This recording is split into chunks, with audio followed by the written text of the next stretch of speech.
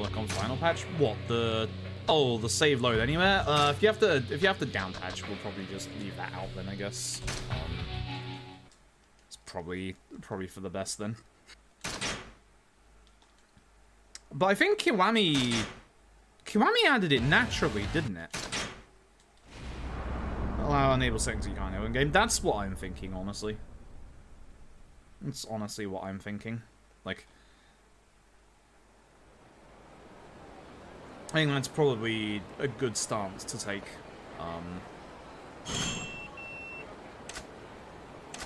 Mostly because people will then start doing this, that, and the other.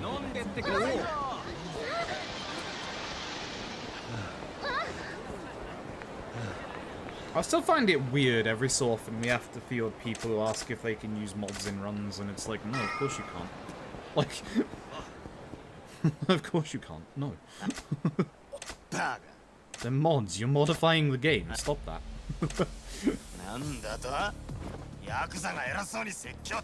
Excuse me while I'm enabling my mod that Kiryu has Akiyama's style in fighting. Good.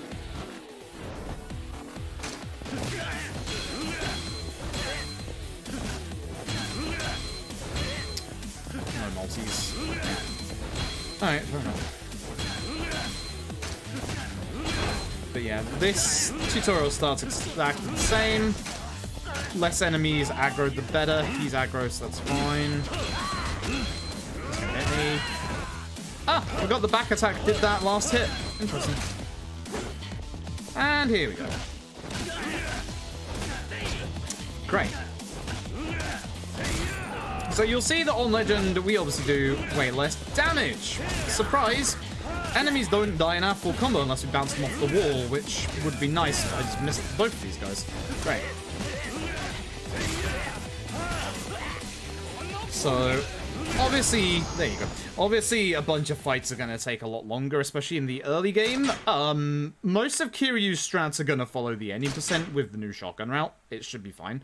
Majima will as well, but Kiryu has the added benefit that Golden Fist is as good in Legend as it is in the any %.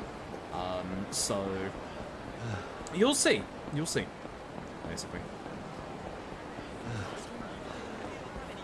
Must be for new strats? No, it's on Legend difficulty. Literally, read the title. It's literally because it's Legend difficulty. Like, I'm not doing the any %. I'm not doing the normal any %.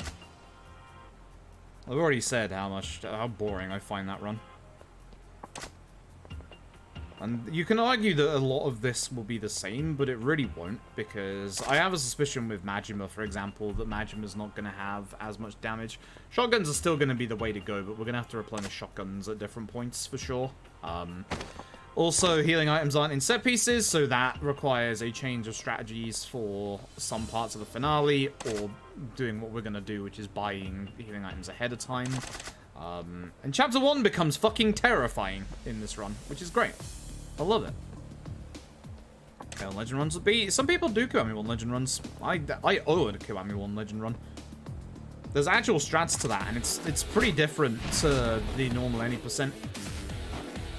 Like, Dull and X-Play basically did a whole bunch of routing for that, whereas there's no routing for this outside of the routing that I did back in the old days for this run, and just taking parts of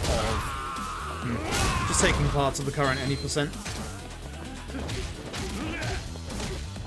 And part of me wondered whether I should use that bin there. Maybe I should have.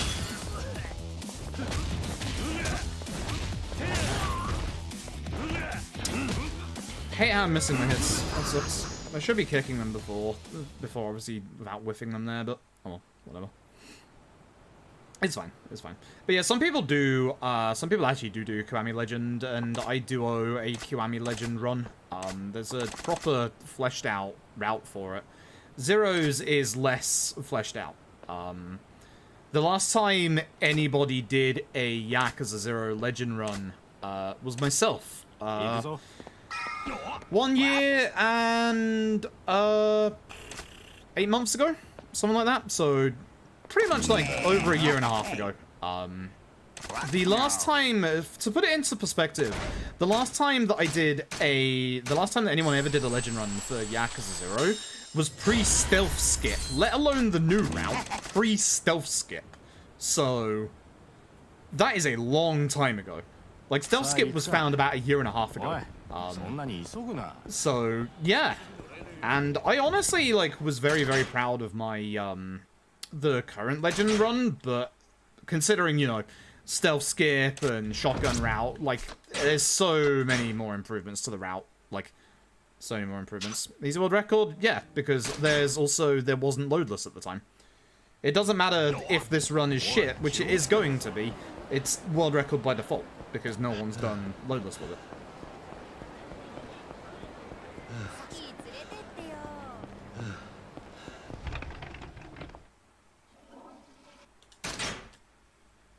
But again, I don't do these things just for easy world record, and it really fucks me off when people do that. Like, we've had a couple of, like, I mean, people can do it if they want. We've had a lot of discussions about consolidating difficulties in the past. Because a lot of, especially with Yakuza 0, for example, like, with the strats from any percent, you do those strats on normal, hard, they're exactly the same as easy. Legend, I guess slightly in hard in a few places, but on normal especially, it's exactly the same as easy. You don't do anything different. Like, it's exactly the same. Boss fights are still pretty much the same amount of hits, if only like one extra punch or something like that. And like, we've had so many submissions over the years that have just been like, this is the best world record that I've ever gotten. And it's like, it's your first run and your only run whilst doing New Game Plus normal. It does count, but like, you are running in a category with 0 people, you know? It's like, congratulations. Your only competition is yourself. Good job. Like, I genuinely do not give a rat's ass about pretty much most world records. It's like, most people, and I've seen, I hate this, I've seen people go into speedrunners chats and bitch, why don't you care about world record? For people who speedrun, they have different objectives in mind. Some people care about the world record. I care about the world record in a couple of Yak games, not gonna lie. Like, I care about the world record in Like a Dragon. I grinded that out. Like, it took me quite a long time, and both myself and Metza can easily beat that run that is currently world record. Quite easily. My summer best is literally 6 minutes under that. It should be very easy to beat. But outside of that, there's a lot I just don't care about. If I cared about world record, I would have grinded out K2 and got it back from attack, because I can, but it'd just be time consuming, and I don't care. Like I speedrun for self-improvement these days. Oh, fuck this man. This man's gotten worse. This man right here. I hate this man. I speedrun more for self-improvement. I don't really care about world record outside of, like, a set couple of runs. Also, you say Bruno behave. It doesn't fucking matter. It's legend. You can't kill Bruno in the same fashion that you do in normal.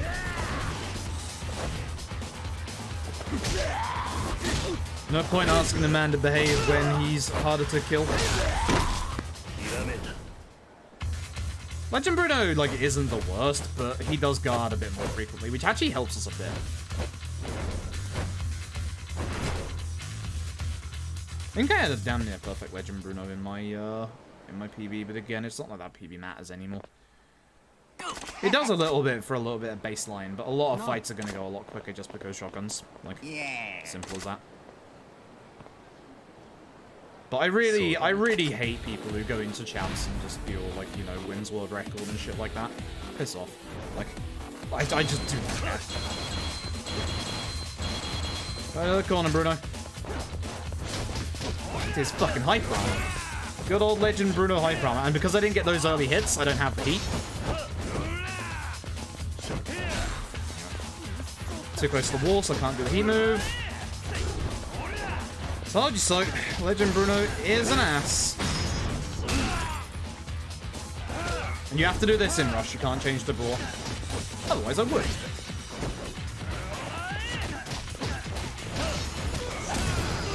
Legend Bruno is an ass. Legend Bruno is an absolute ass. Yeah, it did. Just go look at the speedrun.com. Of course it did.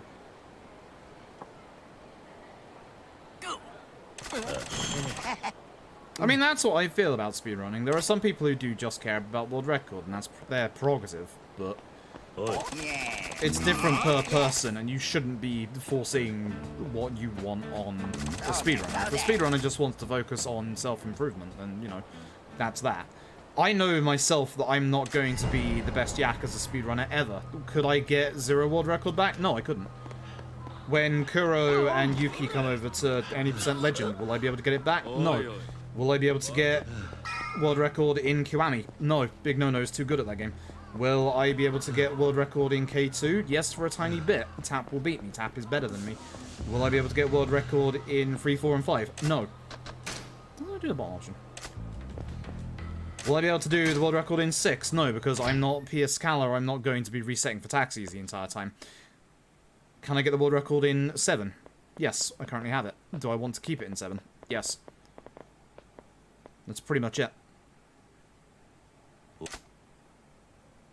Like, I know my limits, and the fact that I try and do more entertaining streams rather than just, like, grind out a singular speedrun these days is pretty much the whole apparent as to why I will never be able to get these world records back. I missed my bloody thing. Go away.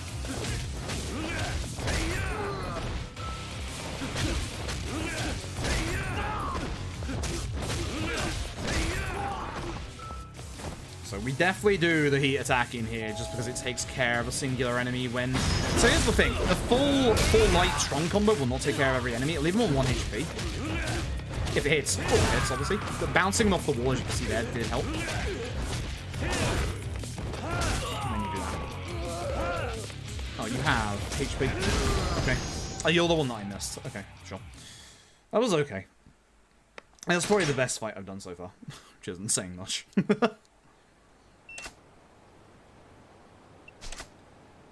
I do think I think it's hard. I think it's kind of like, I think it's kind of like multiplayer competitive games. You know how professional players are obviously very good at their craft and they hone their craft. And then you've got, like, all the players who are, like, very, very good at the games. You know, your top leagues in your, like, your sports games and your, like, shooting games and stuff like that. Like, Predator rank in, like, Apex, for example. Like, those people are insane at the game, and you will find that some people are there because they grind their ass off, and they do that. And you'll find some people are there because they're lucky. Like, some people are naturally gifted at games and certain types of games. I have a friend who was naturally gifted at FPSs. He played better when he was fucking drunk. It was infuriating.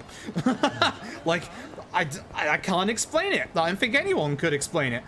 But, yeah, it's like some people are just naturally better than others at some games, and some people, like, some people are just that good. I'm getting, like, 10 healing items here. I should have got the stamina X's, actually. Yeah. Yeah. Oh, that's fine. It's fine. Like, again, it's like... I know my limits, and I wouldn't be able to get certain world records in certain Yakuzas without, like, grinding hard, and even then, some of them would be just, like, completely out of reach. Again, the PS3 ones Tap has on lock, as well as the OG PS2 ones. 0 and K1 I couldn't get. K2 I could, but again, it would require me grinding like hell. 6, no, not anymore. Although now that I downpatched the PC version, maybe, No. 7 I can, obviously. So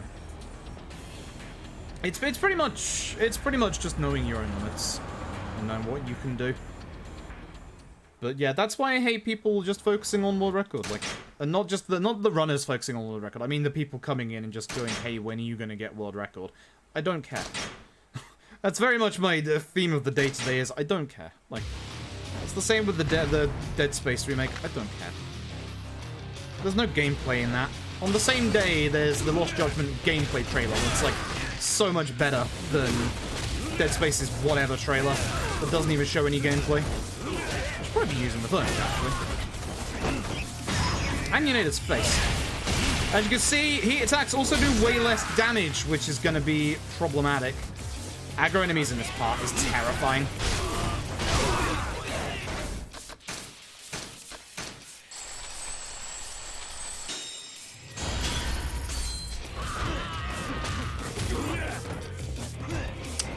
Nice Sofa Kiryu. I wanted to go get the from the side just to finish him off, but... See, if we were actually over at the shelf, it would have finished him off. I would have got more money for the heat attack as well, so I'm going to be very, very low at this point. Are you alive over here? You are.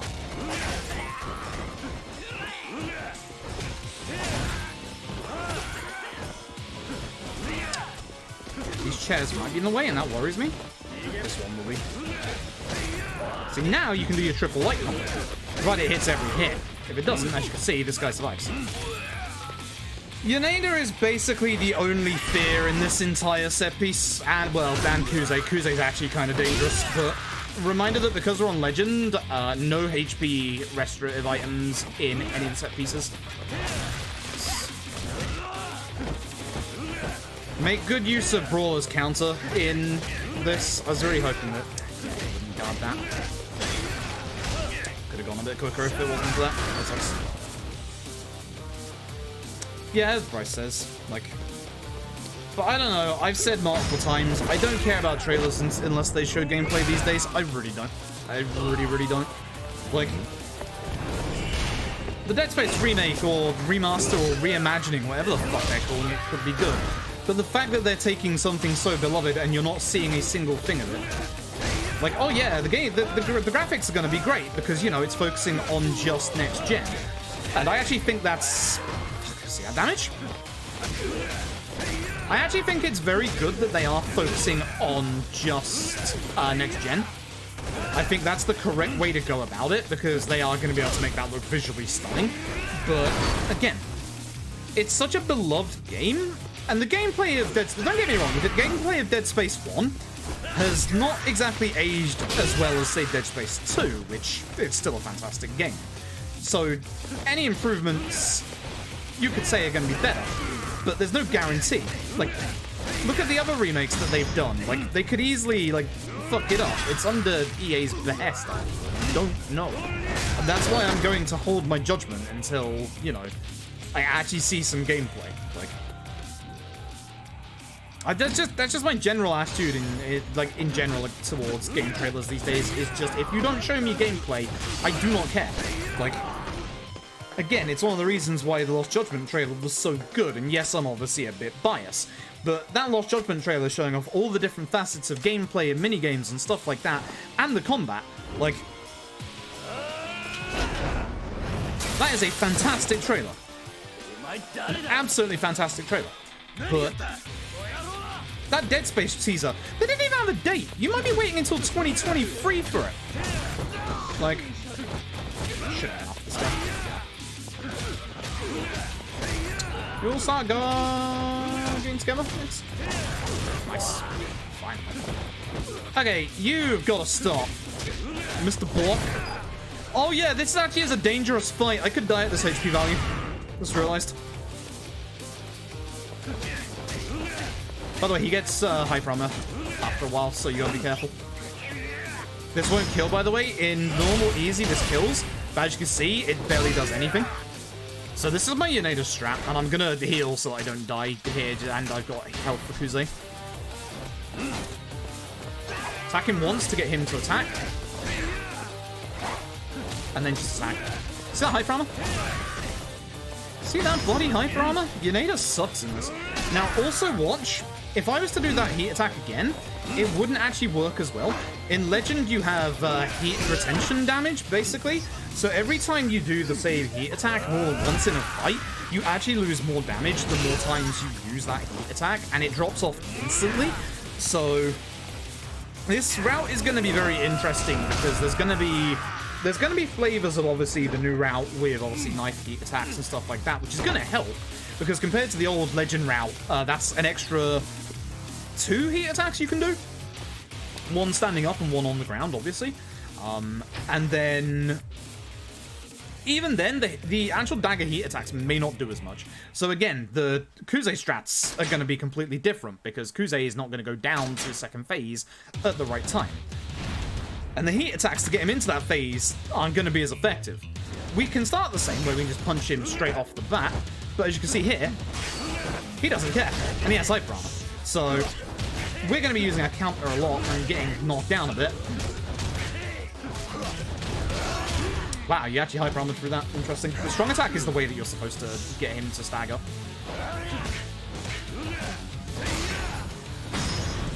This Kuze fight. Basically, for the Kuze fight, look at that little damage. Kuze fight is going to be a case of letting Kuze start the fight. We're going to let Kuze be our dance instructor.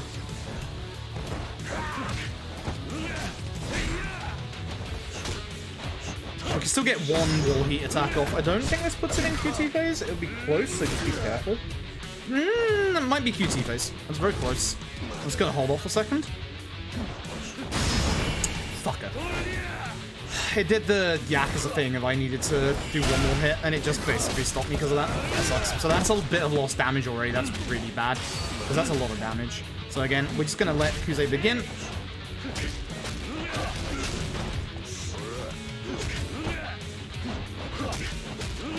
So you can get behind him, it's easy combos.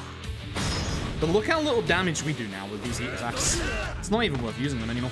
Like, that's the big difference between, like, Legend and the normal any percent, is that with these amount of, like, actual heat attacks, he'd be gone by now.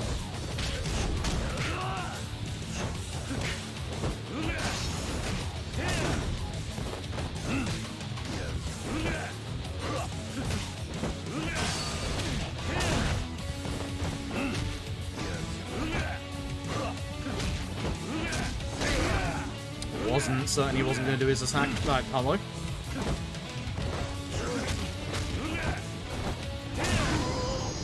Yeah.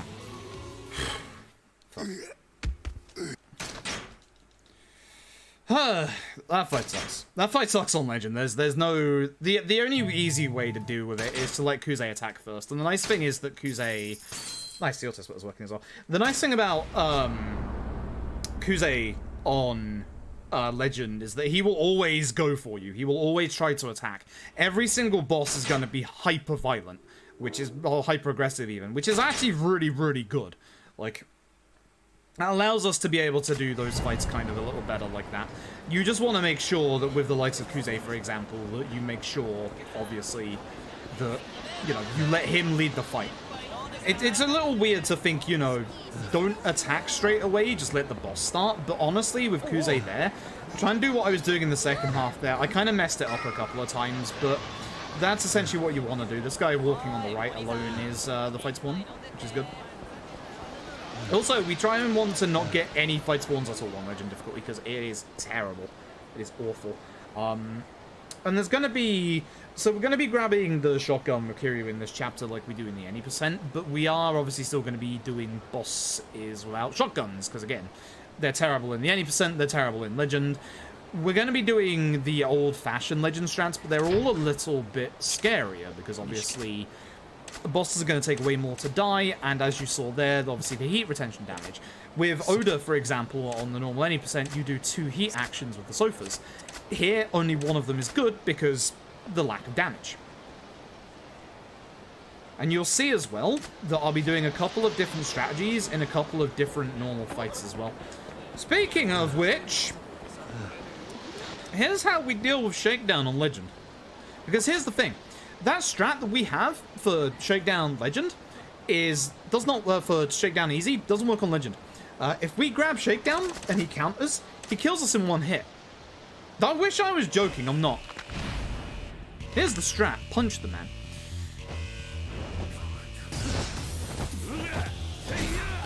Grab me, I dare you. There you go. Cheers. That's all I'm after. I'm after him hitting me once. So, literally, if you do the old-fashioned strat of grabbing him, he counters you, he'll knock you to the ground. The HP that you get from that isn't enough to end the fight. So if you wait for him to stomp on you, he just insta-kills you. And this is the other reason why Shakedown is actually a lot scarier in Legend, is if we get into a fight with Shakedown, that's the run over. That without a shadow of doubt, that's the run over, especially with the need for money for shotguns, for level ups later on. If we get into a fight with Shakedown, that's it. It's done. It's just pure and simple. The only one who it might not be done with is Majima, but Majima needs HP upgrades. Trust me on this one. Kiryu you can get through Legend without any HP upgrades. I've done it multiple times. Majima is a different kettle of fish. Majima is, So, whilst Kiryu obviously has the power of Golden Fist, and that's gonna, once you'll see coming up, it's gonna destroy enemies like it does on the normal any %. In Legend, Majima doesn't have the power of Golden Fist. We are still gonna be using a shit ton of Breaker, because obviously Breaker is very, very good at basically keeping enemies in place, blah, blah, blah, blah, blah. But as you've seen with Kuze, enemies also have a lot more hyper armor and stuff. Things are gonna get a little tricky. Things are gonna get a little scary in this run. But everything you're about to see here is the same as the any %, pretty much going forward, with a few obviously exceptions, such as boss fights, like you'll see with Oda at the end of this chapter. And as I said, this isn't going to be the best run that anyone will ever do. Someone will come along and do a better run, without a shadow of doubt. It'll be Kuro or Yuki, one of the two. We need the confectionery gift box. There we go. And not Kakubin, Sake. Menu messed up. Yeah, it's only for the taxi at the bottom. It's only at night as well. During the day, it's normal priced. But again, you make so much money in this game that 10k is nothing. It is in the speedrun, but in casual play, it's nothing. It makes sense though, considering the time period and stuff like that.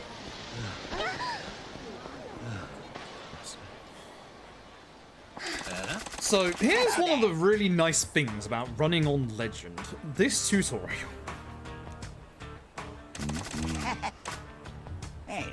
You've no doubt heard me complain countless times about how the enemies in this tutorial will not hit me. You don't have that problem with Legend because everybody loves to hit you because it's Legend difficulty, everyone's aggressive. That's the best part. Honestly, one of the scariest chapters in this run is now gone. The other scary chapters are going to be 13 for non-fight reasons, and the finale for fight reasons. We are going to be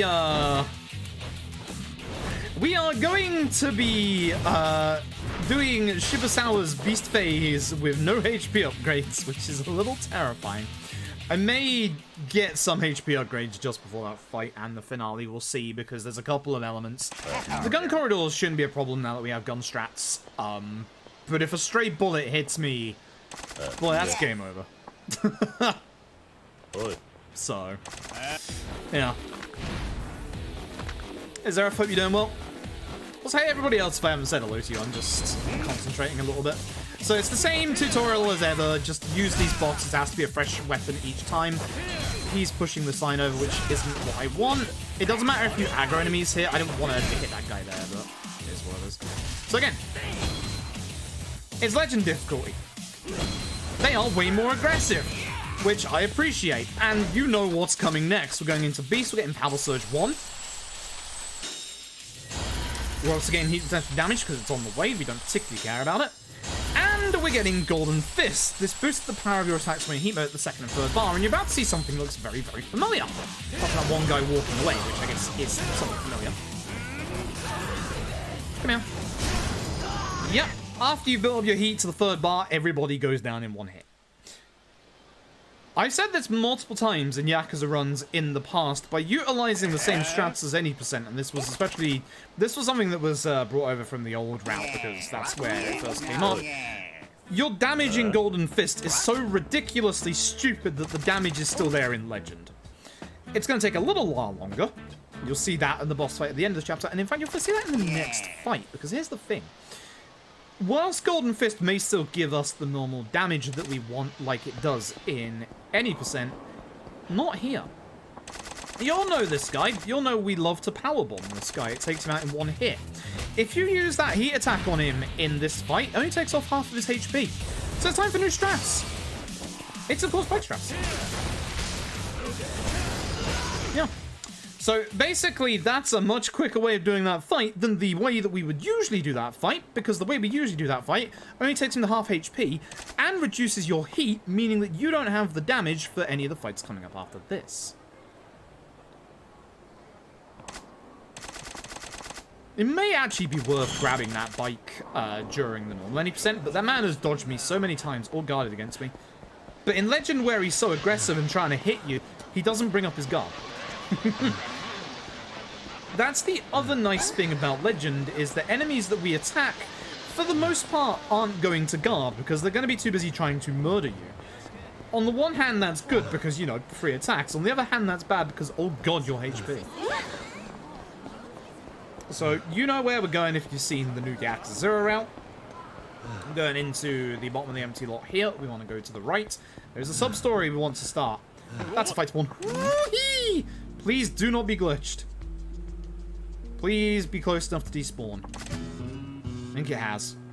Thank fuck. Hello.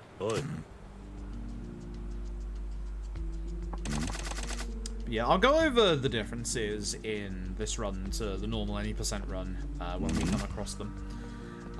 But for the most part, what you're going to see coming up is going to be very similar to the new 80% route. So, this is a sub-story. This sub-story is going to allow us to get a shotgun in this chapter, which you'll see the shotguns even on Legend are still disgustingly overpowered. Especially on Beast with Golden Fist. Then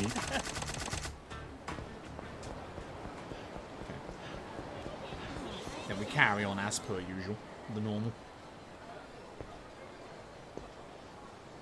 But yeah, hopefully everybody is doing well tonight. It's a much nicer day today. It's the humidity is gone. It's not as hot. It's great. It's shitty old England where it looks like it's gonna rain, and I love it. I've missed this weather. I love this weather. Anyway, that's Oda. Well, Oda's, again, one of the big differences in the strats between any % easy and any % legend, so.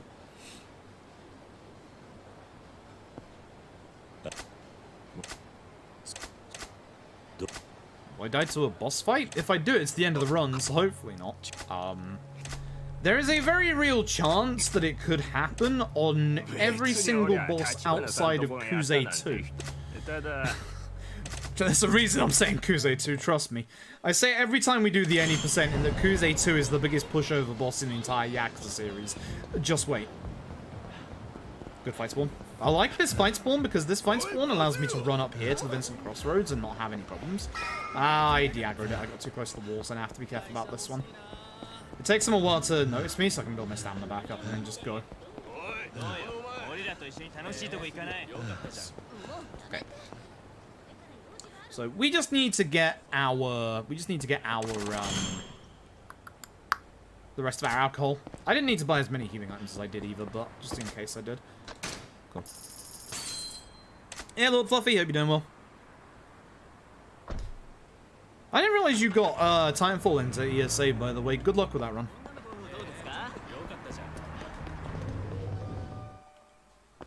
Okay, so Scotch whiskey off this guy.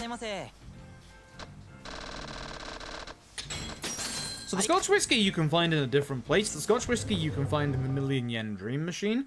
In terms of Legend, I don't want to be spending a million yen because I'm going to need that money for the healing items, specifically stamina and royales that we're going to be grabbing later on.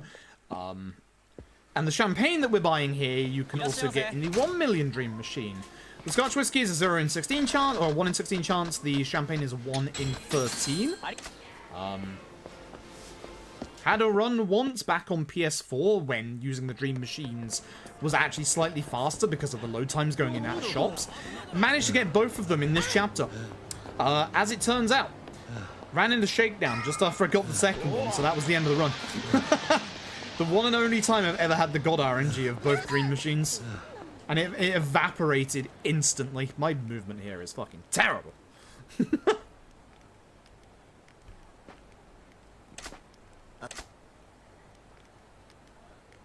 Impossible I made the prediction. Yeah, I think it's a good prediction. It's not one that we usually have outside of, I guess, LAD.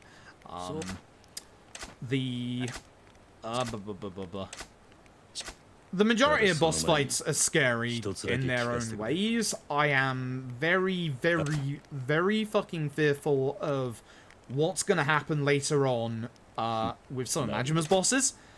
There's one boss in particular that is much scarier in Legend than they are on Easy, and, nah, well, actually, that's the majority of them, to be honest. No, that's the majority of them. But in particular, I've mentioned him a couple of times. Sarah is... How did that get onto you? Sarah is 10 times worse on Legend. No joke. Sarah is way worse. His worst iteration is still the climax battle, mostly because the game gives you, like, a very, very low-level Majima. But, no, it's terrifying in... I don't know what's up with my movement. I don't know what's going on. The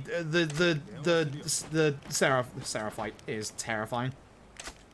Also, if this goes the way that I think it's gonna go, and we go back to the days of OG Legend strats because of the shotguns, we're going to be going into the Kashiwagi fight with Majima's base HP. And if that is true, Kashiwagi's mid-fight QT, which you have less time to react to on Legend, by the way, from full HP will do 7/8 of my HP bar worth of damage if I fuck it up. And you have less than a third of a second to react to it. Might get HP upgrades before that fight. Because fuck that fight. And then you've got the Nishiki one afterwards, which is also terrifying. It's funny in that the majority of Kiryu's endgame is not as scary as Majima's. And it's kind of the same in the any % run as well, in terms of, like, time loss. In that the endgame for Majima's route is way worse. You still have, obviously, moments with Kiryu, but Kiryu's bosses kind of drop off a little bit. And the ones that are there have very, very basic set strats, like, obviously, Yakuza 5 here. Grab that motorbike on the right, for example. Shibusawa, we start off with Essence of the Beast Torment. We will be getting Essence of the Beast Torment, because, hey, guess what? Essence of the Beast Torment is still an insanely good skill. Even in Legend, it's still 1 HP bar's worth of damage, and I think it's almost every single time still, despite the heat retention damage. Essence of the Beast Torment is insanely good. Insanely good. So, in this house, we love that move. I'm quite sure why they didn't notice me, but I'm very happy. They're in a glitch state of alert, so if they see me again, or another enemy fight sees me, then I'll get into that fight instantly. It will go away after we're done with this fight. But basically, if you have an enemy group alerted onto you, and you walk into a cutscene trigger like that, the way that Yakuza 0 does it is it glitches out a little bit, and that if that same fight sees you, or if another fight sees you, you will get into an instant fight. There'll be no build-up phase of, oh, is that Kiryu? You know, on the minimap, the yellow kind of alert phase. That's why we call it a glitch state of alert, is because they're constantly in that alert phase once you walk into that story trigger. But once you get past another fight, easy peasy, it's gone. Another fight or a story moment, I should say. You're gonna recognize the strats in this fight because it's literally just like any second. Just punch these guys. I was hoping the other guy would come forward, but I missed that guy a couple of times. Oh, whoa. Once again, remember, baseball bats are fucking awful unless your name is OG Yakuza 1 and Kiwami 1. We don't use baseball bats. Well, saying that, we will be using a lot of Majima's Nishtani strats in this run. I did not do enough testing to get as far as Majima with dagger strats, so I don't know whether the dagger heat move is going to do that much damage at first, and also the fact that it's only going to work once. It's not going to work twice because of the heat retention damage on Legend. So the main use of Nishtani strats on Legend is to keep the bosses down, and as you know, there are some bosses, bigger built bosses like Wen Li, that decide not to stay on the ground. That's why a combination of Nishtani strats and also the dagger heat move is going to be a lot more useful.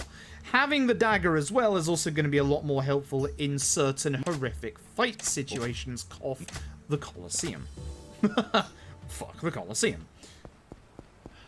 So we're making that detour that we do in the new any % route now, where we're going to be going down here and going to see this lady to carry on with the sub-story. And again, this fight is also going to have different strats to the any %. Only slightly, but just slightly different strats. You get in contact with Mr. OG Yakuza 1. Speak to Tapioca. Twitch.tv/Tapioca. You click on the button, press. First time I did this run, I did it correctly. It's fucking terrifying. It really is. So obviously the dangerous one in this fight is the guy with stun gun, but as you can see, we have like...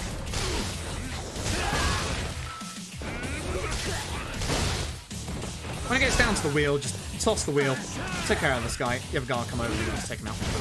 Simple fight, easy peasy. Again, slightly different to the way you have to do it in 80% easy because the beast throw heat move doesn't do enough damage. It will only get them to about half HP left. It's not really worth it when you can take them out in 2 hits of the bike. That's terrible, please don't. Fuck you. At least there's a bike in this fight. First fight to 1, not great. Oh, there's a sign as well, we'll use that. Good.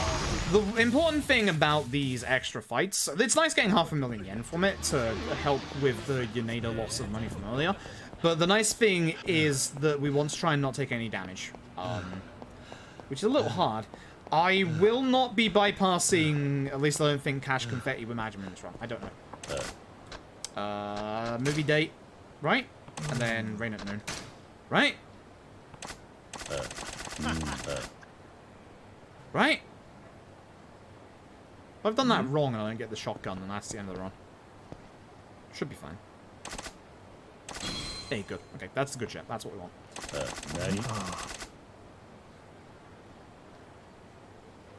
So, inside equipment, on go shotgun. So much like, also watch out for the sub-story on the left-hand side here. Much like the new 80% route strats, we're going to be using shotguns for the majority of this run. As you can probably guess, God damn it, shotguns are insanely strong. You can tell I let go of the button just at the frame when Kiryu went down there because the sound effect for his running disappeared. He had no breath. That sucks.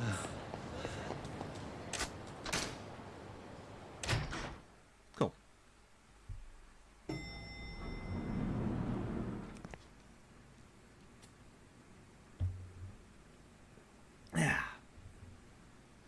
Yeah, you can see that we're already here a couple of minutes later than we would be if we were doing any percent.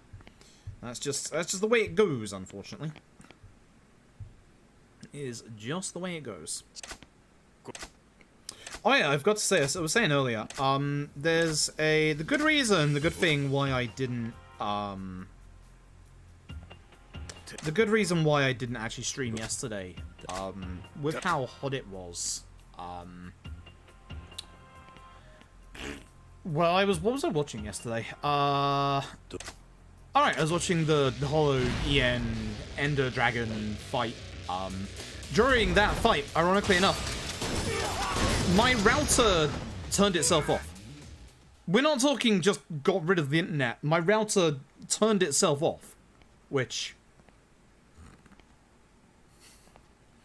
never had that happen before. So, that's how hot it was yesterday. And that's why it was a good reason why I didn't stream yesterday, is because I would have just completely lost internet for a long time. So I think I was right in that my router is getting too hot. So I think I'm going to have to contact my ISP for a new router. I think that's going to have to be what I do. I mean, I don't know who's putting their routers in the sunlight anyway. Like... Alright,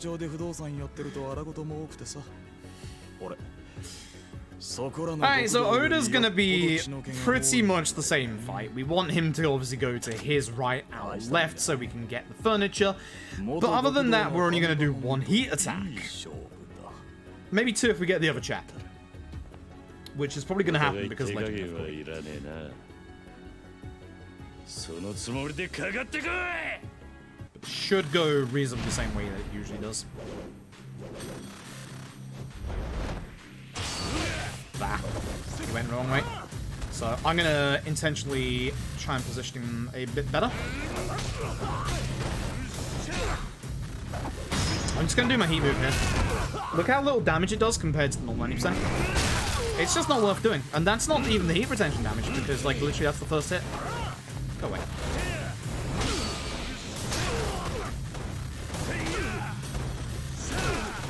This fight sucks on Legend. Like, yeah.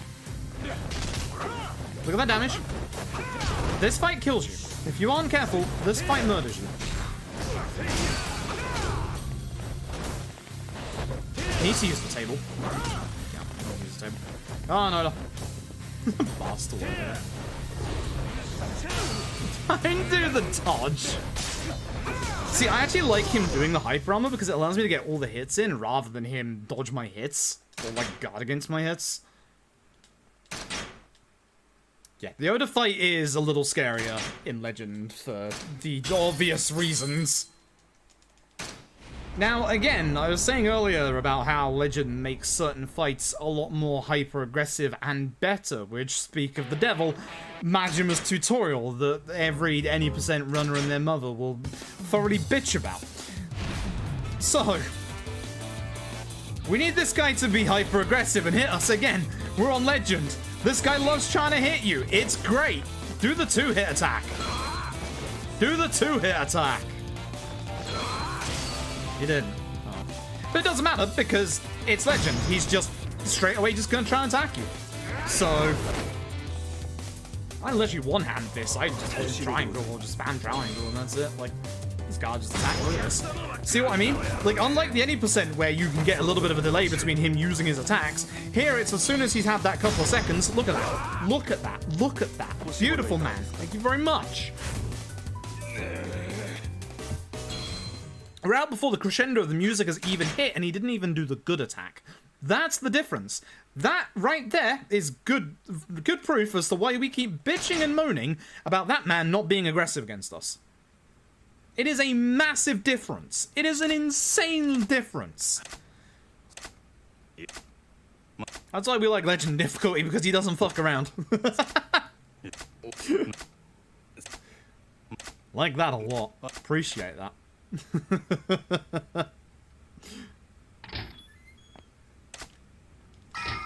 And then the rest of this is going to be exactly the same as you expect it to be.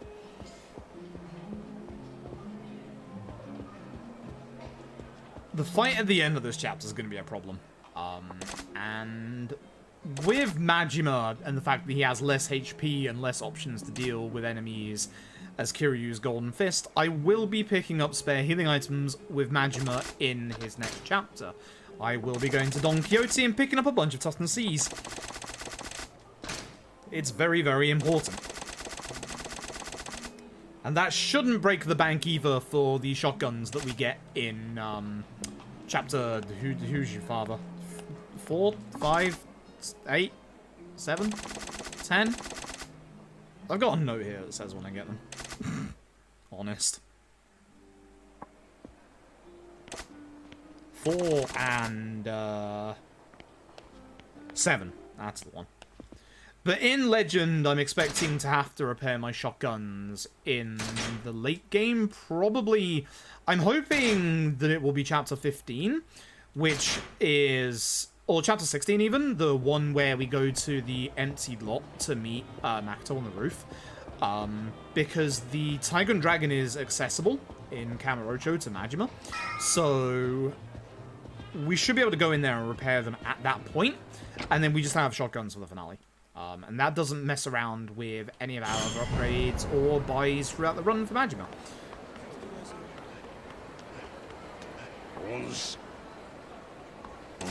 Agreed, Bryce. Absolutely agreed. 100% agreed.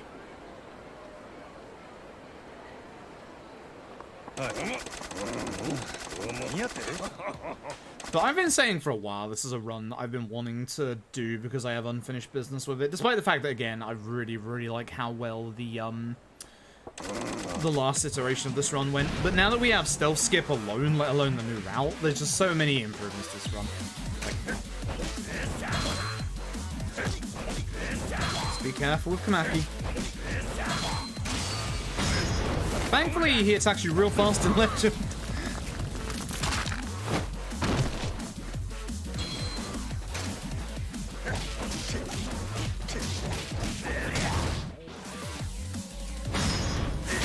As you can see, that which would normally take care of him in any percent...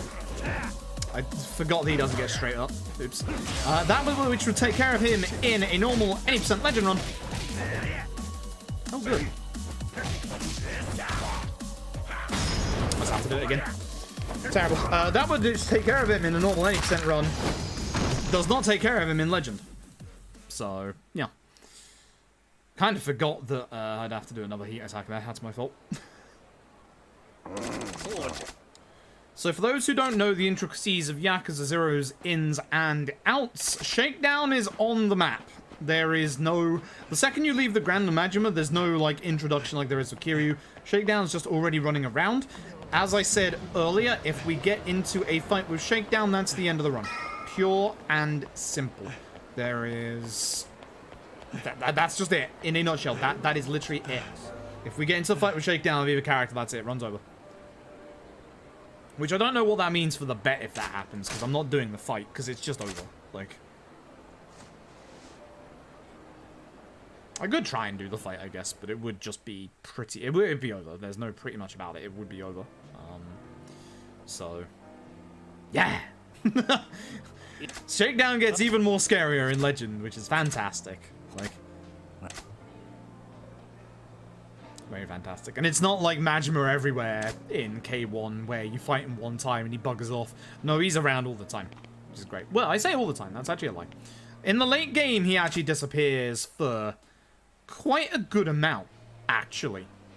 He's gonna disappear for pretty much the last hour and a half of the game, and then come back in like the finale and chapter 14. Hate the oversensitive camera, the dual shock here. You think it would help getting over there faster, but it doesn't. And much like the 80%, there is speed tech to this conversation where we only want to pick the bottom two options. It's exactly the same.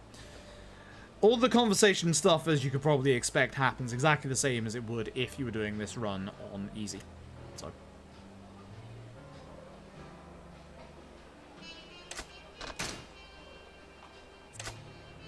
Down count as a boss.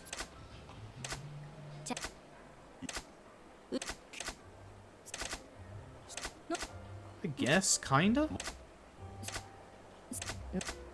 Yeah, I guess, kinda. He's definitely not a normal enemy. He's definitely like a special enemy. He's like a street boss, so, again, by that definition, it has the word boss in the name, so, yeah, I guess so, yeah. I think everything that we would call Shakedown in one way or another would lead to him being called a boss in some fashion. So, yeah. Right, Yakuza 0's taxi list, moron. West is first and East is second. Jesus Christ. Playing so many other Yakuza games where these two taxi spots are reversed.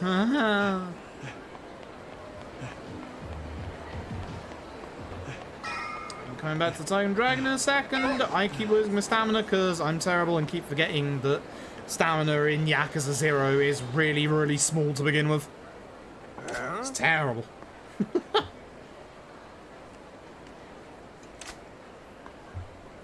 Praise be Judgment and LAD for having infinite stamina. Praise be. If Yagami has somehow lost his breath in Lost Judgment, I'm gonna be upset. It's one of those small quality of life things that honestly should stay. Like, with how big Izaki Jincho is anyway, and I know you obviously have the other traversal options, the skateboard and obviously fast travel, it don't take away infinite stamina. No one's gonna use it anyway because of the skateboard, but please don't take it away.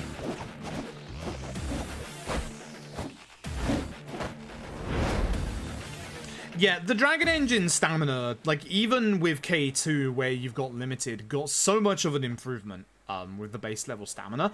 But the thing is, the maps in the Dragon Engine are actually slightly bigger. The roads are slightly wider, and they're slightly longer as well. It doesn't look like it at first, but it is slightly different. It's a little weird. So the extra stamina is actually necessary. But even the stamina upgrades that you get for your stamina are better for the most part in the Dragon Engine than they are in this old engine. But again, in the old engine, when you hit stamina 5, you practically have infinite stamina, whereas you don't in the Dragon Engine. But in the Dragon Engine, we have ways to get unlimited stamina with the vending machines, so, you know.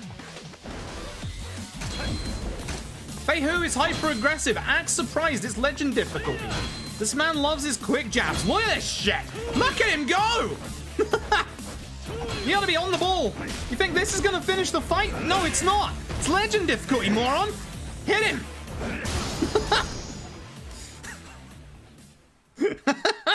There you go.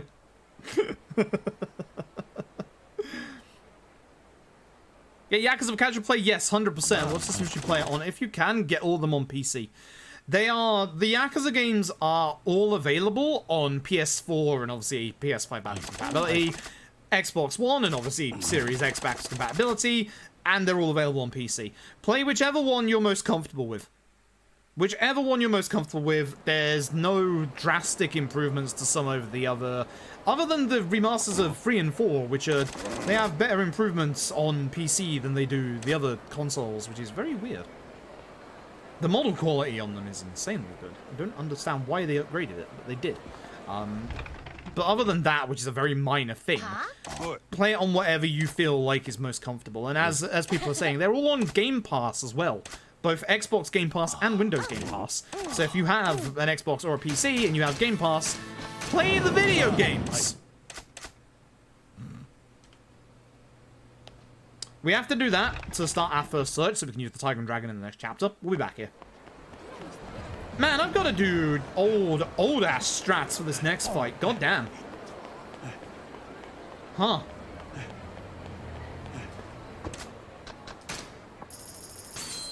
Yeah, okay. Full combo. Only full combo. Never do anything less than full combo in this fight on Legend. Unless you get a quick kill at the end, obviously. But to begin this fight, no, full combo. Absolutely 10,000% full combo. This fight sucks on Legend. Most of the early game fights suck on Legend. Late game fights are cool, though. Should you play them in order? Alright, you've got two options. You can either start with the latest game, which is Yakuza Like a Dragon. You don't need that much knowledge for Yakuza Like a Dragon outside of who the hell a guy called Kiryu is. The game basically only has like one chapter where you kind of need knowledge of previous Yakuzas to get like a good solid impression of everything that's going on. But LED does a good job of emphasizing what's important and what isn't. But the thing that most people, including myself, would recommend is you start with Yakuza 0 and go chronological order. Let's go chronological order. Nice slap before I hit the wall.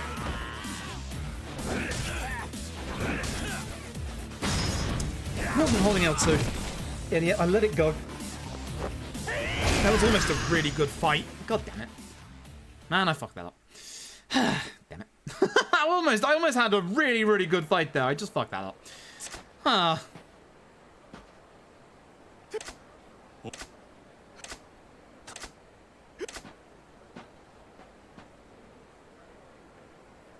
But yeah, most people would highly suggest you start in chronological order because, again, despite the fact that LED only has like one chapter that requires that Yakuza knowledge, it gives you a little bit of extra, you know, backstory for when that happens. It's kind of like a neat little, you know, oh, I know what's going on here.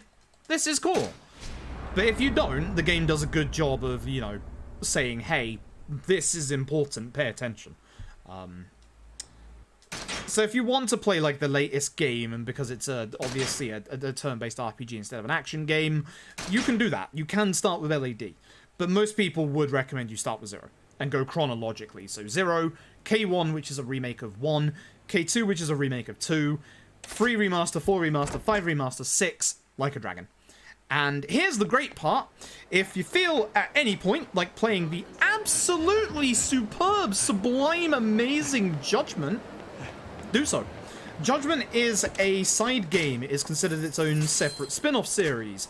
Judgment itself, the only things that connects it to the Yakuza series are 1, it's set in Kamurocho, and 2, you deal with an organization that's called the Tojo Clan. Never heard of those fuckers before.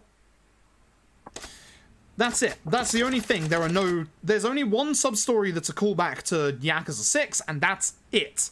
And even then, you don't even need knowledge of Yakuza 6 for that sub-story.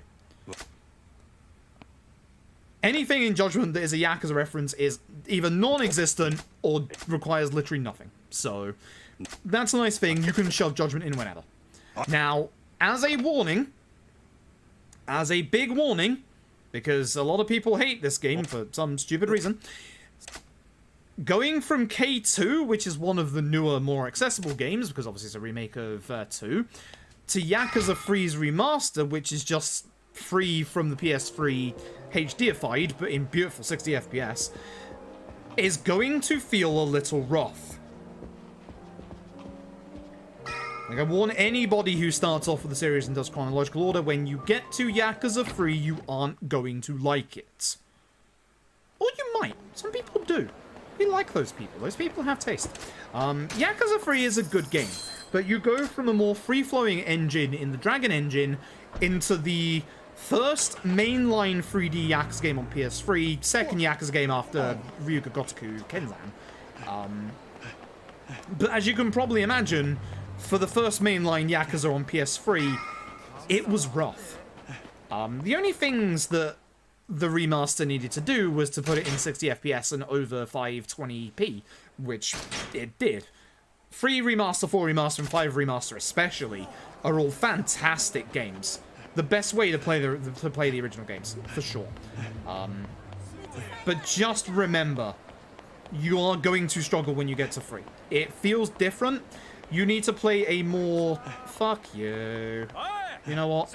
I'm not doing this. I'm losing a bit of time, but I'm not doing this. I don't think that despawns, does it?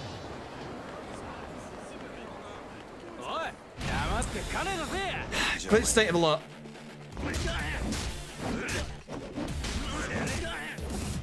Should have realised.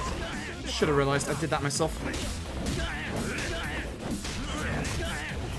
You might be wondering why I'm doing this combo in particular. It's because it's one, the biggest combo, so the most damage. Well, that's actually a bit of a lie.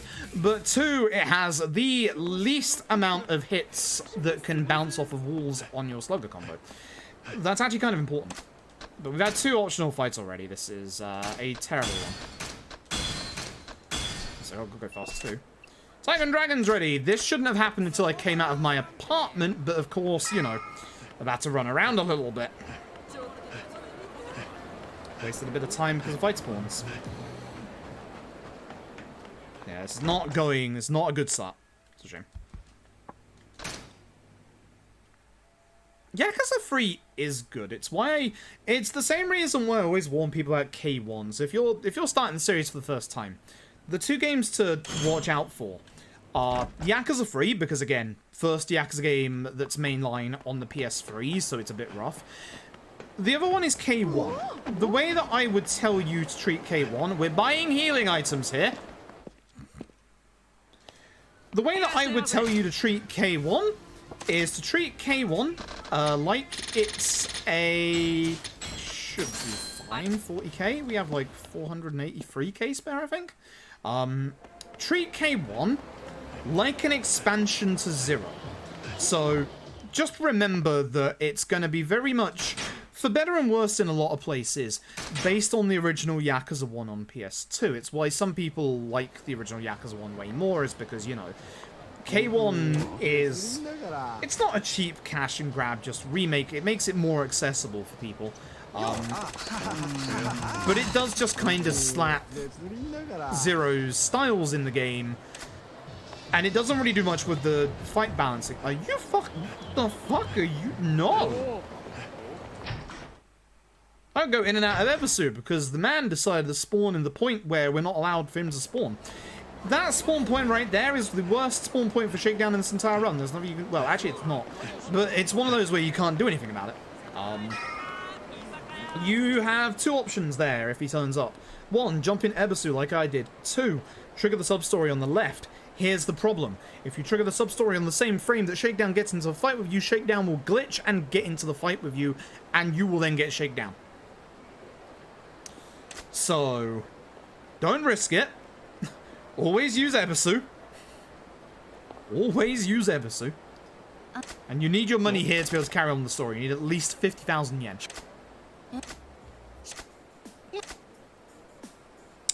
2 daggers, 1 broken, and 1 985. We'll see in this chapter how the dagger heat move is going to do on Majima. because I never got to test that, and that's the big question mark floating over this run right now, is the dagger and how much damage it does. I think it's obviously going to do less than the normal any percent, but I don't know by how much, and that's the thing. So, bingo streams? Yeah, I haven't done the bingo in forever.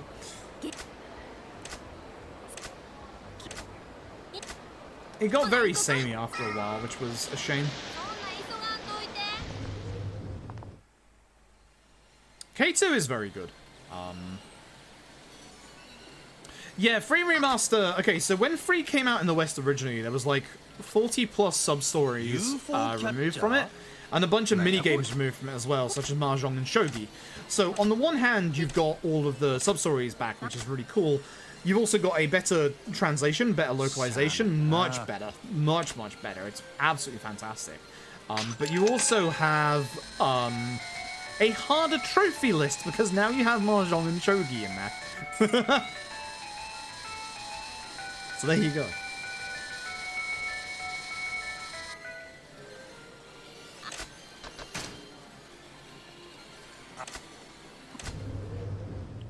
Eh, 5's fine. 5's honestly fine.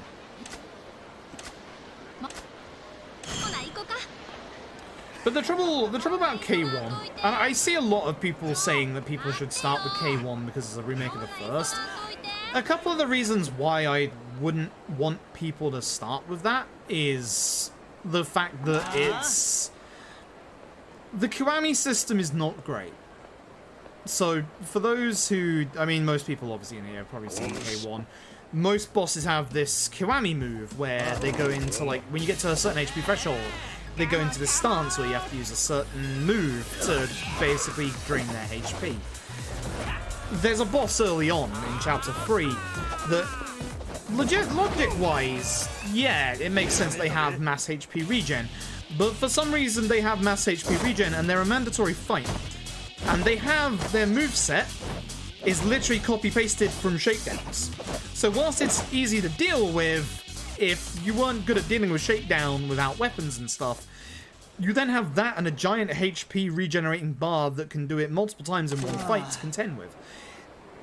That fight, and I love the Yakuza games, and it's the same thing in that if there's something you love, you can give it constructive criticism. The Shimano fight in K1, don't heal here. The Shimano fight in K1 is stupid. It's dumb. It's one of the worst, and I mean the worst boss fights in the entire series. Just because of how stupid it... Oh yeah, you can't walk through it. That's the NPC set right there that you can't walk through, by the way, because they're just a solid wall. Keep talking about that one, and it's finally turned up. Shimano is ridiculously hard for how early it is. Like, even on, like, easier difficulties, like, he's still stupid. He still has that HP regen. That fight would be fine if he didn't have that HP regen.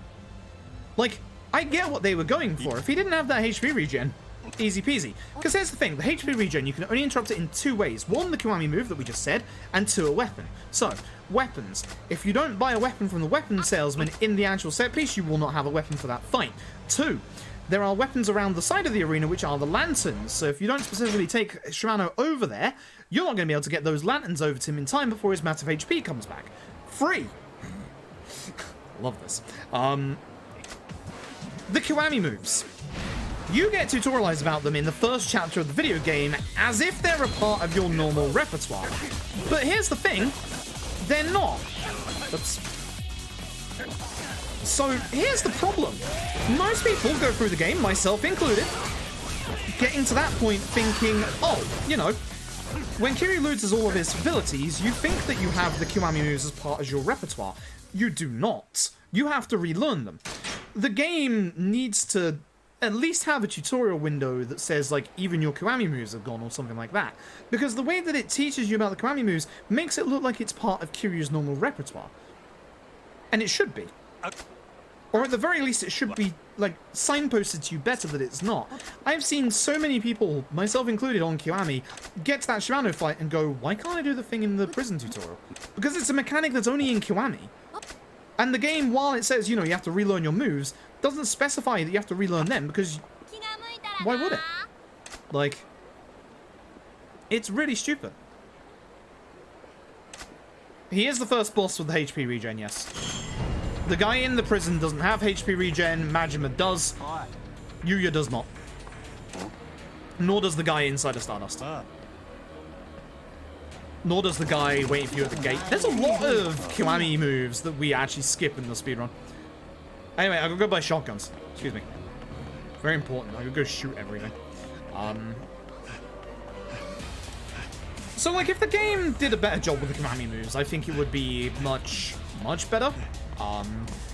But K1 also has the problem that for a lot of its design decisions, it still sticks very rigidly to what the original Yakuza 1 was, and that's not good in a lot of places. So, yeah. Hey, what up? What am I buying here again? 2 daggers and 1 broken MY985. By doing the tutorial there, you can actually make daggers. You can already buy shotguns as well, which is nice. Shimano was awful. Shimano is literally one of the worst fights in the series. Like, I genuinely believe that. I get why he's like that. He's a high-ranking Tojo official. He should be like that. But you really don't need to do that early on in the game. Like, you can just give him an extra HP bar if you have to. Like, 3 HP bars, whatever. Don't give him the massive HP regen that doesn't come back for a good couple of chapters. It's stupid. What did I just... Yeah, no lumber. 2 daggers. 1 broken 9185. Thank you. Fuck yeah. Now. Menuing is hard in video games, alright? But yeah, seriously, the Shimano fight is not well designed. Like, him having Shakedown's moveset is fine. I can understand that. I can appreciate that. I think it's like a... It's one of those moments as well, if you play Zero first, it's like, oh, I know this. I can deal with this. But again, that massive HP regen is stupid. Like, on Majima, in the tutorial, it makes sense. Because, you know, it's a way that the game is showing you, you know, you're not supposed to win this fight, despite the fact if you win that fight, you get 100 rounds of EXP. Good incentive. But it's just one of those things that the Majima fight is supposed to show you, you know, Kiryu's now much weaker.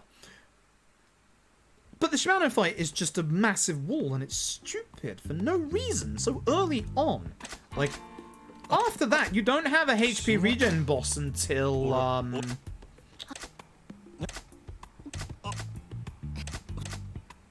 don't even remember. It might not even be till, like, chapter 8 or 9, honestly. I also don't remember... I'll hold off on the next one, because the next one is a little bit spoilery, but yeah, it's so stupid. It's just so stupid. It should... That fight should not be that obtuse. It should not be that hard. And yeah, like, most people thought it's a fight you have to lose, because of the fact that, you know, that HP regen, the fact that he's got... He doesn't have as much damage as Shakedown does, but he does have Shakedown's moveset, so he does, you know, bully you around. And it does, I actually kind of like Shimano having Shakedown's moveset, because, like, for as big a physical powerhouse as Shimano is, it makes sense.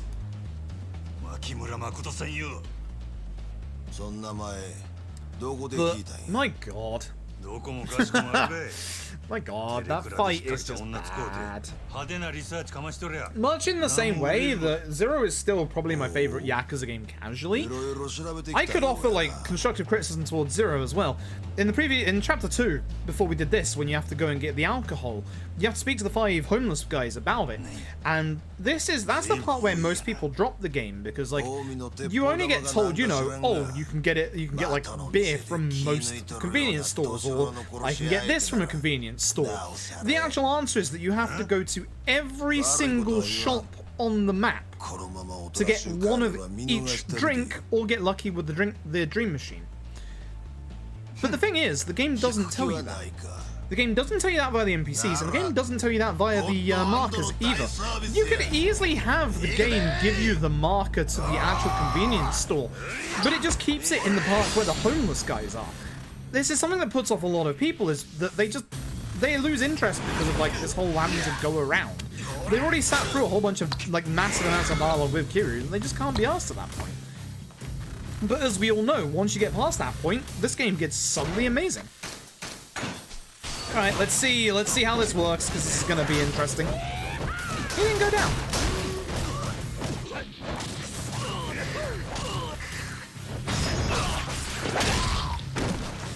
Oh boy! Oh boy!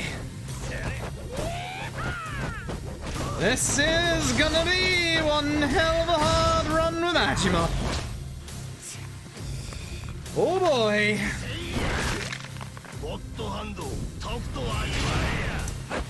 Oh boy! The knife and dagger he move does barely fuck all. It does actually a good amount, more than I was expecting. But, oh boy!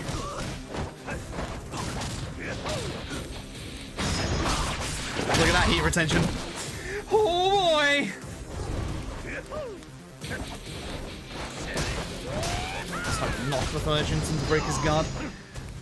Oh boy! This ain't good. This guy's not gonna die, is he? That would be a problem. Oh, fuck. Alright.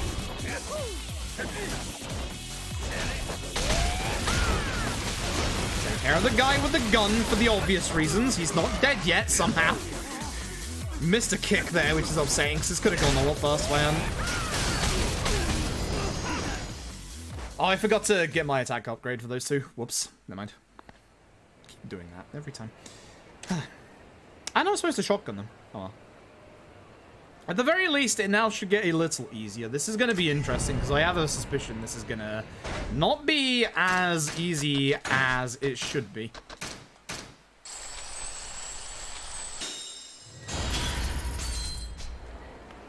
So we don't need... Actually, I wonder if we do need Power Surge too early, considering. We're going to find out. We're going to find out. So we already know from Kiryu's part that shotguns still deal the same amount of damage, or near enough the same amount of damage they do in the any percent. But the trouble with this is that Majima just doesn't have naturally as much damage as Kiryu does. We're going to have to replenish these shotguns at different points. Definitely pre-finale, and I think...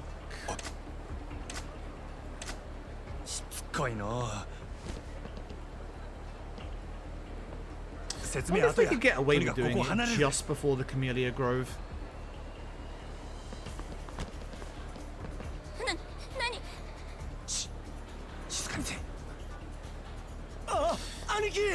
I think if I leave it till just the Camellia Grove, that might be...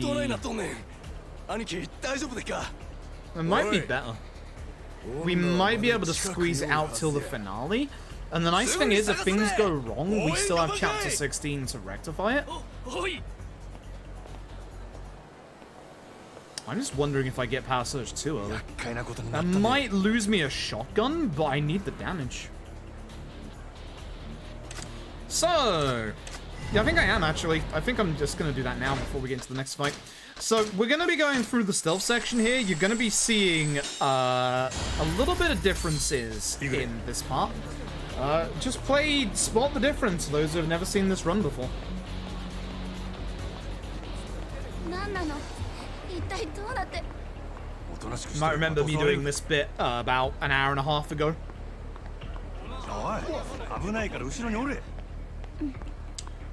So, if you haven't spotted the difference already, there should be pretty obvious. There's no enemies. There is no enemies at all in this bit, because this is the route that I took when we were setting up the stealth skip. So, stealth skip is kind of curious. With these set pieces here, the enemy spawns here are all set, and for some reason they stay in the game's memory. So, if you take care of, and you can only do, I think it's 8 fights before they begin respawning, you can literally take care of all the enemies on a certain pathway and just get to the next set point, which is this point. Now, this fight will still spawn because obviously it's a set cutscene fight, but all the other fights just don't spawn. This is one of the big differences since the last time we ran this game on Legend. Yep, I needed Power Surge too. Boy, that's early. That's worrying. That might mean that I'm down one shotgun. Which, if so, that's gonna be curious.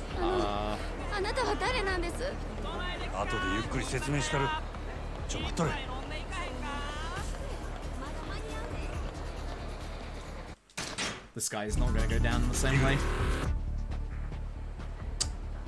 So what we would normally do here is shotgun the ads, then knife heat the guy in front. I think I will probably... I'll probably still do that. And then just do old-fashioned breaker strats.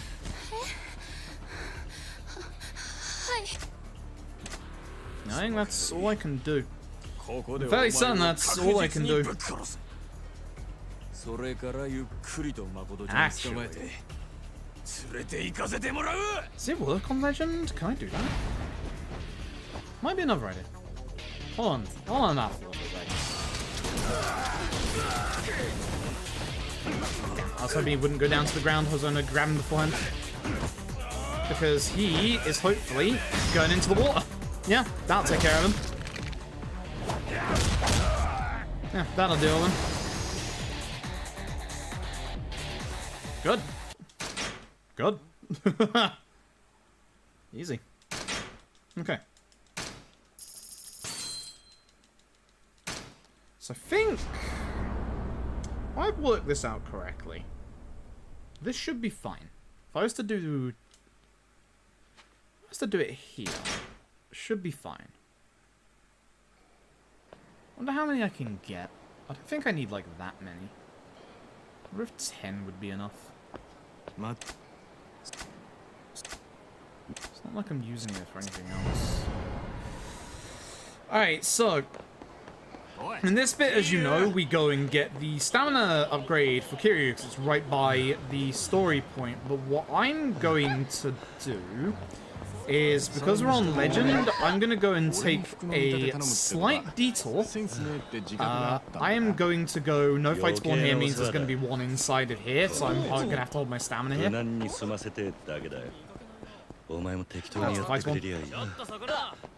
That's fine. Having it aggro onto me here is also good, because if there's a fight spawn out here, which there can be, then it's not going to bother with me. But what I'm going to do is I'm going to take a very slight detour here, because set pieces no longer give us healing items. So, I'm going to buy them now. I'm just going to fill my inventory with stamina and royales, I think. I have a couple of toughness Z's. I should have more than enough healing items. The stamina and royales, the main reason why I'm buying them is not only because they're a better healing item, but because they do my heat as well. That is the more important part. Because I need a couple of those in this run.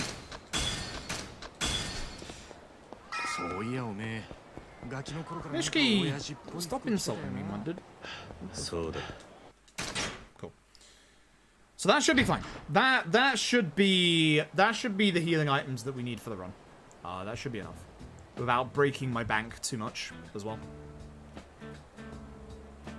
I think. Right, daggering Okabe is actually daggering Okabe may work because we're Kiryu instead.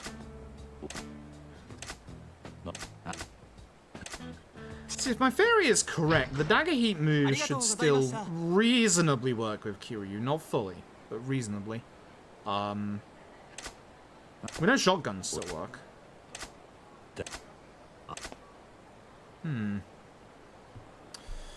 I guess we'll see. It is kind of nice that there's less to worry about in Legend now. But there is going to be some nasty points later on. There's going to be some very nasty points later on.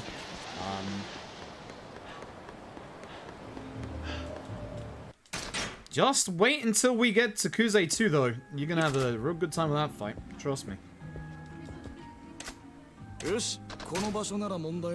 Especially with the new strats, because that's gonna make it a lot better than the OG that I did. So, it's gonna be good. I don't know why my neck itches so much today. You know.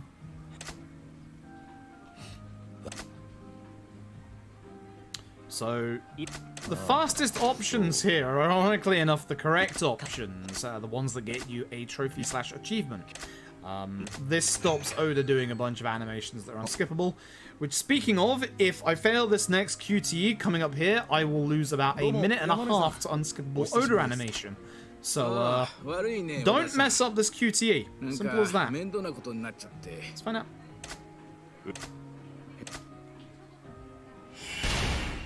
Easy. That one's still nice and slow, even on Legend.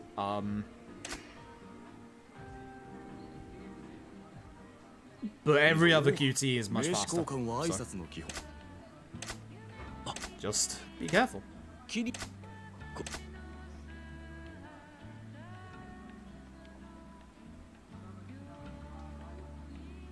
Now we sit through this.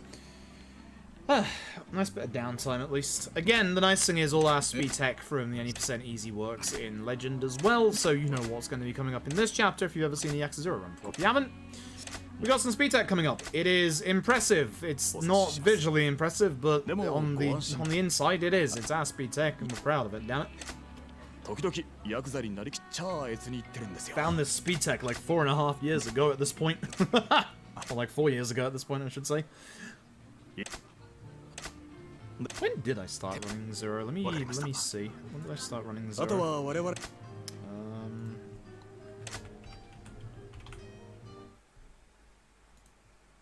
I started running Zero.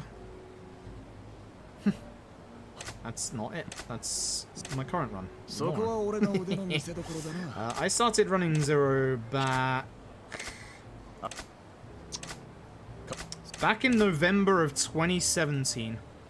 I've seen this route change a lot. Ugh.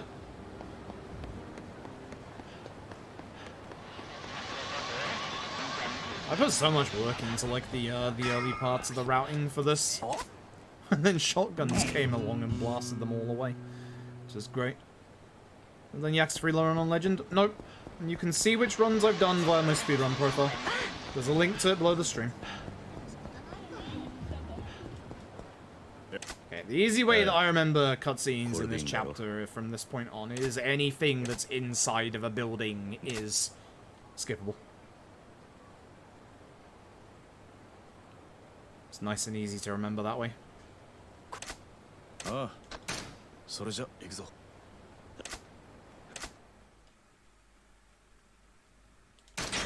at that. Whereas this one is not skippable. This cutscene is longer than the fight that's going to happen after it.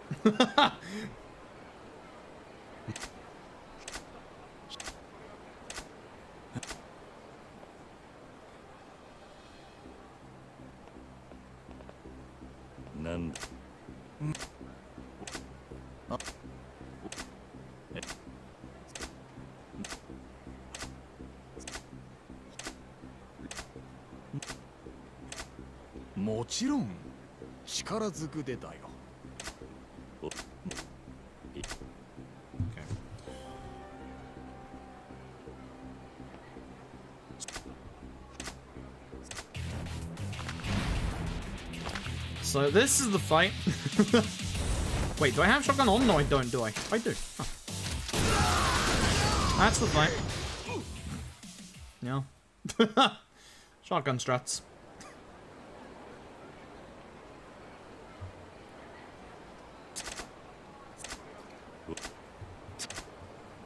It's definitely way more of a chill run now, so. But the bosses are still kind of terrifying. Apart from the boss of the next chapter, which, God, it's one of the easiest bosses in this game, even on Legend. It's great.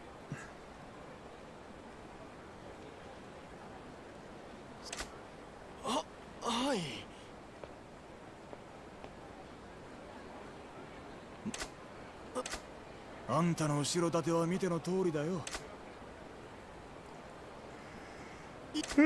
Christ. Sorry for the tiredness. Trouble is, I didn't get a full night's sleep. Poor doggo has a very, very poorly stomach, and when my parents are out today, after I'd only been asleep for, I think, 4 hours, Doggo barged into my room because she needed to use the loo. And she wasn't using my bed this time, I can guarantee you that. So, yeah.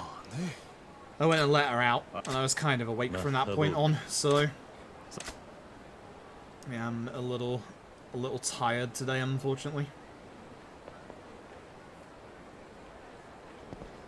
Oh, also, I guess that's a good thing to talk about. The English language version of the Judgment gameplay trailer came out. The interesting thing is the combat in it was different than the combat in the Japanese version. So I was able to glean a little bit more information off that, which was nice. But the interesting thing is the skill points.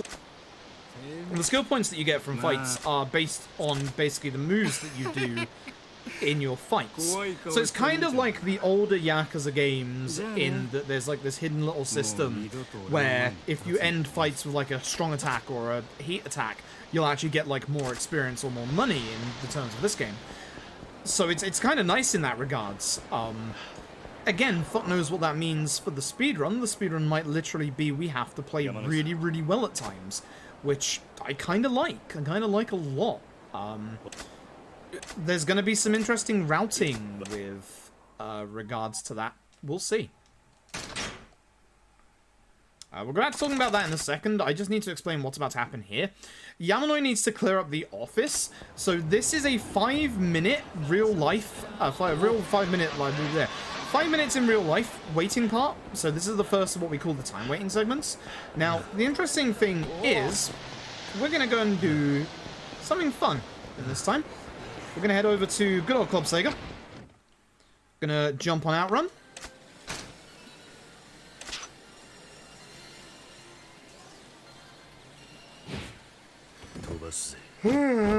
Jesus Christ.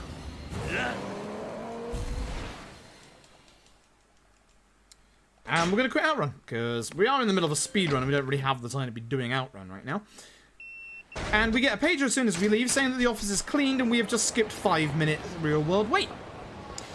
You might be wondering what the heck just happened. So, under the hood, in regards to this engine, different activities constitute as a different amount of time passed. Now, certain activities like disco freeze time. Certain activities like your Club Sega minigames actually skip time by about, it's somewhere between like 7 to 10 minutes. So, yeah.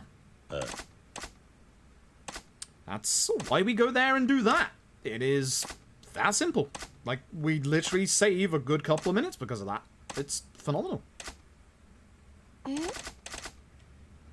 then we just do the business minigame. One too many X's. That's the lock, Dull. Appreciate it. The interesting thing is Kiryu's any percent is mostly the same as the normal any percent.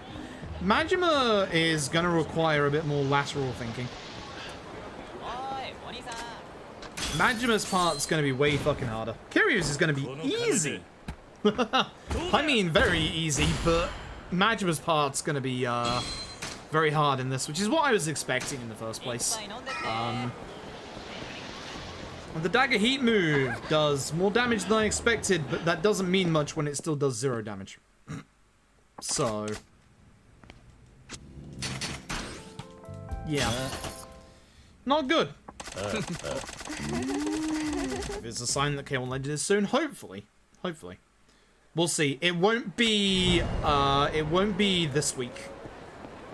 That's for sure.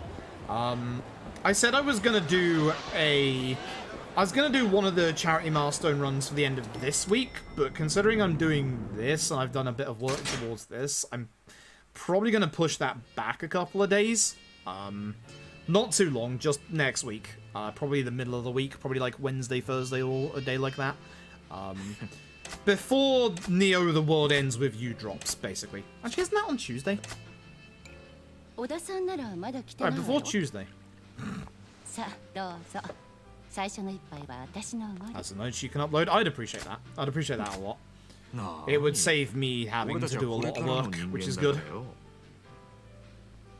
I like that you just called the notes for this no guns. I appreciate that. Decide on which one it would be. It will probably be Kenzan. It will probably be Kenzan. Maybe Ishin. I've got a bit of an Ishin feel right now. Sorry, Nishiki. Now is not your time.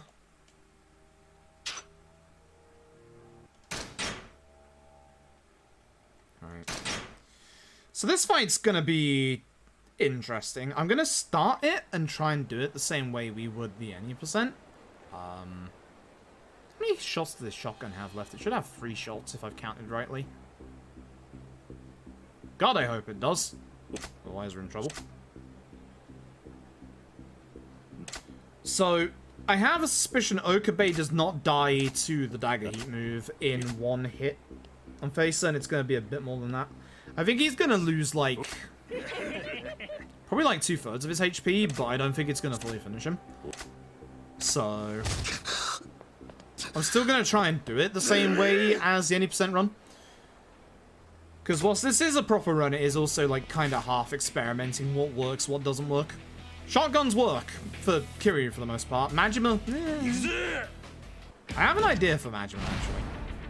It's a little weird, but I have an idea.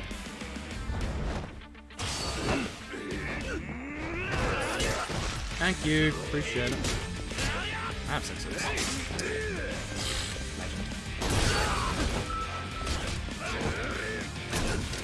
I want to hit the guy with the knife, the one that actually takes the damage here.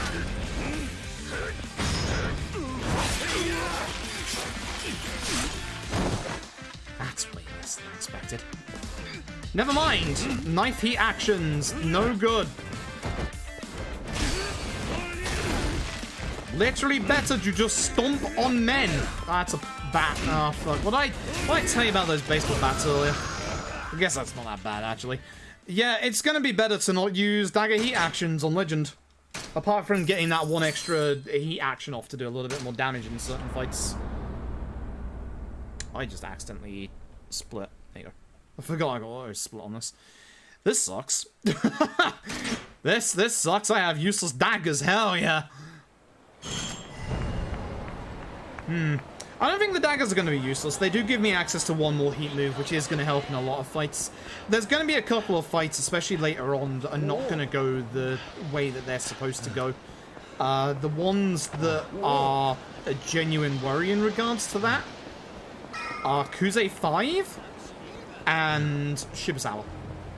I think those are the 2 big worries. I think everything else should be fine.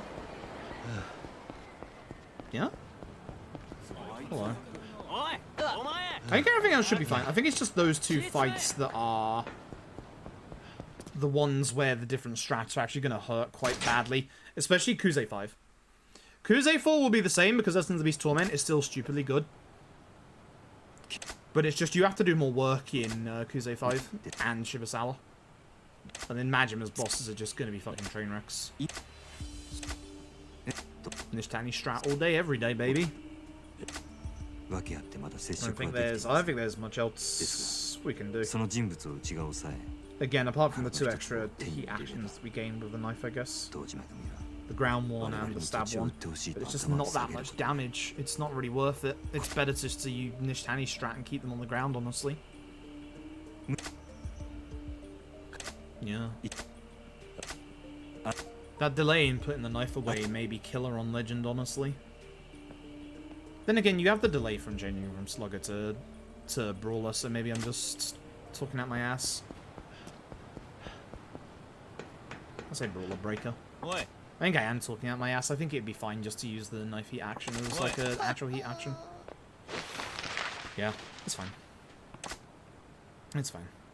Ishin again, yeah, Ishin is stunning. Like, you'll hear, it's unfair. You'll hear a lot of those of us who imported Ishin just gush about how good Ishin is, because Ishin is a phenomenal run. Not just a phenomenal run, it's a phenomenal game. It's my 2nd favorite Yakuza of all time. It's so good. Even with the language barrier, that's how good that game is. So it's not fair because those of us who have imported Ishin will never shut up about how good it is. It is. But I love Ishin a lot. The speedrun of Ishin suffers... I would equate the speedrun of Ishin essentially from kind of like layout and structure-wise, not like with guns and stuff like that, although Ishin obviously does have guns. Structure-wise, I'd call it a lot similar to this, in that the early game has a lot going on, the late game has an insane amount going on, but the mid-game of Ishin's run is like Zero's run. Not much happens. Am I buying here? I'm buying one dagger. No, I'm not. No, I'm not. Dagger heat move sucks. No, I'm just buying shotguns. Give. And repair the other one. Nice, I actually got over to it.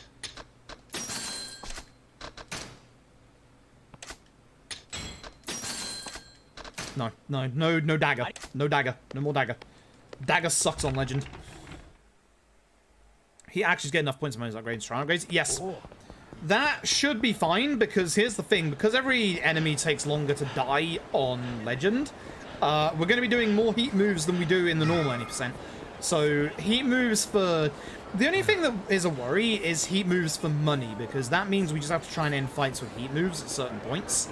But that shouldn't be too bad if you're just thinking about it. It should be fine. Should be fun, I think. Someone job back to school so I don't pay rent. Yeah, it sucks being a student. It also sucks in that period just after you finish being a student, because you finally think you're free from that hell and you can finally get on with your life. Good luck finding a job. I don't mean to be so pessimistic. Good luck finding a job. I genuinely hope you get the luck to just walk into a good job. Good luck finding a job. I've been out of uni for about 7 years at this point. I lucked into streaming. If I didn't have streaming, I wouldn't have a job. It's not good.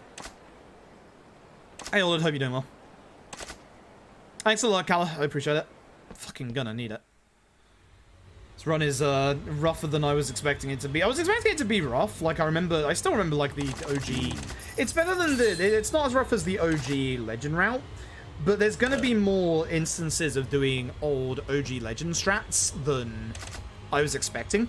I was expecting, especially with Kiryu, the actual knife heat move to do more than that.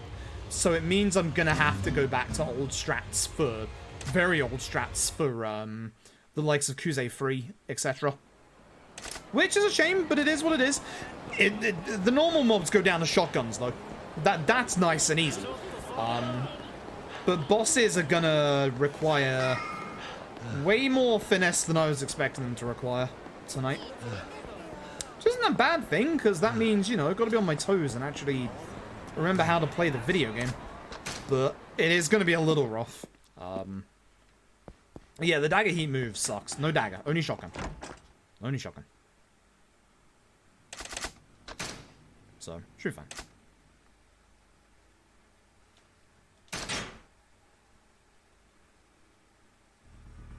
2013, no job. Yep, know that feeling.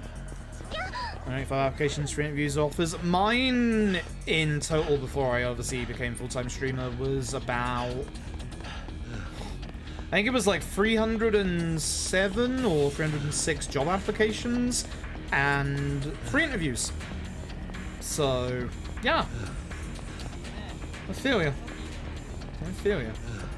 Weirdly enough, though, despite the fact that I didn't get, like, many interviews, one of the places that did interview me was Disney. So clearly I managed to punch above my weight in regard to Disney, but... Put it this way, one of the jobs that I actually got turned down to, this one still hurts, was a job at McDonald's. And I'm not talking a manager job or, like, a job like that. I'm talking a job being someone who makes the burgers. McDonald's turned me down for that. Know how much that fucking hurts your ego? That even McDonald's doesn't want you flipping burgers? Like, I was desperate. And even McDonald's are just like, no, we don't want you. Like, shit hurts. Who's alive? How are you alive? Make sure you're on Beast every time for this bit. Make sure you're on Beast. Well, I study accounting and management. I'm the tax man, baby! Do I remember how to do taxes? No, not really. And taxes when you're a streamer are fucking dumb, let me tell you. I looked at my taxes and was like, alright, so what can I do here? And I was like, can I tax that? Can't tax that. Can I tax that? A lot of it is just a whole load of indecision of like, is this tax deductible? Being a streamer is weird. Does it benefit my stream? Yes. Tax deductible? No. Like, it has to be utilized on stream. Like, the new PC that we built, for instance, is tax deductible. So, obviously, next year's taxes, I can get, like, the money I spent on the new PC back. And if I'm on the upward trajectory that I look like I am with streaming, I'm gonna have to start paying taxes this year. Because last year, pre-partner, I was making just under the money that you have to pay taxes on in the UK. Oh, I ran out of bullet. Oh, oops. I ran out of bullet. How did I miss that guy? Right. But if I'm on the upward trajectory that I should be, I'm gonna be earning enough money to pay taxes this year. So goodbye money. It was fun. Because everything's stream related. It's kind of. It's weird. I hate that one, this guy survived and the other guy survived. I'm just gonna stomp him to try and save bullet, even though that's slow. But yeah, it's weird. You and your mum failed the quiz to apply for Tesco's. It hurts, doesn't it? When you're going for like, there are some times when you have to get a job. No matter what, you need to earn money. And you go for those jobs, you know, that you don't want to go for, you know, be it in like a supermarket or something like that, fast food, blah, blah, blah. You know, you don't want to go for it, but you have to go for it. Like, I wonder. Oh, right. I didn't buy the dagger redo. Maybe I should have bought the dagger just in case, but oh well. I'm fairly certain this is gonna be better just to use the actual hits to sign, honestly. But let's find out. Let's not find out. Fuck you, large lad. Oh, he used his hyper.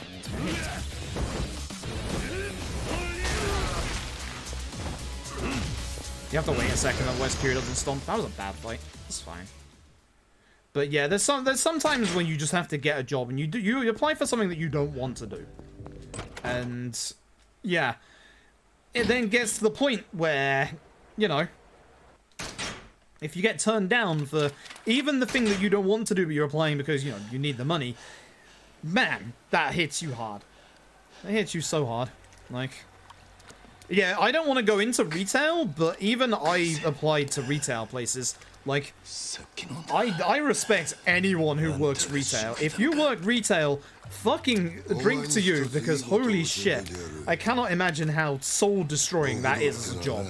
Especially even in pre-current and post-COVID times where, you know, now you've got the added fact that people aren't respecting you with masks and stuff, and instead you've got the fact that people are just there to yell at you despite the fact that it's not your problem that fucking Atomic Kitten CD doesn't play because your son scratched it under the bed and you don't have the receipt for it because you last bought it 6 years ago. You know, you shouldn't have to deal with that. But you're the poor sod that they see that has to deal with that. So if you work retail, drink to you. Fuck working retail.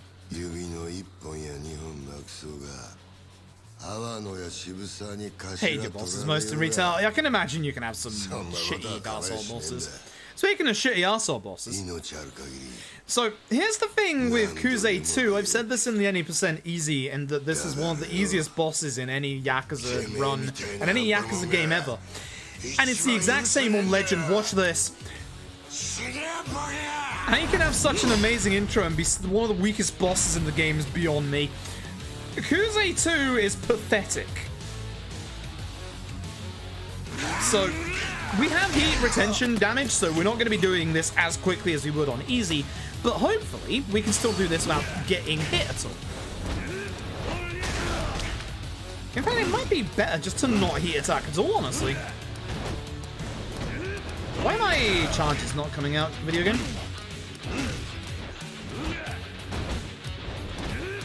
My charges should be coming out so I do more damage. Oh, he did try to attack. Oh, he tried once. Oh, bless him. He gave it a go. Bless him. He's trying, old man.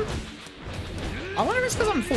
That might be the reason why. I've never understood why the charge comes out sometimes and doesn't others. He's trying.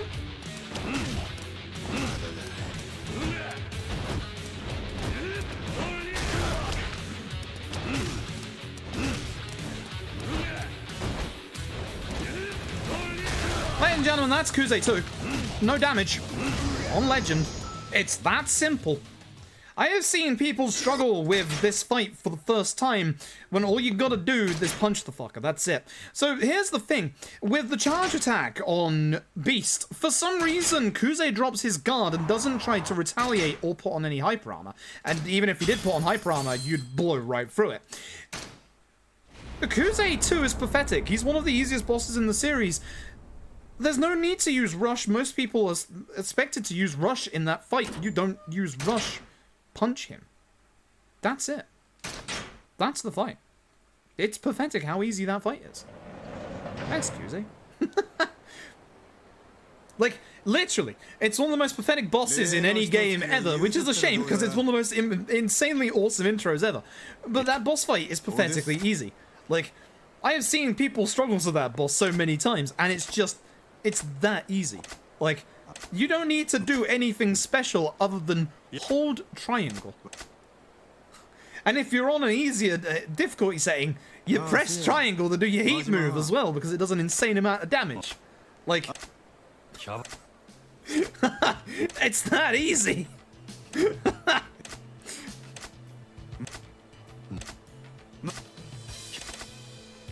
Try to pretend they were paying you well. We're saying they paid $2 over the minimum wage in an area that has cost of living far above the minimum. Other place literally next door paying $3 an hour. Jesus, what the fuck? Like, just because this is a thing, is that just because other places are offering the bare minimum when it comes to minimum wage doesn't mean you and your business can't offer more. It's been shown, like, statistically, that if your business, like, offers you, you know, wage increases and stuff like that, your workers are more content. Your workers will be happier to work for you. You'll be able to keep your workers on for longer. And you will see more of a profit. It's literally been shown scientifically. Like, Monsoon6262, thank you for the 4 months. Appreciate it. 4 years of unpaid retail pharmacy internships. Good God. Who's so entitled even when you're the equivalent of a doctorate in education level? Yeah.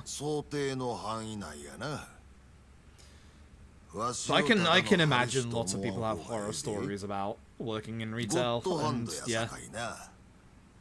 I do recognize that I am in a very, very lucky place to be able to say that this is my job. I still can't, like, afford, like, being able to live on my own other than with my parents, of course, but then I wouldn't be able to do that if I had a proper 9 to 5. That's the thing. So I'm not taking this job for granted in the slightest. Like, the housing market at the minute is so fucked. But I wouldn't be able to have made it this far if it wasn't for everybody who's watching, whether you're the lurker, whether you're engaging in chat, whether you're subbed or not subbed, whether you're just watching, like whether you've been here for years or whether you've just been here for a couple of months. I wouldn't be able to do this if it wasn't for literally all of you, so thank you. I'm choosing this moment to say it because we can't skip this cutscene. This is like the longest cutscene in the game that you can't skip. It's awful. I hate this cutscene. We call it the Mahjong cutscene. It's terrible. Gosh, it starts at 1450. I don't know if that's good or bad.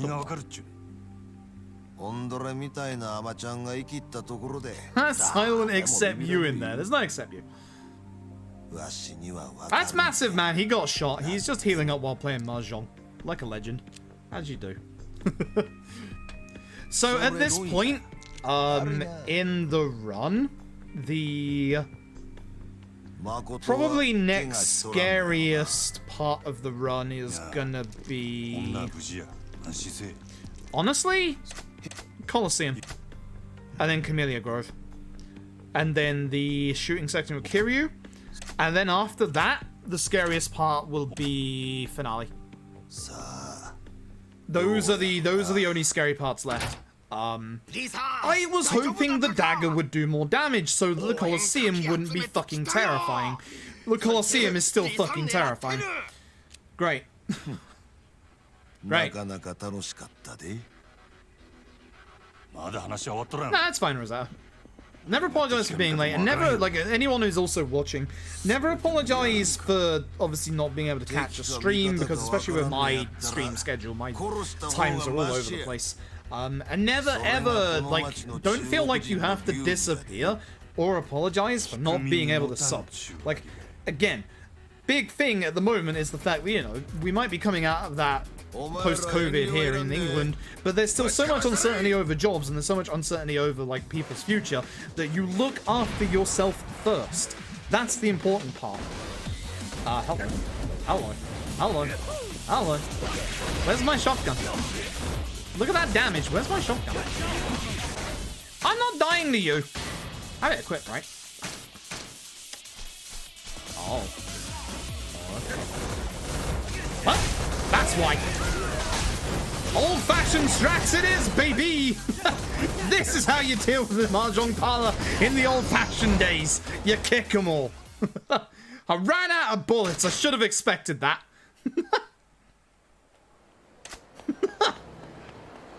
Should have expected that at some point. It's fine because we actually replenish our shotguns now. In the any percent, you usually don't run out of bullets, but I must have missed a shot or two.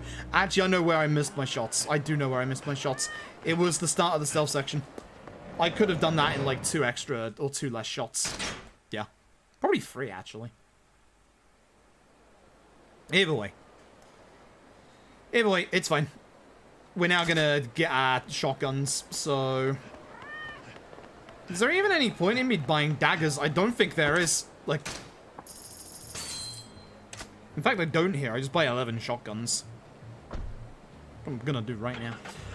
Yeah, there's no...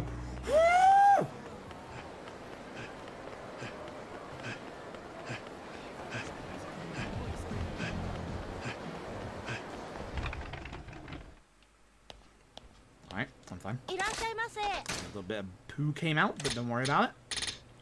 Shotguns. It said 11, right? Yeah.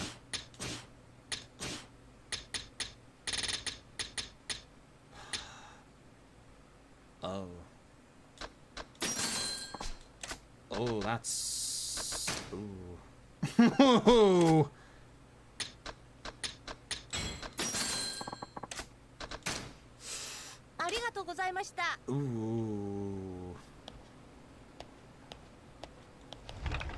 That's gonna be a problem. Alright, we're doing it on the fly!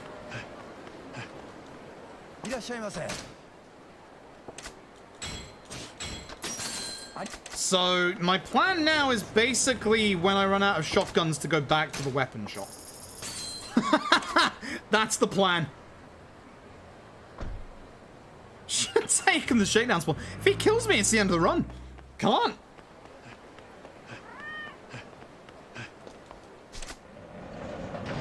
Oh boy. Oh boy. I have an idea. It's 10 million, right? I think it's 10 million. I can rectify this. I can rectify this right after Cabaret, actually.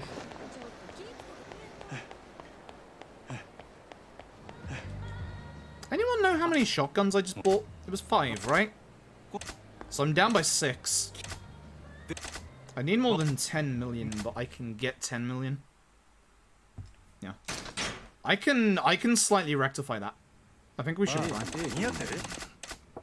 Nice thing is we don't need money for story purposes with Majima. So one of the reasons why I don't have a little bit of the money is because obviously I got Power Surge too early because I'm just not doing the damage. But the other reason is that I'm not finishing fights properly because, you know, we don't do the damage in boss fights. Hey, Cabaret! This is a lovely 3-minute break section, because if we interact with this any way, shape, or form, that timer at the top stops, and we lose time. So I'm going to go grab a drink whilst I think about my horrific life choices that are going to lead to the rest of this run.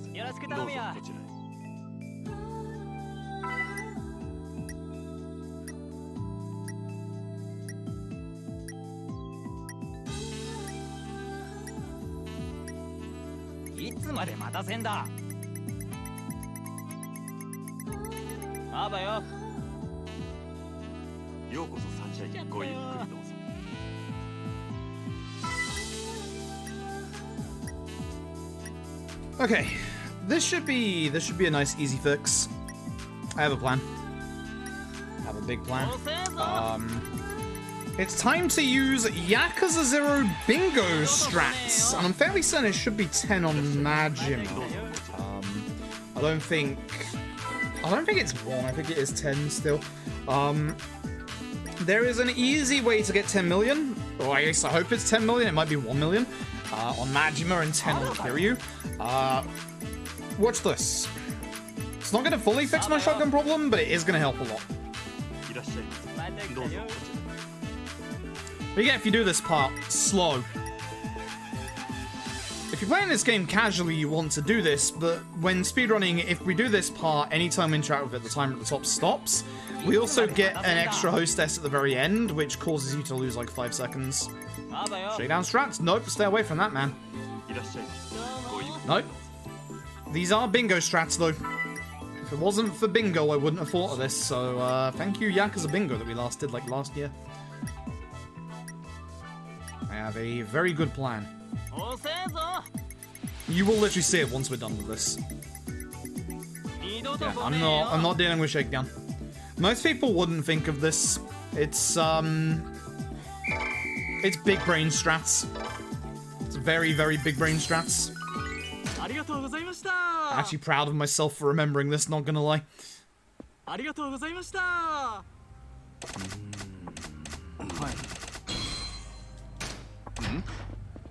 Mahjong. If only. If only. You know I would. You know I would.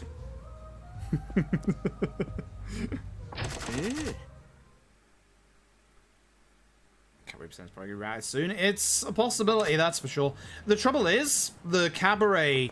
For cabaret percent, you just copy what gets done in the all sub stories. The trouble with cabaret in Yakuza 0 is that you have to do it a minimum of 36 times if you want to do all the sub stories. Well, I guess if you're just going to the end of cabaret with cabaret percent, then it's fine. I walked too close to the fucking save point. God damn it. Leave me alone. Fucking telephone. Who rings at this time of day? Anyway, I said I was probably gonna skip this earlier. With less shotguns, I'm not gonna skip this. I'm gonna grab cash confetti. And this is the basis for this 10 million I'm about to get. Some of you might remember what I'm about to do now.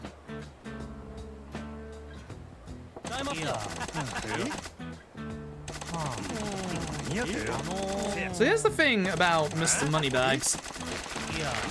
When you first talk to Mr. Moneybags, they actually give you a bit of money.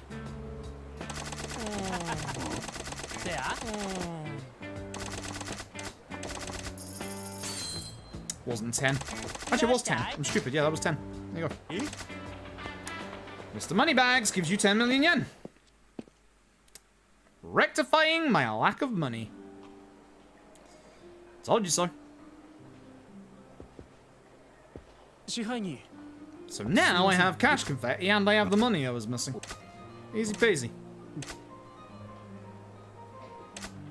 I big brained that. My memory banks kicked in there. I was like, how do I get money? And I was like, oh, hey. Ah, we didn't get way to skip. I pushed him back instead of him pushing me. So if he pushes you here, you stagger forward, and you basically don't lose any time.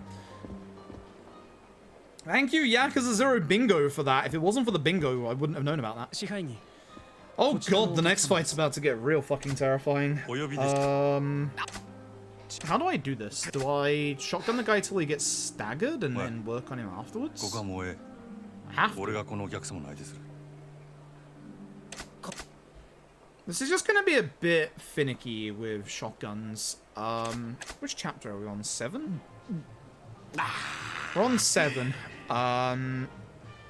So what's coming up? The Wenli fight, the Nishtani fight, the fight outside the Grand here, the homeless guys fight, the 2 stealth section fights, and then it's Colosseum. I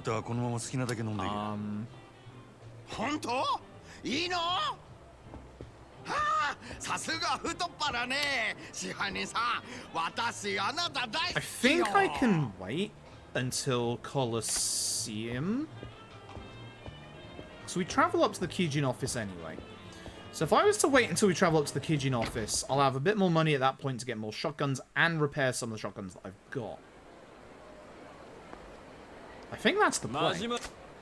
I think I repair the shotguns that I've got and then purchase as many shotguns as I can at that point. And then at that point, I won't use the shotguns until the Camellia Grove, which is where I was planning to do it anyway. I think that's good. I think that's good. I think that's very good, actually. I think that's perfect.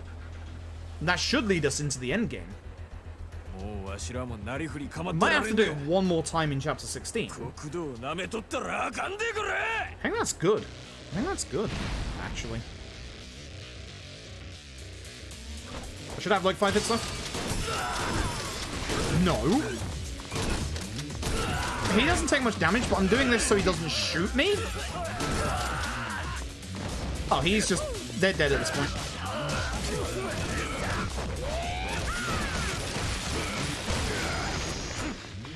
Yeah. Again, heat attacks do nothing. It's better just to attack on Legend. I'm kind of upset that I'm down money because... Wait a minute.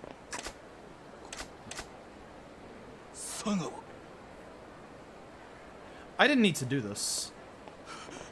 I wonder if I could have survived till the Camellia Grove. If I did the Camellia Grove as well. There's 100 million yen you can get in the Camellia Grove. At this point, I'm wondering whether it's worth getting it or not. I don't think it is. Like, it depends on my money at that point, but I don't think it is.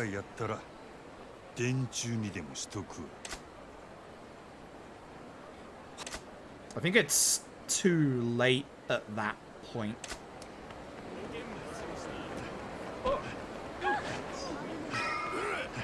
See, now I have cash confetti to say, hey, go fuck yourself.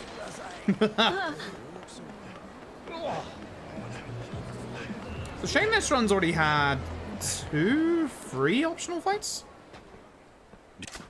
Hard to get? No, very easy. For safety, possibly. And yeah, Breaker is still broken on Legend. That's why I keep saying that, you know, Breaker is broken. It really is. It just is. I probably should have just attacked the guy first to not have the fear of being shot. But... You know me, I love getting shot in these speedruns and losing half my HP.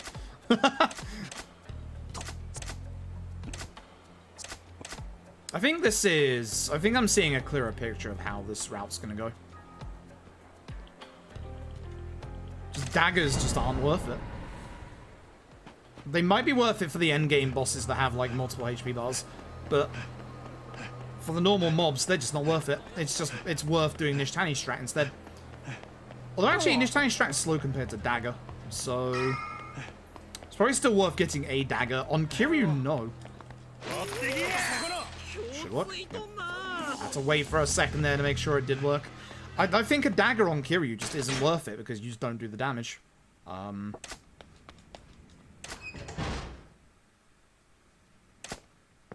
think it's better just to attack. But Majima, I could see the dagger being worth it later on.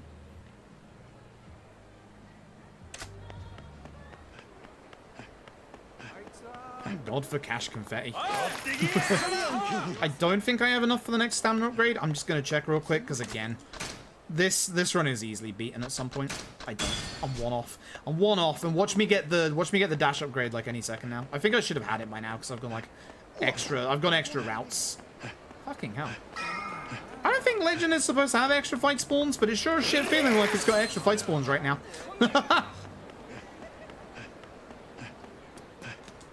It's very much feeling like it has extra fight spawns. I'm getting all the bad ones right now. Oh, I would. No, I would be, that's for sure. Thank God for cash confetti. Like, the one Yakuza game that gives you a legit way of dealing with fight spawns. Intentional way of dealing with them, I should say. Here's looking at you, Judgment.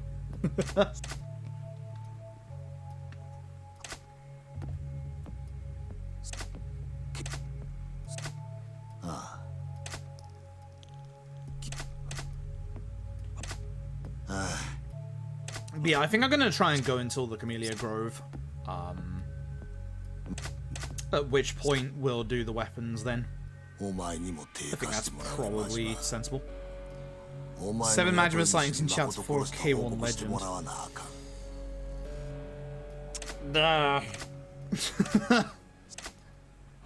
Here's the thing, would you take the Majima sighting in K1 Legend and fight him just to get rid of him?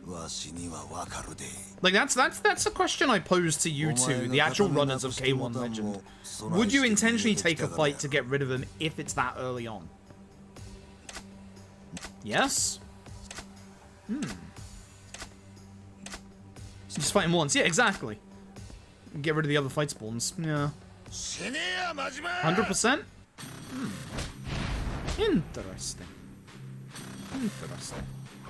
I suppose only if he's in the way rather than just go out of your way to find him and fight him, obviously.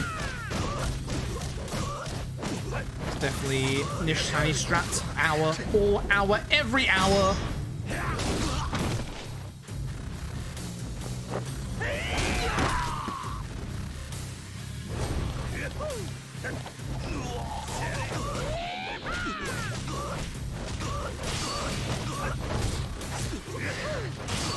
I'm gonna try dagger.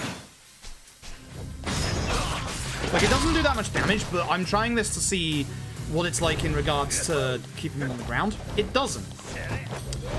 Baby, it's Nishitani strat all day, every day. Let's fucking go. Nishitani strat is back. Keep these bosses on the ground. 14 Majima spawns in your last K1 Legend run. Ugh. Ugh.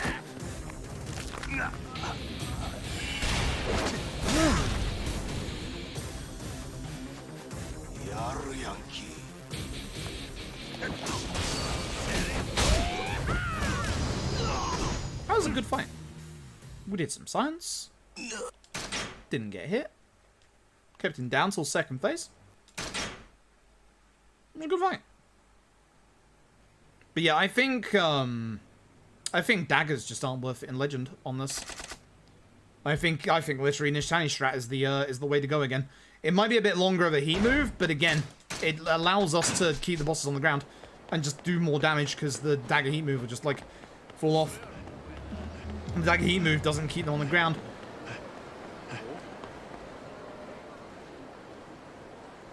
Oh, we're doing this bullshit again.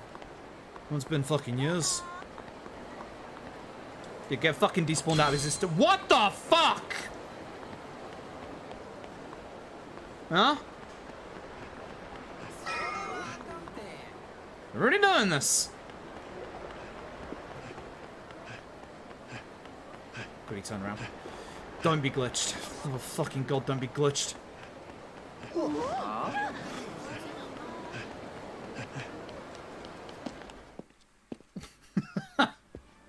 Consistent piece of shit.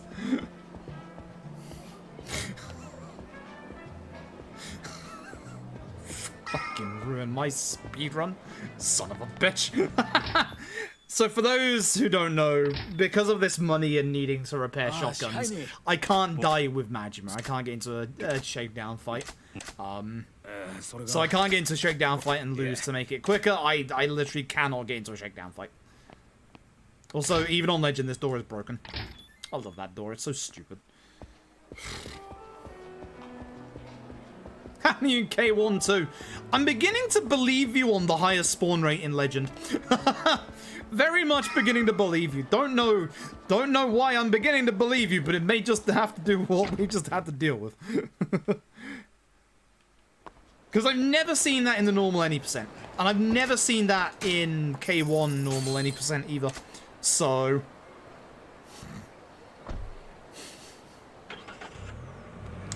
Fucker. If only you beat Shakedown once in this run, he just disappeared forever. But no. So we're about... I'd say we're probably about 15 minutes-ish. A bit less than that, but probably about 15 minutes-ish over where we would be in the normal any percent at this point. Although I've had 2 optional fights and Shakedown fuckery.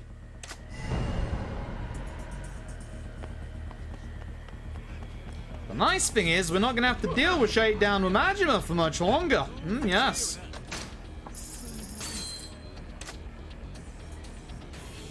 Cool story to tell now, exactly.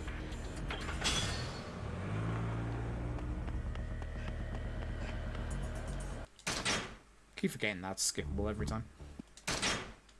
Alright. So, here's Nishtani. This is the entire reason why they call it Nishtani strats, is we figured out the strats against Nishtani, and also the fact that it works better against smaller enemies like Nishtani. So, Dagger Heat move isn't going to work on Legends, so instead we're going back to the old-fashioned, keep on the ground for a little while, then whack him with a baseball club. This is going to make it so that he stays on the ground, or should do. Legend might fuck with that a little bit. It's not the damage we're after, it's the fact that he stays on the ground. It's the reason why you have to wait until he's almost standing to be able to do it.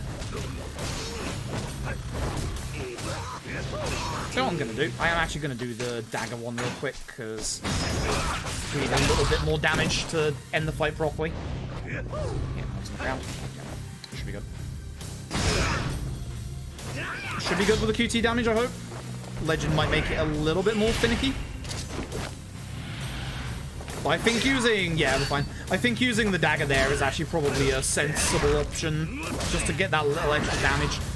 Because otherwise you'd be going into the final phase kind of like this, and you wouldn't have anything to deal with him. Yeah, that's good. Yeah, that was smart. And poop. Okay, that's actually good. Okay, so dagger for Nishtani is still good. One round of Nishtani strat and then dagger, I think. So that's good.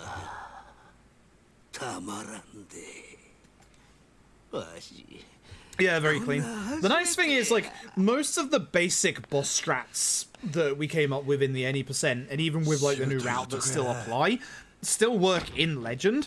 You just have to work a little bit harder at it, because obviously all the bosses being a little stronger, and obviously you dying a bit quicker. The real fear is, because there's no other boss in this chapter, the real fear is genuinely at this point Colosseum into Camellia Grove, Serra, into final boss fights. That's it. For Kiryu, the big fears at this point are... It's not going to be a hard fight, but I have to work a little harder at Kuze free, because the normal dagger... The dagger's not going to do a HP bar's worth of damage. So... with Kiryu, we're going to have to work a little harder for Kuze free. It's not going to be a hard fight, we just have to work a little harder.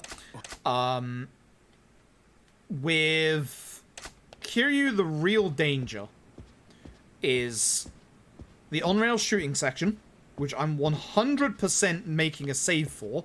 I did that without taking a death on my PB, which, holy shit. It was so clean in my PB. I can't explain how clean it was in my PB. I was so proud of that. So obviously, save before that. The whole stealth section with Makoto, the whole, like, protect Makoto section there is fine now because of shotguns. Circular sword guy still goes down to the usual barrel. And then Kuze 4 should be fine. Kuze 5 is a problem, a big problem. And Shibusawa we have to tank for his beast phase at 0 HP upgrades.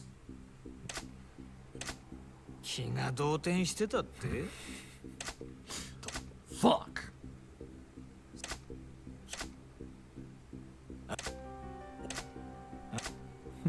Fuck.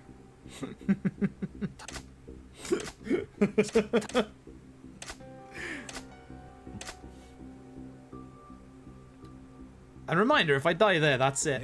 Reminder that if, like, for those who haven't ever seen Legend before, just a reminder that if you die in Legend at any point, you go back to your last hard save.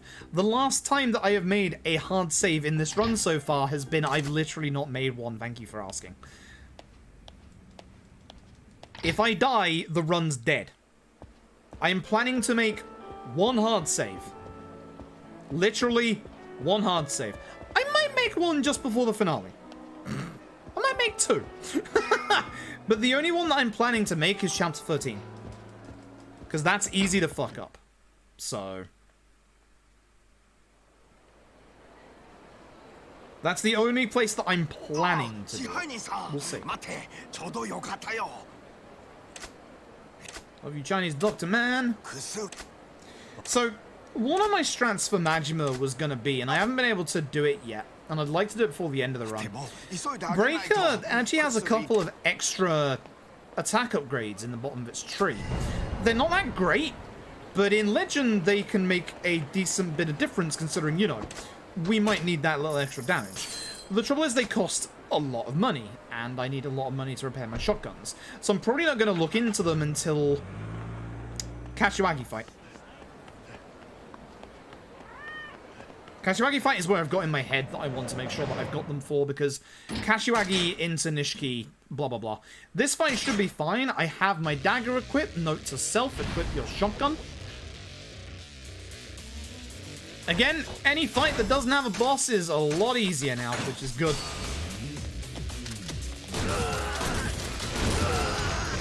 Fucking beautiful. If that wasn't the troublesome fight in Legend anyway, but it's nice to be able to just deal with those on Legend, not gonna lie. I'm definitely feeling this run more than the any percent easy run for this. Not saying that the any percent easy run is like just an off thought, because obviously you do have to have like good positioning, like know when to get your guns and stuff like that. But honestly, like, this feels more involved than easy so far. But then by the time we get this like optimized to a good point, then immediate growth for the upgrades. Ooh. That's a good shout, actually. Why did I shout a lot? Ow. What I don't like is fucking up the shotgun blast, because I ran out of bullet. Ran out of shells. So once again, much like the stealth section earlier, you're going to notice a certain something with this stealth section.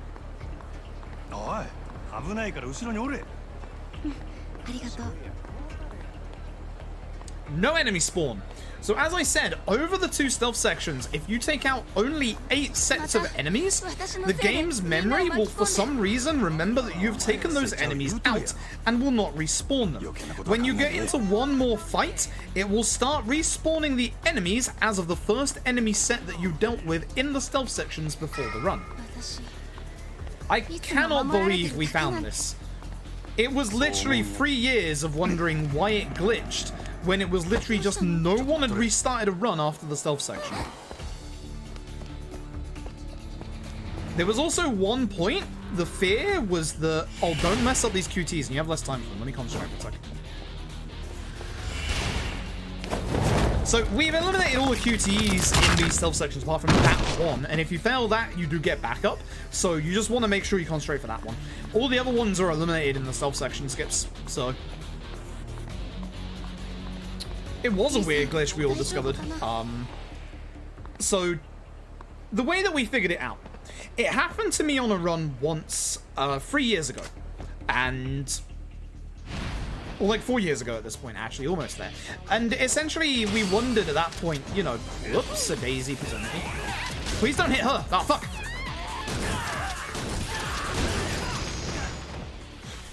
She only takes 2 hits, by the way, on Legend.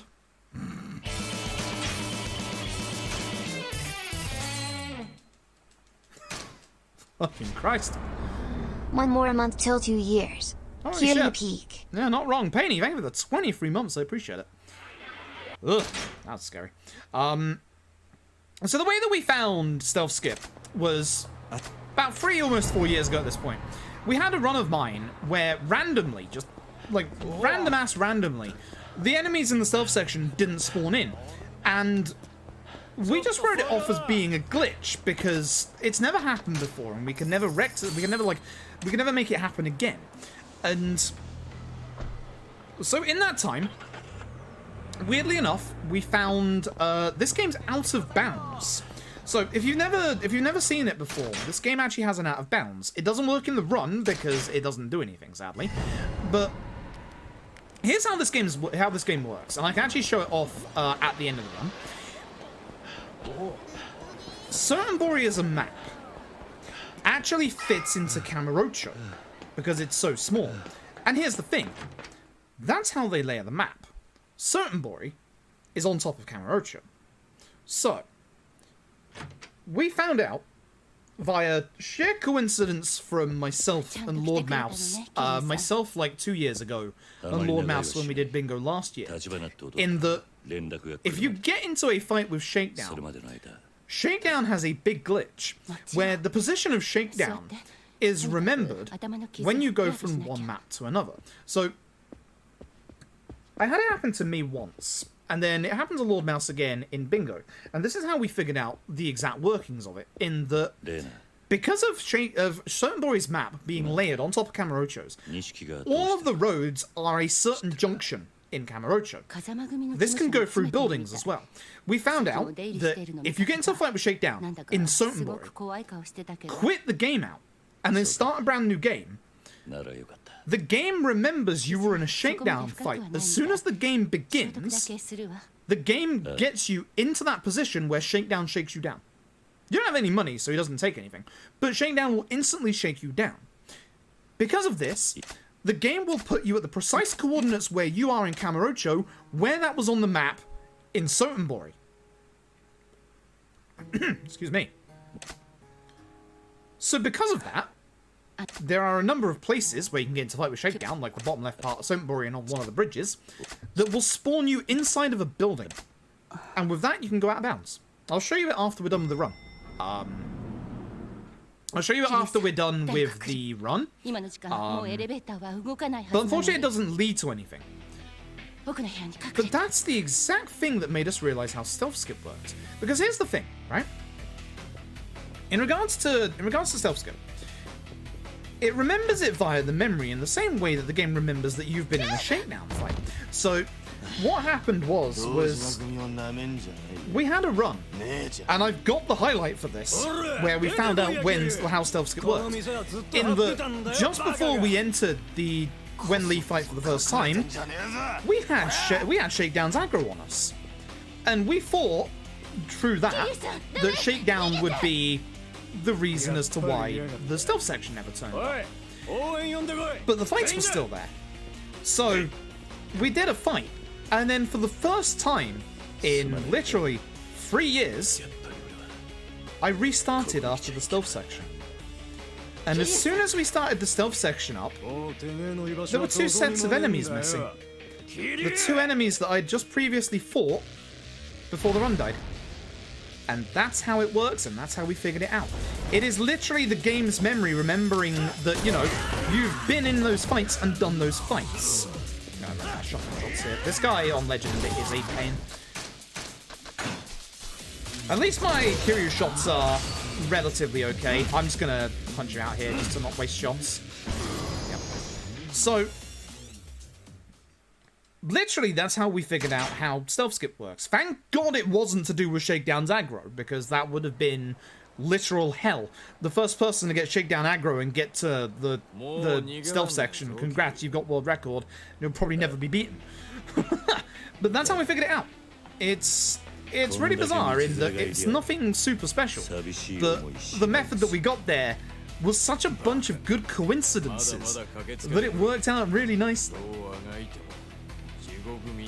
So, yeah, that's how we figured out stealth section. For time skip, I figured that out 3 years ago. Almost 4 years ago at this point. That was another whole kettle of fish in that I knew that was going to hit me. I was mad that we couldn't do karaoke in the run. So instead, I decided to do bloody disco when we're in Sotenbori, because Kiryu can't do karaoke. And in that run where we did disco, for some reason, we lost 7.5 minutes. How did I lose 7.5 minutes when I played exactly the same as I did before? And we started thinking about this, and we realized we did do something differently. It was disco. See, the run before, I did fishing for like 10 minutes. And it was then that we realized, wait, did disco just freeze time? And it did. And that's where we got the idea, and I had a spare save for chapter 5 at that point, where we started thinking to ourselves, alright, so if disco freezes time, what do other things do? And with the chapter 5 save, just before the time waiting segment, we went straight to Club Sega, played Outrun, quit out, left and got the pager. And that's how we found time skip. Except chapter 13's is a little different, as you'll see. That one's cheeky. Speaking of cheeky, come on. So, heat attacks aren't going to work against good old Kuze here. It's time to go old-fashioned strats. So I'll do one attack here. You'll see how little damage it does. I'm hoping this is QT phase. It should be. We have to go after that sign next. Hey, didn't fuck it up this time. Hey! Look how much extra damage you get off that. It's important that you get those. And we just go after this sign. Unfortunately, Kuze loves to like run at you here, or run away. That's why I wanted to bait out an attack or two. There we go. That's what I'm after. And then use my Hyper Armor. Not quite done. We'll use the sign instead. It's not as good, but it still works. Kuze is a little harder to deal with, considering, basically, if you're wondering why I'm not using the heat moves like I would earlier, you saw with the sign heat move how little damage it does compared to what it's supposed to do. This is the problem with Legend, is that your heat attacks do way less damage. It's something that I've known, obviously, ever since I do Legend runs of these games, and it's something that you have to keep in mind in this run. For this, because of the fact that we have Golden Fist, attacking with Kiryu is far more important than using heat attacks. Which is the reason why just attacking, it often works out better than even doing that small incremental damage with multiple different heat attacks. Shut up, Oda. Also, please don't get stuck. I will scream. As long as we don't turn the camera, he shouldn't get stuck. Yeah. So we think the reason why Oda gets stuck here, or like a bit earlier at the corner, is because we turn the camera. It's a little weird, but basically that's a little bit of time save there, where if you run ahead of Oda, he doesn't stop and talk to the NPC. But also, as long as you don't turn the camera, he shouldn't ever get stuck. We've had a couple of runners who, in this part, have had Oda get stuck, Kuro and Yuki, but I've never had him get stuck because I've never turned the camera. So that's the reason why we think that it's camera-based, is literally that. Yeah, God bless the belly warmer. God bless the belly warmer in K1. God bless Golden Fist in this game. Like, if we didn't have Golden Fist, Kiryu's part in Legend here would be so much harder. So much harder. And don't get me wrong, it's still going to be hard at points. This chapter's now going to be nice, nice and easy because of shotguns, but fishing was part of the run before. It was. Back when we were first routing this game 4 years ago, fishing was a part of this run. 4 bloody years ago. It's kind of funny because, like, yeah, Dead Souls was the run that I did first, but the one that I really put the most effort into from the beginning was Zero. Zero was my baby at the time, and it is nice to see it grow up now and get shotguns and be a lot quicker. Like, it's very easy to now say, hey, look at it. It's like, especially with the loadless remover, it's very easy to say, like, hey, 345, sub 345, etc. It's nice to see that. Like, it's nice to see a run that you get involved with evolve, but at the same time, it is a little sad. Like, seeing, like, a bunch of your strats that you come up with, a really cool fight strats, basically devolve into, hey, shoot them with shotguns, you know? It's very bittersweet. It's good because you like seeing the run evolve. Seeing the run evolve is good. It's how speedruns thrive, you know? It's what brings back older runners to do runs, is literally, you know, new routes that are a lot easier or have a lot more cool strats, or, you know, make it a lot easier to do certain parts of the run, or, like, you know, stuff like that. But I'm not gonna lie in that, like, I've said this a couple of times, and that 0% is kind of dead to me, because it is, for the most part, outside of bosses, shoot shotgun. There's more thinking to it in Legend here, whilst we're still, like, getting the route down, but yeah, it is still similar. Like, this run should be sub 4. This run should be a sub 4 Legend run. Provided something horrific doesn't happen, like I die, this should be a sub 4 Legend run. I'd be amazed if there isn't. If it isn't. I'm hoping it's around a 350, but I don't think it will be. I think it's going to be a bit over that. Which is a shame. So I don't think I'll have the money for Power Surge at this point. I think I'm going to have to wait until we take care of the enemies in the start of the next set piece. I need 150 million for it? Yeah, 50 into 100. Yeah. So Bonus finale. And that is the part of the run that does terrify me the most, even more so than the on-rail section, because the on-rail section is fine once you have the strats that we use, but that entire set piece is just... I think I'm gonna take a safety save. Especially if I'm not taking HP upgrades, like I'm not planning to. Can't believe I'm not planning to take HP upgrades in this run again. I'm a little sad that 1, I ran out of bullets because I wasn't paying attention, and 2... Oh, fuck. I'd have known I'd have equipped my new shotgun. 116 million. We don't have anywhere near Power Surge 2. Oh, baby!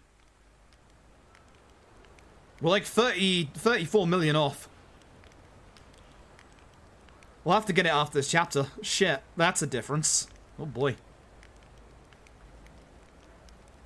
Oh boy. I guess Kuro's idea earlier is right in that we would just have to buy... No, this is a lot of money off. Less shotguns wouldn't fix this.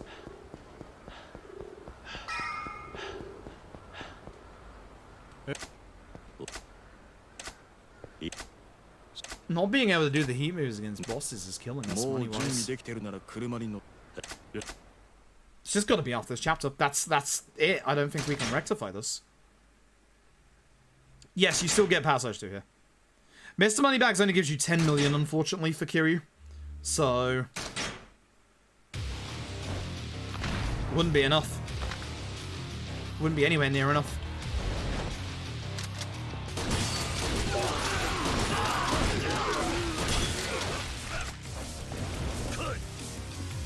There is something to be said about just killing everybody with shotguns, though. I may complain that it makes the Zero, like, run too easy, but at the same time, it makes it fast, and that's pretty cool. It's speedrunning in a nutshell. We were right on the wrong things. To be fair, I wasn't expecting to only have 116, and I'm fairly certain if we routed it better to end fights with heat attacks, for example, we would be a bit closer. But it is still one of those things that's just, until we do the run, it's like not quite obvious, you know? I want to save as many shotgun shots as I can, even though I probably shouldn't here. Here, though. Here, though, it's shotgun time. Alright, everybody.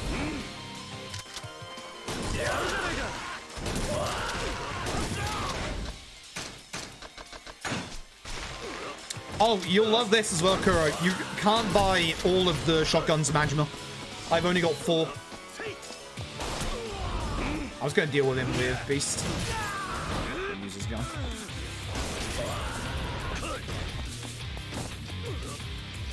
So instead, here's the plan.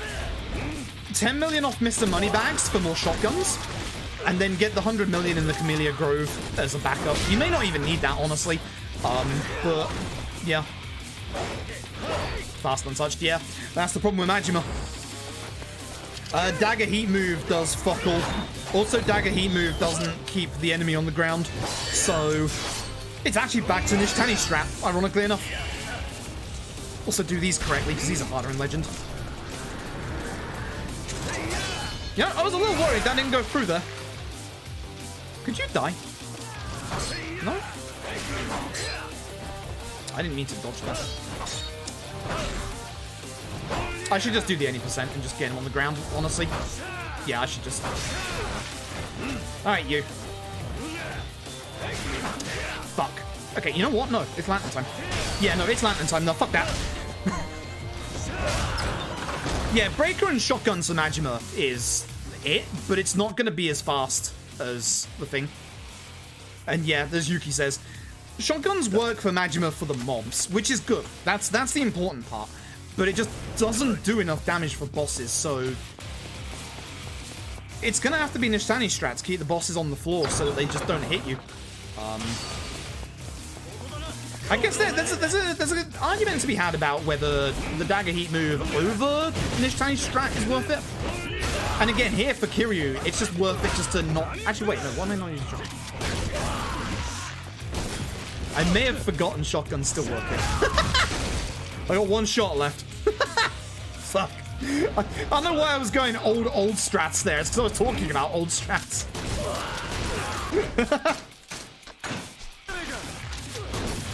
Like, I think you're right in the... If we get the 10 million from Mr. Moneybags for more shotguns, repair your shotguns and get new ones at the Camellia Grove, and I think that's it. At that point, I think we're all good. Okay, thank you.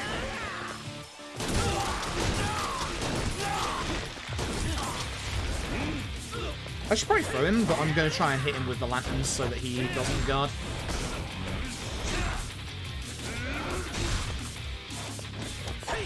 What are you doing alive over there? Sunshine? God, you're going to be an ass. Huh?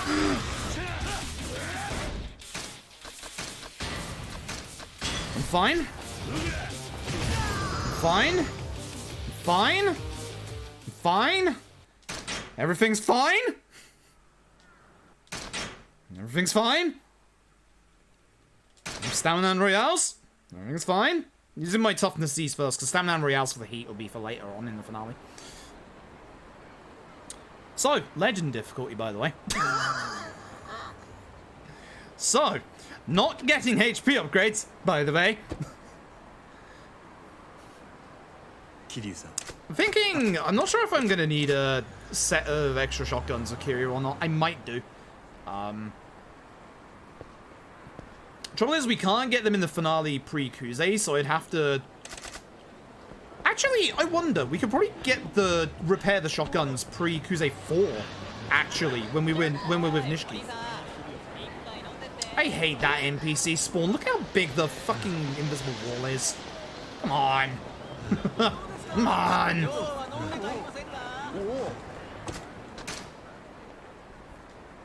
Hate that one. Thank you, World About Logos. I appreciate the luck. We were fine. Yeah, I wasn't scared about the large lad running up to headbutt me. That would have killed me, by the way. He would have done enough damage to kill me if that headbutt had actually connected. I'm not scared, you're scared. I haven't shit myself twice in this run already. Reminder, on Legend, you go back to your last hard save. I still haven't made a hard save yet. Yo, Kiryu-kun. Did I make a hard save pre-Colosseum? I should make a hard save pre-Colosseum. I should really make a hard save pre-Colosseum. I should really make a hard save pre-Colosseum.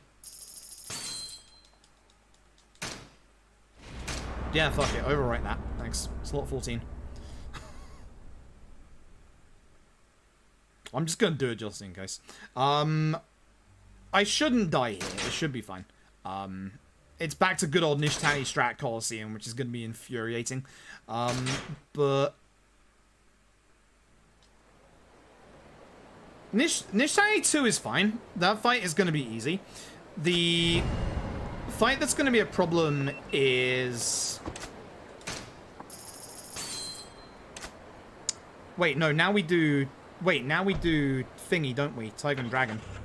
Tiger and Dragon? Yeah. With the 10 million yen. Yeah, yeah. No, wait, Camellia Grove. Camellia Grove. It's fine. Camellia Grove.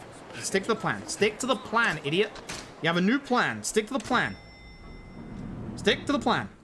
Camellia Grove. No, it would have been better here, you fucking moron. You said this earlier. I hate this. This was the plan. Hey, gun guy, fuck off. You think I'm leaving gun guy to shoot me? No. Do it now instead. Yeah, okay, exactly. More money, exactly. That's what we're doing. So my plan is I'm gonna repair shotguns and then I'm gonna buy new ones because it should be cheaper that way. Should be cheaper that way. Get your wood up.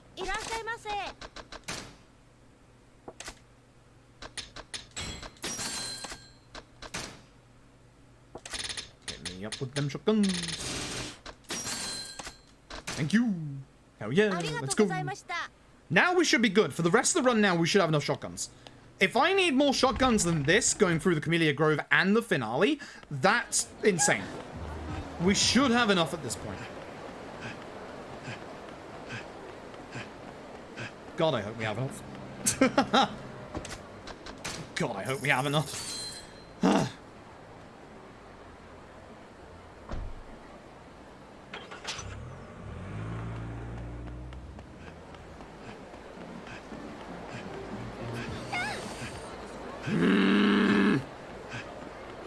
Piss off.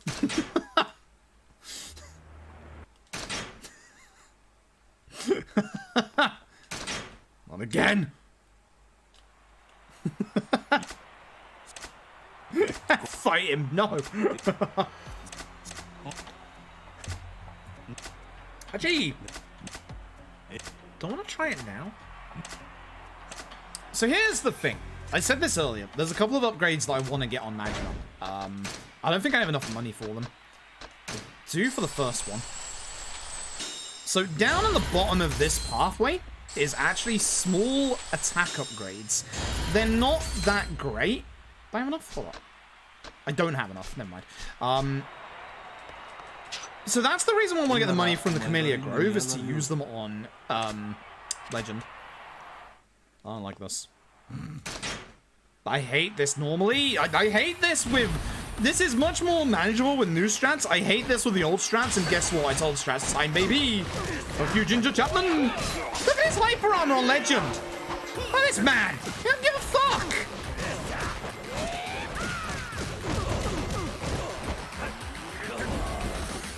Again, dagger heat move doesn't do jack. I'm using this tiny strats. I'll show you in one of these fights how little the dagger heat move does. But this way I can build my heat up for Dr. Kirito. That was, apart from, you know, the expected hyper armor, not a bad fight, to be fair. Honestly, I'll take that. I'm grinding my teeth against my teeth. I hate that feeling. Look at him not caring about my attacks right now. So let me show you the damage that the dagger heat does, because this is nothing. So remember, we haven't done it yet. Ah, fuck. Wait, you know what? Hang on. Hang on. Let's do it right. Hang on. It's okay. Like, it's not, like, the worst, but it doesn't leave the enemy on the floor to be able to Nishtani strap, so they just get straight up, which is the problem. So, the argument here is basically, is it worth leaving the enemy on the ground over using Dagger Heat move? And of course, you'll only get that damage once, because it's Legend. And I'm slow because I have no heat. Old-fashioned way sometimes. Thankfully, his throw don't bloody work. Sometimes it's better to do the 2-hit combo because, oh god, I've got no heat for Dead Puncher. Ends up winner, Goro Majima. しかし謎のルーキーの快進撃も残念ながらここまでかもしれません。 So we get Zap Gun? Yeah. そう、次の試合で Yeah, I think so. あの男が登場です。リング上の撲殺数世界一。 But that's the thing. That's the thing about doing this run is it's just one of those things where, you know, we can see what works going from the any percent to Legend. Like, the shotguns still work for ads. Like, very, very simply. Even on Majima, they may take a couple of extra hits, and we may not have the money that we're supposed to, but we can tell from this at least that shotguns are still going to work through the finale. I think that doing the shotguns there, I think we should be fine at this point. I think that if we don't have, I think we shouldn't have any more problems with shotguns. Dead Puncher's gonna fuck me up. For one time, you're not aggressive to me, sir. I was intentionally hoping that he would attack so I could just dodge. Bad. Didn't drop his guard. There we go. I loathe doing Dead Puncher with 0 heat with the old strats. Dead Puncher, old style. I don't have enough. I don't have enough. I don't have enough. Oh, this is bad. I probably should have just stuck with slow strats. 2 hit. Here's Hyper Armor. I'm just in case I'm healing. Where did I get the pocket tissues from? God, I hate old style Dead Puncher. I really do. His Hyper Armor is insane in this part.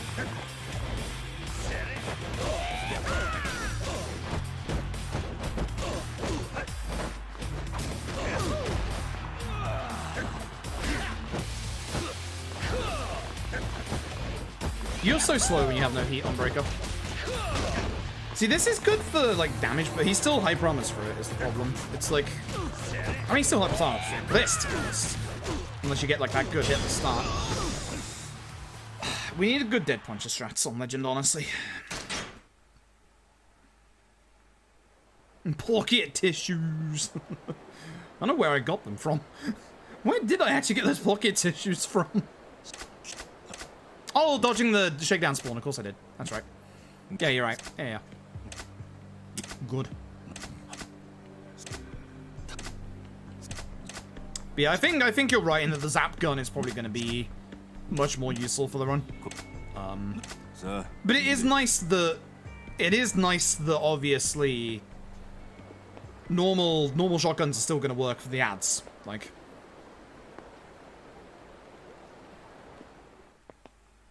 But hey, good run for sciencing stuff.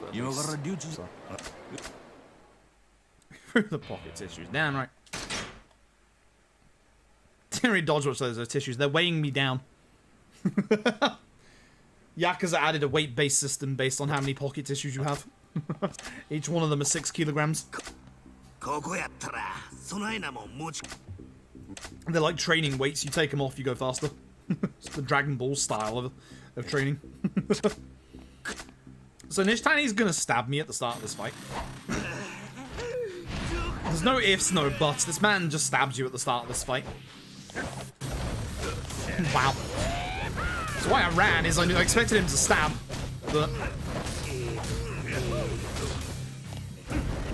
It's Nishtani strat against Nishtani. Let's go. I'm wondering, actually, what I might try here is Nishtani strat into a dagger heat move. We'll see how that's like for damage here. Because that is something I am actually curious about. Because don't forget we have the 2 QTs.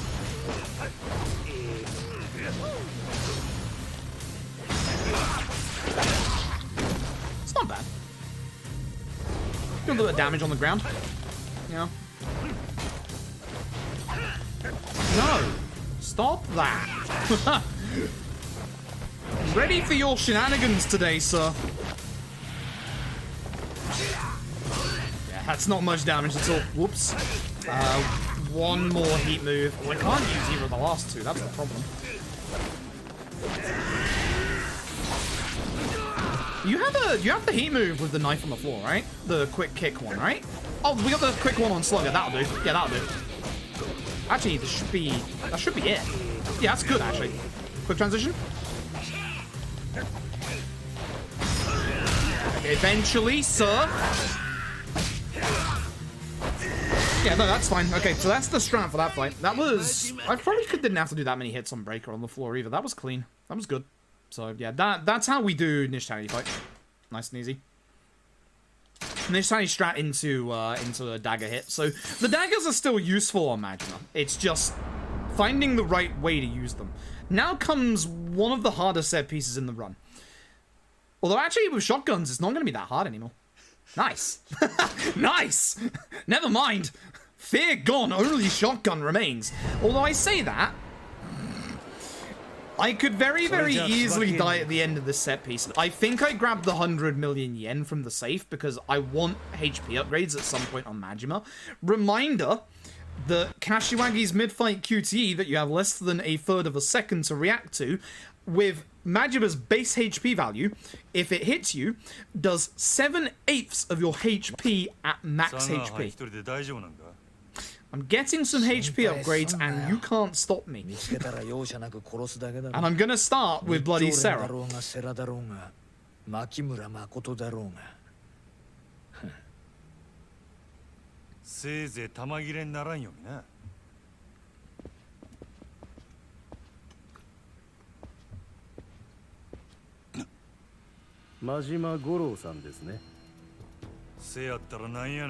But this is the cool part of the run, basically, where from chapter 10 onwards, everything starts to like really pick up again, which I like. But I'm hoping this run is sub 4, but I'm beginning to wonder about that. We'll see. So the only problems in this set piece are two normal enemies. The one in the third set of fights coming up here with the large HP bar and the guy with the fans. Those are the only ones that we have to worry about. So. Everybody else gets shotgun. Now Nal knows how bad LAD New Plus is. Ultimate Climax Sarah is a bit worse because the game intentionally gives you a low-level Majima, and I mean, we are a low-level Majima, obviously we don't have that much on us, but the Ultimate Climax has his AI is actually a little more aggressive, which is a little stupid, but, you know. Shouldn't be that bad. But now I have to count shotgun shots.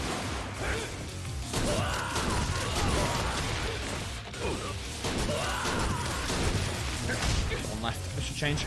Well, look how many extra shotgun shots we use in these parts. It's a bit rough. I'll probably just use it here anyway. Not the right area to use the shotgun, but hey. Gonna let him bleed.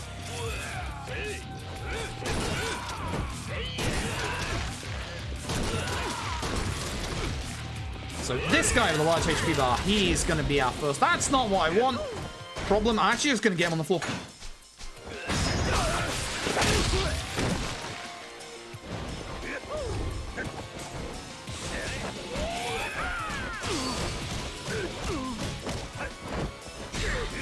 Shit, my guard sucks. Oh, I wanted to go sideways. Two. Yeah, just do the two. The 2 is good because, again, most of the enemies don't actually block the early parts of the 2 because they try and hyper armor through it. Okay,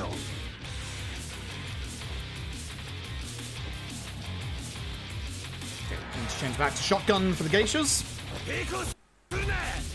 Does help if you don't try and pause too early, you know?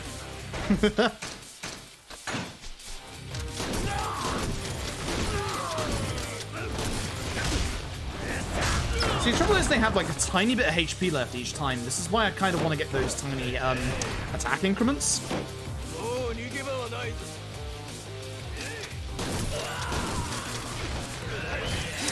Wanted to shoot the guy at the back there, but I should have left him alive to bleed out, actually. Save some bullets.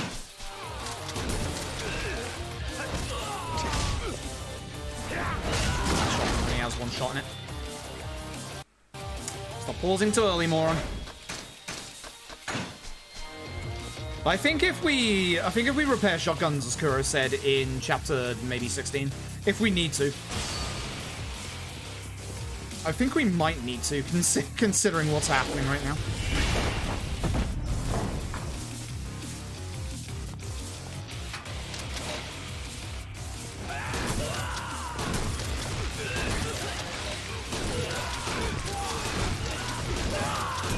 Yo, Sega.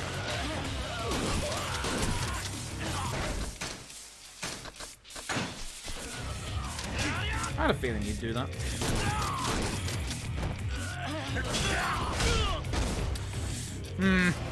Not great. Hey, so this guy is actually potentially going to be a problem. We're going to do the same as before with Nishtani into knife heat action. Oh, I hate you. I knew you were going to do that. It was too late. I was way too late. This guy is also a still very good source of money, which is nice. I should heal. I should really heal.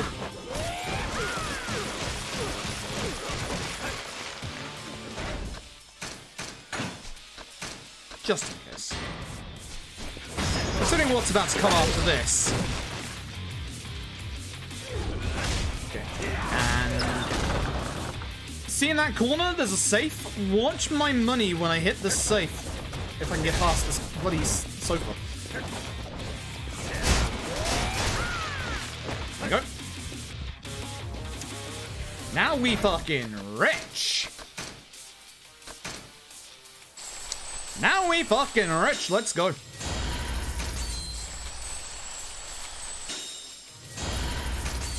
Attack boost 1.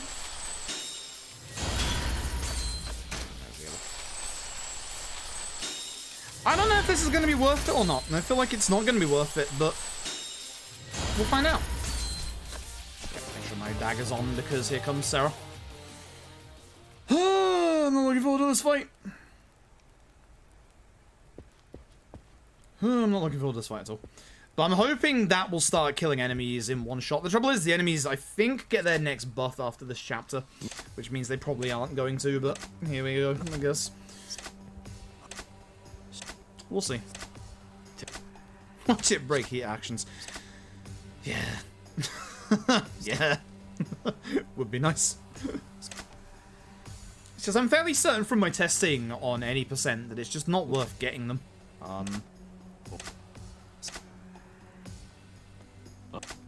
But hey, who knows? Maybe we'll see something. Maybe we'll see something amazing here and just trickle it down to any percent. So fuck this fight. Sarah is one of the scariest fights in this entire game on Legend. He likes to counter it a lot. And his counter is very fast and is not one that you can really... Not one that you can really kind of work around. So...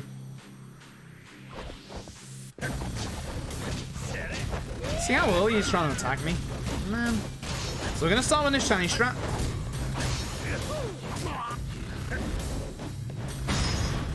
You have to wait until he's almost on his feet for this to work. Look how little damage this does.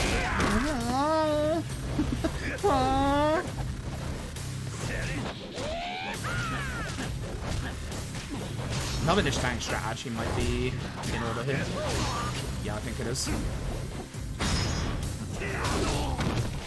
See, this is the heat retention at work. Look how little damage it does. This is why you don't do more than one knife dagger heat move. But now, and thankfully he's in the corner, this should be pretty good.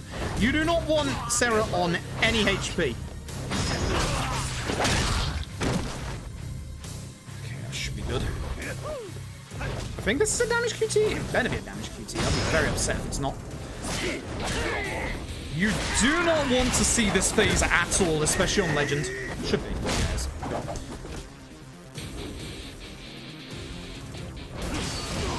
God. Whew. That is a hard fight. I'm glad that went as smoothly as it did. That is a genuinely hard fight. Like, if you let that guy attack you, that is a disgustingly hard fight. I'm making a save in this chapter, and you can't stop me. Alright. So this is probably one of the hardest chapters in the run. It's now a little nicer because of shotguns, thankfully. But there is one part of it that hasn't changed.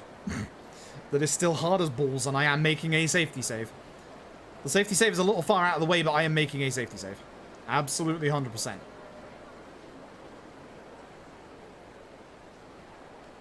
So, we are now Kiryu in Sotenbori. The nice thing about Chapter 12 and now Chapter 13 is that neither character are going to be in their home city for too long.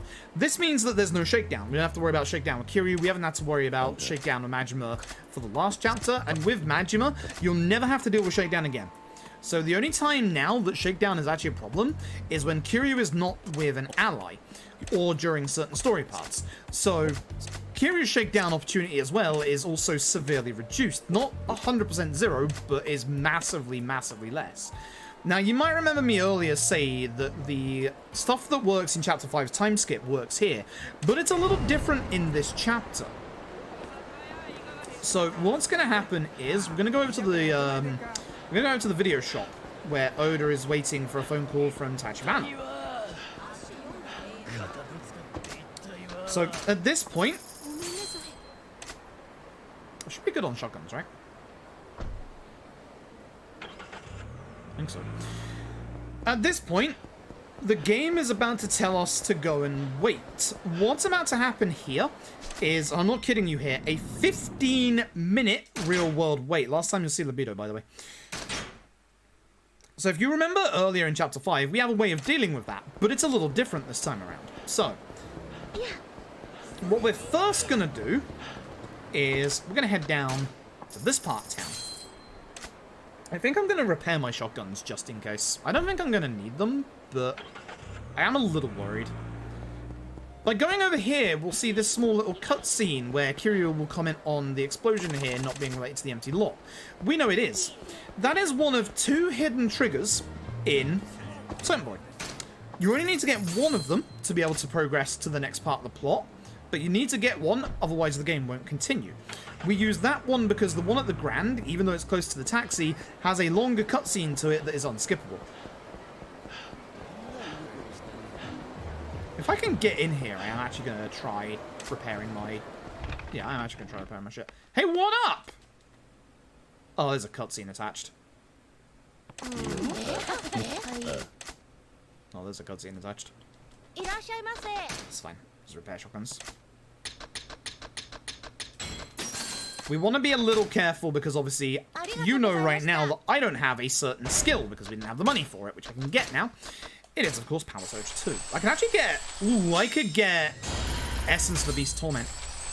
No, I can't. I'm 30 million off. 30,000 off. No, I am 30 million off. I'm stupid. Don't worry about it. Later. Later. But we're going to do that now. So, this is a good time to do this because we're now going to go into Club Sega. Again, if you remember earlier I said that we have to go and play Outrun. Here we've only got Space Harrier, so we're going to do Space Harrier. But here's the thing. This one's a little tricky. You may have remembered me mentioning earlier that during the Chapter 5 one, I mentioned it was only between 7 to 10 minutes. The reason we know that is because for the Chapter 13 time wait here, you have to do this twice. Otherwise, it's not enough time. The car chase is the only thing outside of the Shibusawa fight that I'm now worried about. Kuze 5. Although Kuze 5 shouldn't be a problem, Kuze 5 is just going to be a pain. And there's your pager. So provided you do one of the 2 hidden triggers, either one outside the Grand or Hagushi Kaikan, play Space Harrier twice, you skip a 15-minute real-world wait. Congratulations.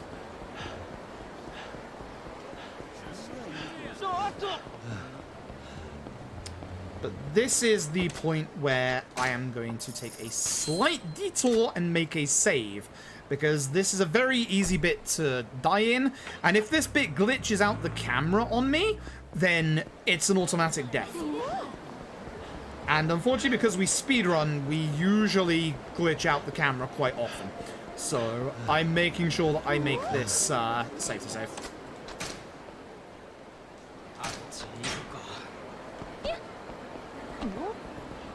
Now we carry on. My PB had a first time minigame here, and you should first time minigame this with the strats I'm about to use, but it is very scary. Remember, if you get hit by one rocket at all, it's game over. You're dead. I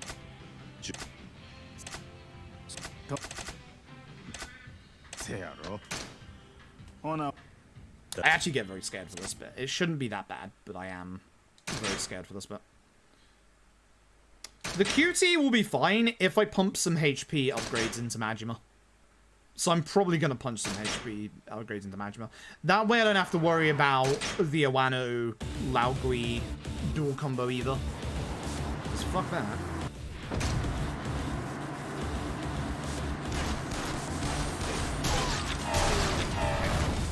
So, the one worry about this section, if you kill a certain enemy too fast, the camera can glitch into the ground, causing you to be unable to progress, but the enemy to still be able to kill you.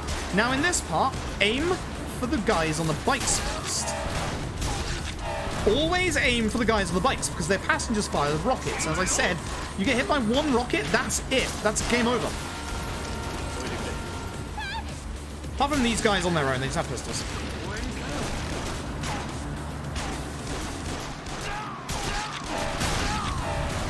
I hate it whenever the camera swings like that. I get so scared it's going to glitch out. For these vans, it's very easy. Just aim for the guy in the front. Don't bother with the guy in the back. He will shoot you. Just hide. Damn it, that was too late on my part. Because all you have to do is hide from him, and then do that. You want to hide to let the car take a little bit of damage. Always aim for the bike first. Always, always. Do not make things harder for yourself.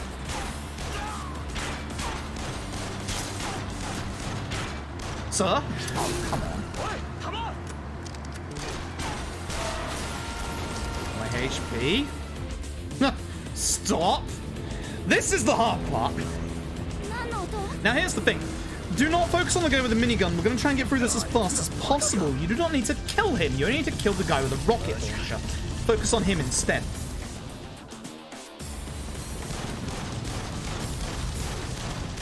Make sure you have bullets for after this QTE, so you can shoot a rocket that's about to get fired. Very important, hit this rocket. Both the QTE and afterwards. Because again, if you get hit by one rocket, that's it. The car will always lose all HP and you die.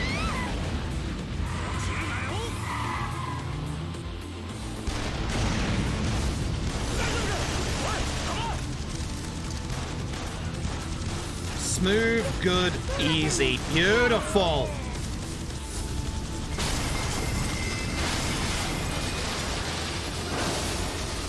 Very clean apart from getting hit by that one car. Now here's the thing, the next part was the real secret as to why this bit was really hard.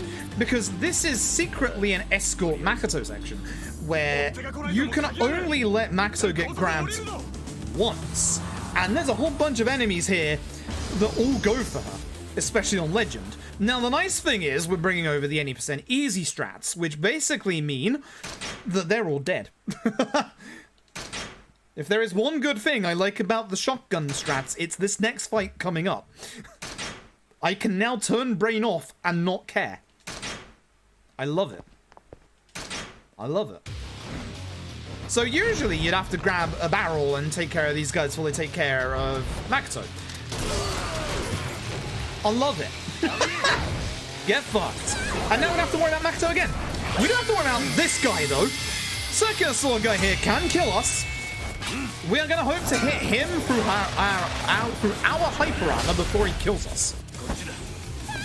That room was really was so much trouble. Shotguns make everything better. Nope. Good. Right, so he's going to survive at the start here, so I have to be a little careful because he's probably going to charge me. Could try and focus on him first, but that might be a bad idea. Makoto thankfully stays at the top of the thing here. I'm probably going to take care of the ads of one shot. deal with him in a bit, and then just take care of him.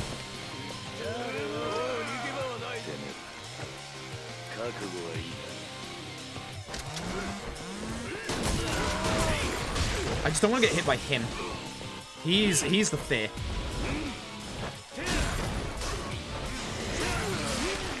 He doesn't do that much damage, actually. Hold up. Never mind. I fear for nothing. He's just annoying. I fear for nothing. I don't fear you. I don't fear any of you.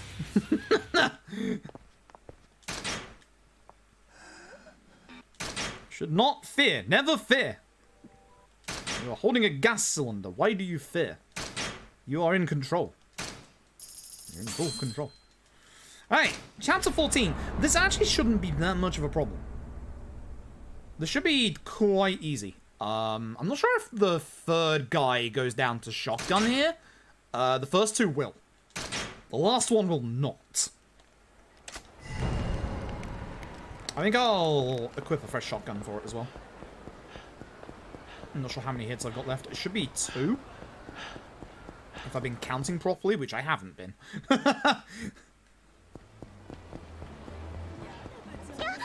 So, reminder that even on Legend, every single chapter heals you in this game, bar one of them.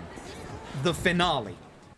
Which is the chapter after this one, for Kiryu. So, any HP damage we have coming out of this chapter is going to lead into the finale. That's no good.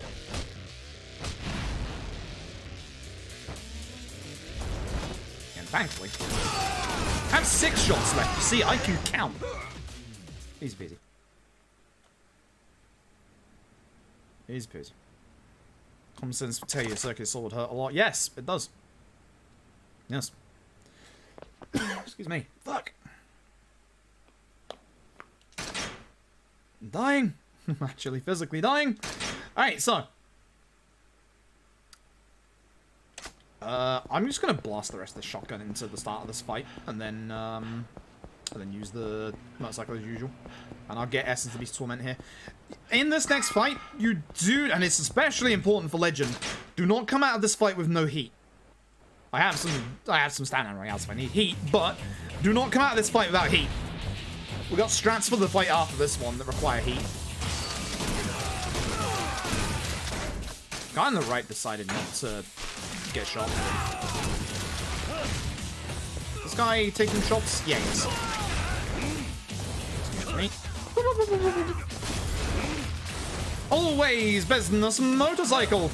Business motorcycle is amazing when you actually hit weapon.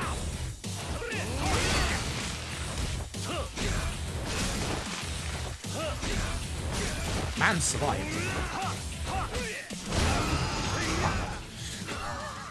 So the business motorcycle, much like we said earlier, two-handed weapons are pretty much always the weapons you want to go for on the roadside in the Yakuza games. The business motorcycle is always the king. I said that during Yakuza 6. I will reiterate after whacking it into that guy's face, and when we whack it into Kuze 5's face later, business motorcycles are the goddamn best.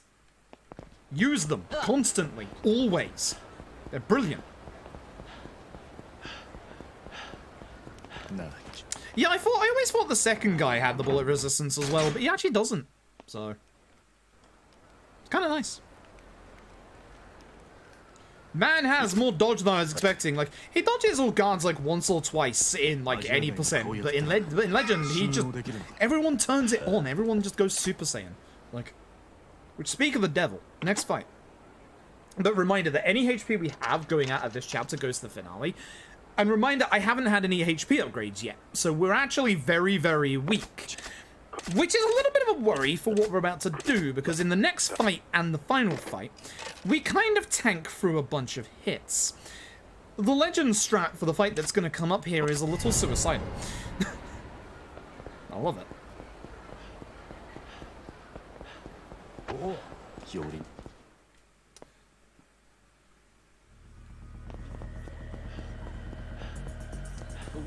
So again, because we got Nishiki with us, we don't have to worry about Shakedown. He's not in this part at all. Normal fight spawns are, This also would be a good time to go to the Tiger and Dragon right here. Like, you could just dip into the alleyway there if you can go in with Nishiki. So this would be a good time to replenish your shotguns if you need to. Which I still don't know if I needed to replenish my shotguns, but we're gonna find out, honestly. So. Either way, you'll know what time it is. You'll love spamming it. Here we go. You can go Minishki. Okay, so yeah, that would be a good time if we needed to replenish our shotguns to go and replenish them. Either way, chat, you know what to do.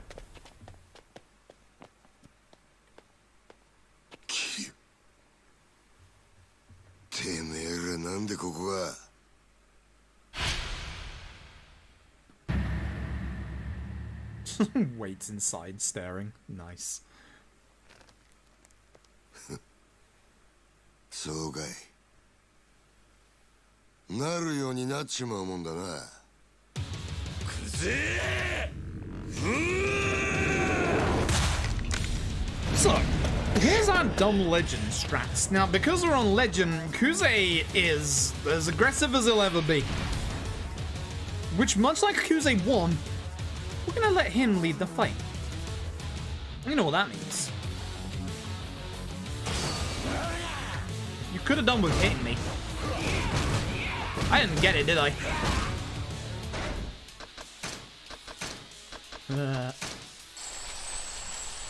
Hold on, please. Try it again. Oh shit! Oh fuck! Oh fuck! Oh fuck! Oh fuck! Oh fuck! Hang on a second. It's because I didn't have it in the first hit. God damn it! All right, everybody else, you need to get dealt with.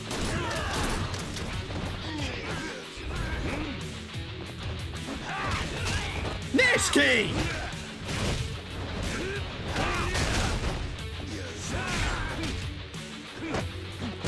Thank you. You deal with him, I'll deal with this man.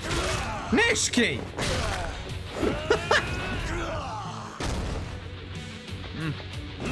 Yeah, it's still not great.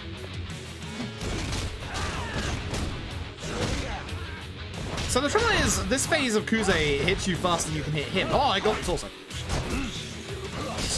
Nishiki grasp straight away. But he does the thing again where he doesn't react to you just charging your attack. So, you know. Oh. We're just gonna hit him.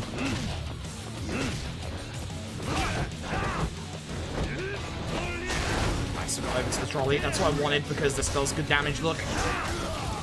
Always good damage. I just stood there. Why did I just stand there? I just haven't seen Nishiki get punched.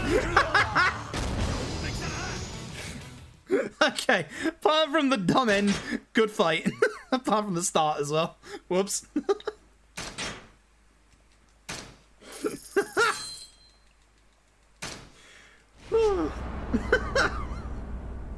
So let's see him punch him. Oh, I should have made a hard save just in case. Fuck this chapter. Fuck this chapter. Oh god. I'm gonna get some HP upgrades if you don't mind, and even if you do mind, I'm getting some HP upgrades. So the one character in this run that I don't want to do on base HP is Magic. So here's the lowdown. We go and we get HP upgrades. Fuck what's coming up in this chapter. Not a lot, but trust me, it bloody helps, especially on Majima. You can do this getting HP upgrades if you want. I've done it in the past. Do I think it's a good idea? No. This should do.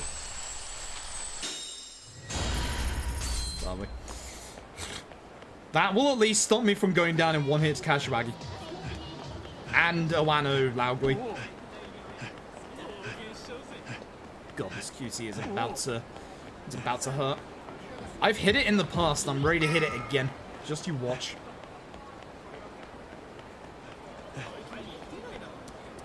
Fights one inside. No, it's right there. Interesting. I thought it'd be inside. There is going to be one inside somewhere. Are we to the right here? Oh, so. Either way, we're okay. We're okay. We're okay. We're okay. That fight would have gone way smoother had I actually had, you know, the actual skill. That's the fight spawn right there. Okay. Whew. What was the last fight we did with Majima? Sarah, right? I think I used the dagger, so I think my dagger is equipped right now. Actually, yeah, I did. Yeah, so I need to equip shotgun.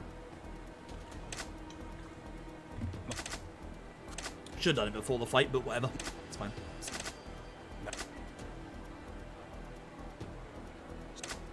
決まってんだろうが。あんたが組に逆らった時からだよ。 Just gonna equip a shotgun.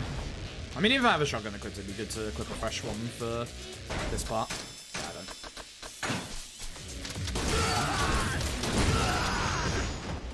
don't. Boy, you gotta love it. you do gotta love that, though. Oh, I don't know. I don't know if I mentioned this earlier. I found out I did the same dumb shit that I did with Kiwami. You know how if you enable full frame rate cutscenes, you can skip them quicker? Yeah, about that. Turns out this entire time with Yakuza 0, I haven't had them turned on. Or actually, I think the thing is I did have them turned on, but when I moved 0 to my new hard drive, I think that some of my settings got overwritten. And I wasn't paying attention there.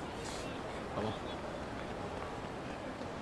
I'm just having fun with this run tonight. It's nice to have fun with a Yakuza 0 run again.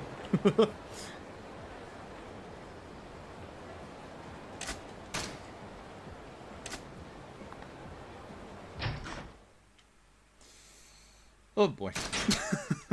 So we're gonna do the usual. Nishtani times 1 or 2, possibly 2, and then dagger. There is sometimes a point in this fight where Kashiwagi decides in his AI that he wants to stand up. I think he has extra chances to do that on Legend because he's more aggressive. So you'll know what's coming. What's coming is I pause the game and equip my dagger. I've done that before this fight as well.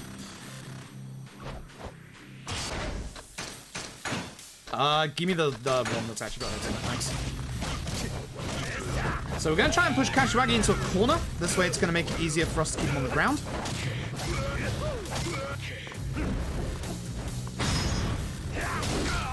We don't want to see Kashiwagi's second face at all. It is disgusting, and on Legend, he destroys you.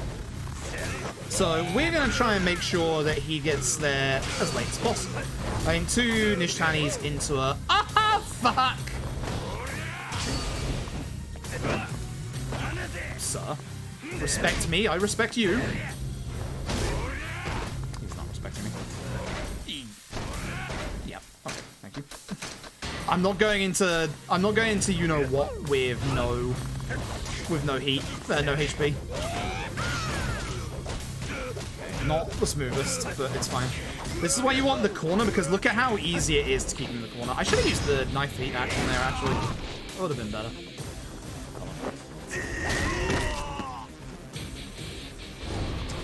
Alright, here it comes, folks. You know what's coming up next.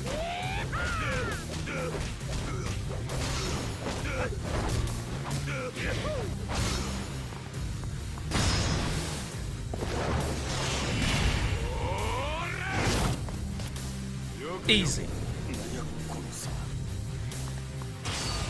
I'm just gonna use my knife heat action. Look, it's in my hand. Excuse me. Where is my knife now? It was here and now it's not here. Where is my knife? I need my knife. Easy. Easy. I didn't need to get these HP upgrades after all. I hate him. He's a solid object as well. Some of these NPCs ones.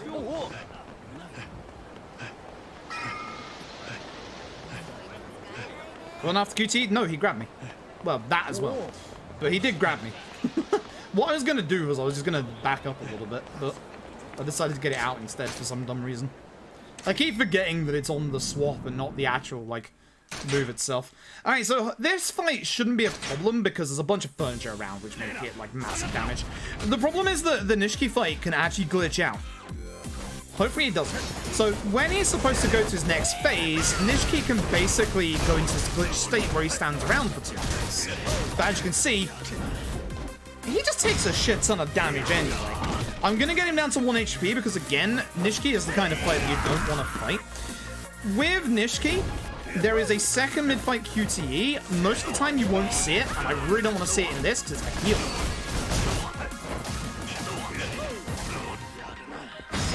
I'm just going to make sure he's won. Come on, son. Quick QT. That's the counter. You think I'm stupid? Look at me. I know I look stupid, but I'm not stupid. Grab me. Slow transition is fine.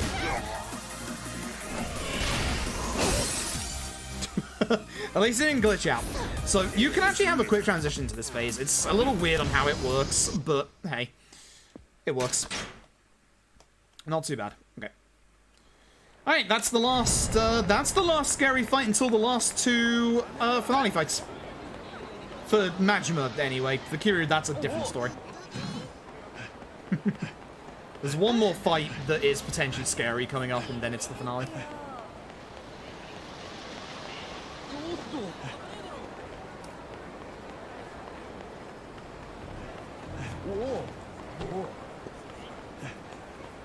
That's not the quick transition. It is not. That's not the slow one, but it's not the fast one. The quick transition, you literally do not get Nishiki in his aura. He stops. He stops and you get the QT instantly. That's the quick transition. So that is not the quick transition. I don't know what triggers the quick transition because it seems to be a little random.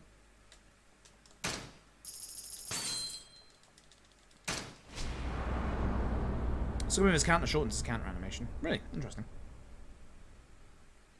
Neat. Alright, here comes the part we all hate.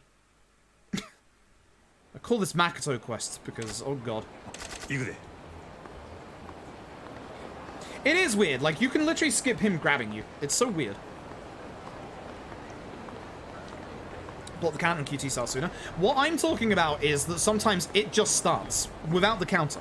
Like it's, I don't know what triggers that. It's random. Like I've literally had it in like hundreds of runs where it just randomly starts. Like you don't get him going into his aura, you don't get his counter, it just goes into the next phase. Like, you do get the QT, obviously, but you don't get him charging up, you don't get him going towards you, it literally just starts. And I've never figured out what causes that. I've also never figured out what causes him to break for 2 minutes, because that's a thing that can happen. I think the thing that causes him to break is that he goes into his heat phase and then comes out of it for some reason. I don't know why. I really do not know why. But I've had that happen, and I think Kuro's had that happen once or twice as well. It's not been happening to us recently, which is good, but I've literally got a highlight, because I somehow PB'd that run, of Nishiki literally standing there for 2 minutes. Like, he literally stands there for 2 minutes, and it's not the usual engine thing where you have to attack the enemy to get them into their second phase. He literally stands there. I did full combos against him. Nothing happened. Like, so, it sucks. Biggest guard you think out of SQT instantly. I should go and have a look over the old runs that I did that actually have it, because I have video evidence of it happening, so if that is a thing, then it should be easy to be able to do that. I could be wrong. I have VODs that I've got of... I should teleport at this point. Yeah. I have VODs where, you know, it's happened, so we should be able to look from that and see if it is the guard break.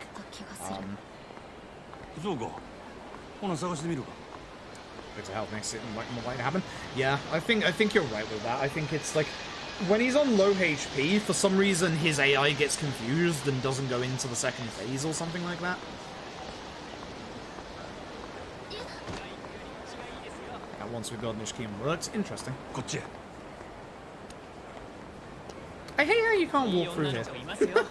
It looks like you walk through there, you can't. Old engine hitbox shenanigans.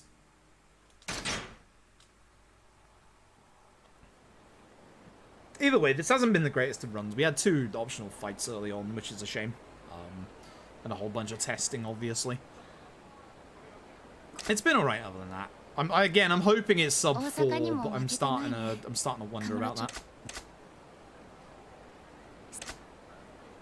I think with a no death finale and like a really good finale, it can potentially be sub 4. But I do wonder about that. At least the last few fights in this chapter go nice and quickly now. Apart from the large lad. How do I deal with the large lad? That's a question. Alright, Rizza. Have good sleep. What do I got to deal with the large lad? Breaker into dagger, I guess. I think that's the plan. Yeah, I think breaker into dagger is probably the best plan here. So he's probably gonna guard all of the breaker is the problem, because he's a jackass like that. He does that often.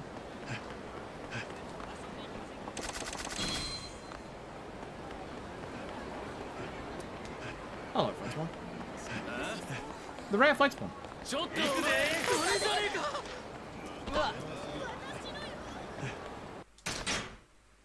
Honestly, having that after having to get the spare 10 million off Mr. Moneybags is actually pretty nice.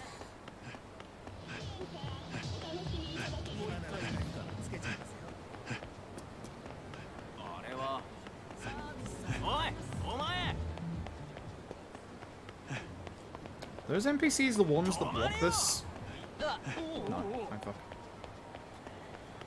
There's like a fight spawn that can block that, and I think there's an NPC spawn that can block that as well.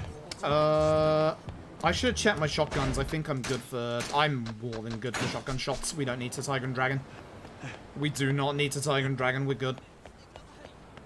So I guess as long as you shotgun before the Camellia Grove, then everything is good. Knife into combo, yeah. I think that's probably a good shout. Hammers in Luna. God. Stadia. It's loadless because it's not on my PC.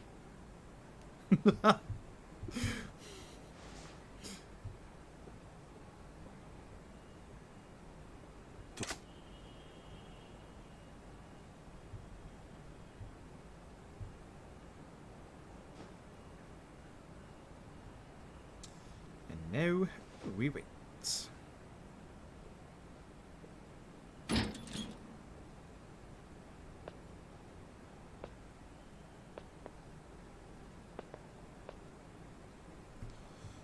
Now we wait. At least, again, these are some nice quick fights now. And the finale fight should actually be quite quick as well, considering shotguns. Unless I die. It's very possible. I have a metric fuck ton of healing items on Majima and Kiryu still, though, so I don't need to heal for either of them. Which is good. I worry about wrestling DDT Lad at the end of Majima's one, but it shouldn't be a problem with the new strats.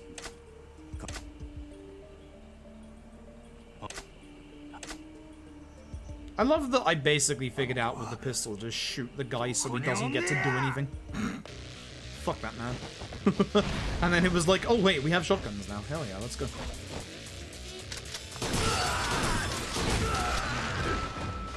I didn't need to move forward there, but I did. That's the future of speedrunning. Yeah, you never know. You'd never know. Could be. Very much could be. I'd still like. It's funny because it's like. I'd like to see some more like improvements for console speedrunning. Like, that sounds a little vague and stuff like that, but like, it would be great if it was easier to make load removers for console games. I know how hard it is, obviously, and I'm not smart enough to be the person that does it, but like, it would be nice if, like, for console speedrunners, there would be a bone thrown towards them. It requires someone far smarter than I. Much smarter than I. Because I know it's a thing, but I know a lot of work has to go into it, more so than PC load removers.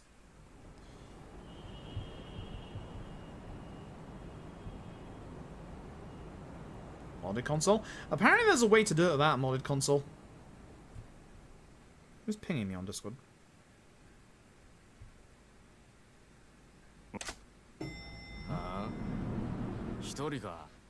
誰だありゃ。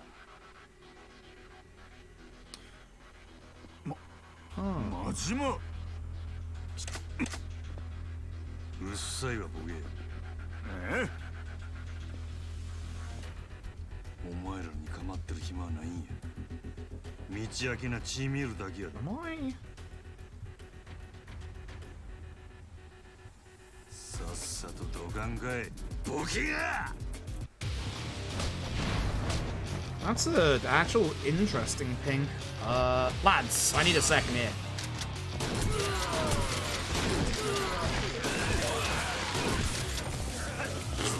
Or I could fuck up. It's fine. I've got plenty of shotguns. Who wants a shotgun? You're almost dead, so you're getting a kick.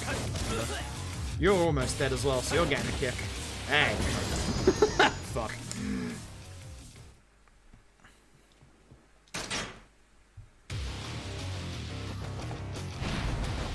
I'm not. Okay.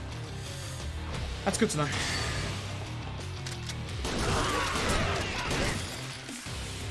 Love doing that. Love doing that.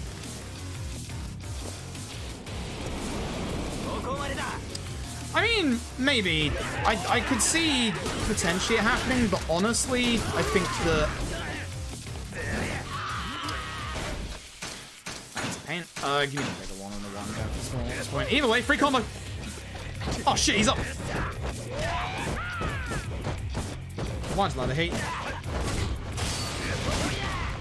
Hey, launch ladder, fuck you!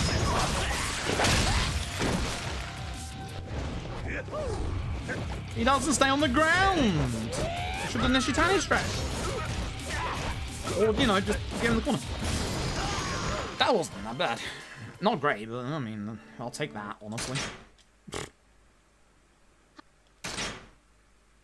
I'll take that, it was fine. It's fine. Nothing else to say other than, you know, it's fine. When did I do that? That's... I keep manually splitting because I keep thinking I need to manually split when I don't. 49th. Interesting. Okay. We'll see, I guess.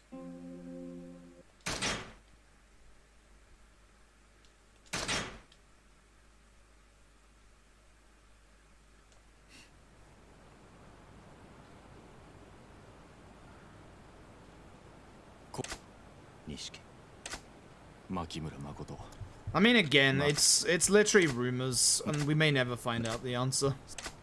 Which is fine. I believe it, though. With how Johnny's are, I believe it. But I'm not going to keep talking about it, because it just makes people mad. It is what it is. If it turns up on PC, then excellent. If it doesn't, then it's a shame. It is a genuine shame, because you'll know how much I love Judgment. You'll know how much I really love Judgment. What? At this point, I'm fucking hyped for Lost Judgment mode. Very, very hyped for it. Very, very hyped that it'll be the second game to break a DualSense, you know? Just through playing it. Because the DualSense, I was saying it the other day again, the DualSense is a good controller, but my god, the build quality is terrible. It's fucking disastrously bad. Like, they apparently have the same sticks in them that they do in the DualShock 4 because they're cheap, and they just drift so easily. It sucks. Except mine drifted way quicker than my DualShock 4 did, so... Duolingo is kind of shit to learn Japanese with. It's good to learn European languages with. Duolingo is good if you have, like, a secondary source to learn with, on the side. But there have been many people who have complained about Duolingo and how kind of stupid it is because it barely teaches you anything. And then there's things that it does teach you. It teaches you apparently like the kanji for glass, which is like a kanji that is like really advanced and not a lot of people use, for example. So... Duolingo and a Japanese dictionary. I highly recommend you dump Duolingo immediately. If you want a couple of ideas of how to learn Japanese from home, remembering the kanji is one option. Wanikani, the Genki books. There's a couple other sources out there that I can't remember off the top of my head. Duolingo is fucking terrible. Do not use Duolingo for Japanese. Yeah, there you go. So Henry is backing me up, at least. Like, Duolingo is terrible for Japanese. It's good if you want to use it as kind of like a way to refresh yourself. But honestly, what you'd want to use instead is Anki Dex.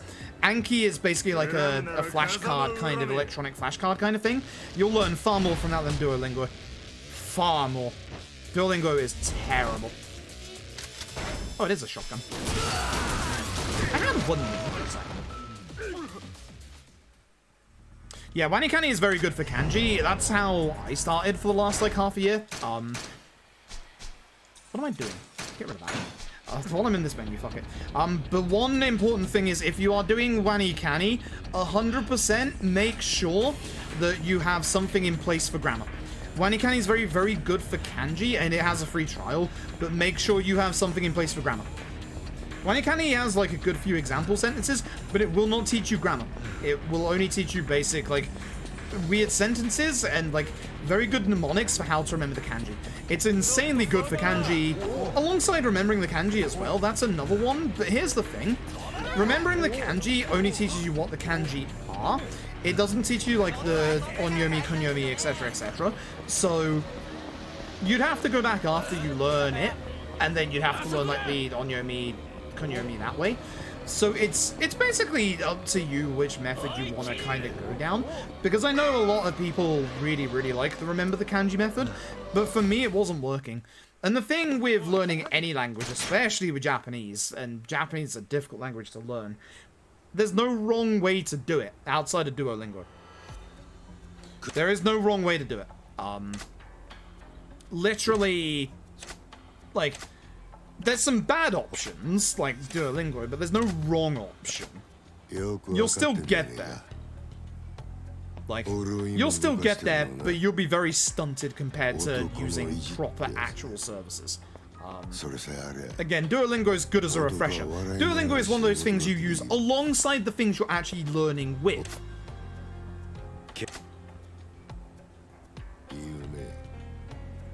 Right, so we're gonna do this fight somewhat the same that we usually do, but with a few extra weapons thrown in here to help, because, as you know, the heat moves do not work that well for Kuze. So this fight is actually a little terrifying. My HP! I should fix that. You missed. I'm gonna fix my HP real quick. Hold on. Kind of forgot my HP was only at half. Got a few more tough disease to go through? Sure. Actually, this would help for damage. Yep. Actually, this... You cock. I needed that. I'm on rush! Why am I on rush? Because I moved over. That's why. I'm fucking stupid. I'm blind. I'm fucking blind and I'm stupid. Stop hitting me! Fuck me. Oh my god. Alright, it's bike time. You know, it's just bike time. Fuck, this fight's gone horribly. If I had the motorbike, we'd be fine. He's done the thing already. Because I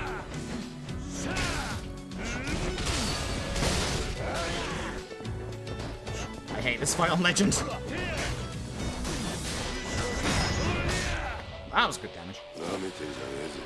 It's much better if you can use the motorbike. Legend is how I found the motorbike in this fight, because I was like, oh fuck, what do I do? And I saw the motorbike and was like, hell yeah. Nude Playhouse sign for the win, by the way. Get to hear more of the music at least.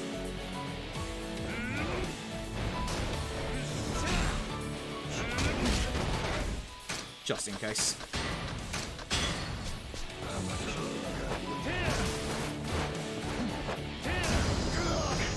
Okay.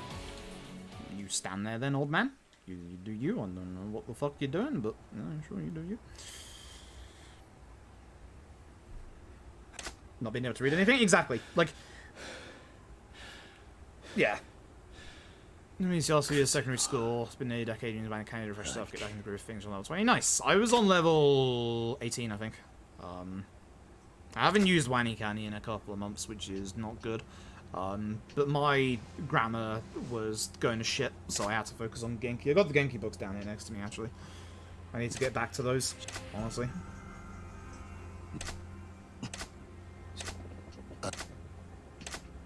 Yeah, Sugita. It's, Duolingo is bad. It's terrible. I'm gonna make a safe save here, by the way.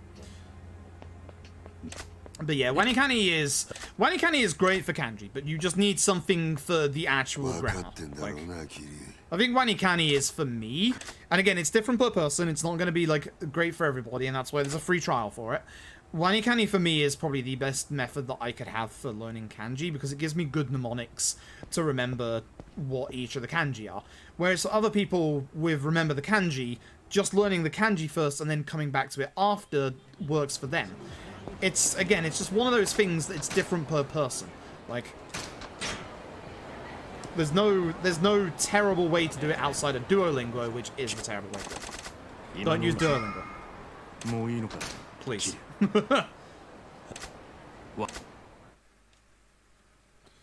Oh, I'm scared for this finale, I really am. Structure and clear goals. I do like the SNS system, where, like, after you do the review, it comes back in, like, 2 hours, and then you see if your memory is there, and it keeps coming back, and, like, it gets longer and longer the more you get right in a row. I do like that a lot. Like that a hell of a lot. Alright, here we go. Finale time. Let's see if we die. I'm beginning to think it's not sub 4 anymore, because I've just been doing too many bad shit for the past couple of chapters, but oh well. Oh boy. Just don't get shot. Just don't get shot. Just don't get shot. I'm gonna concentrate so I don't get shot. Excuse me for a second.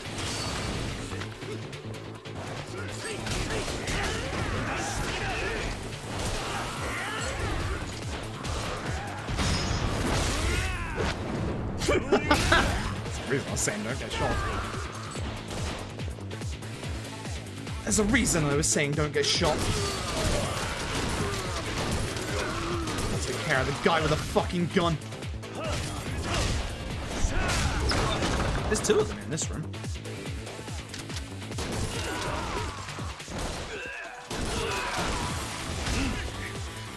I should put a fresh gun at this point.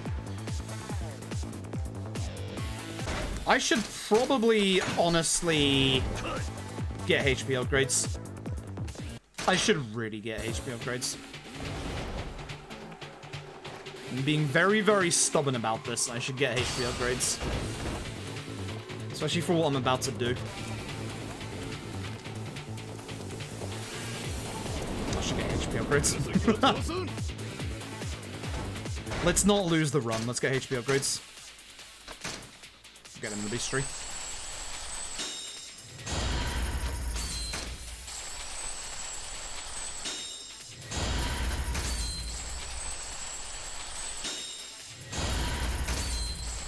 Just in case.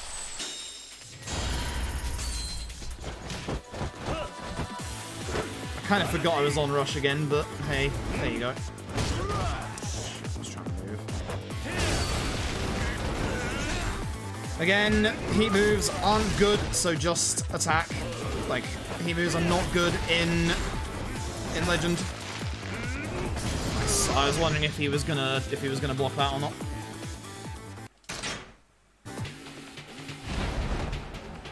Now comes the scary part.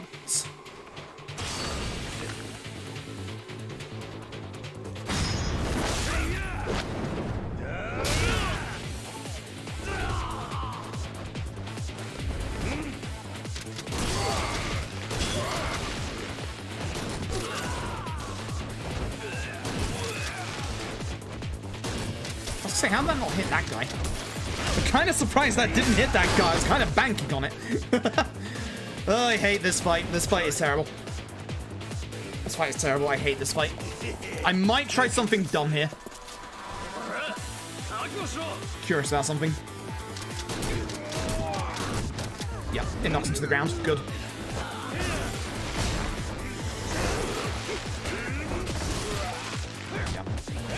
That was my plan. I just wanted to see if it knocked them to the ground. That way I could get 3 hits off on them.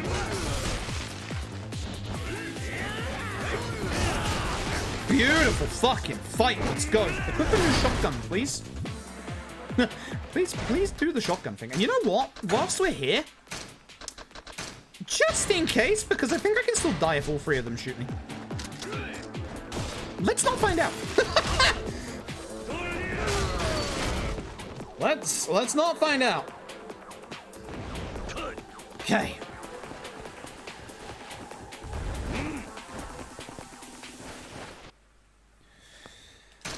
One part down.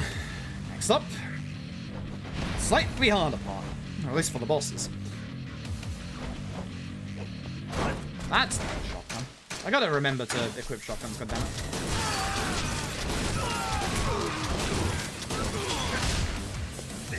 I'm beginning to wonder if I have enough shotgun shots.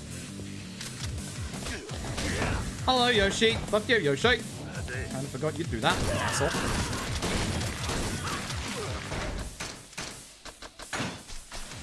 I should do. If I don't have enough in 50 shots, I'll be amazed. So, Camellia Grove shotguns is fine. Camera! Camera! Please. Work with me, huh?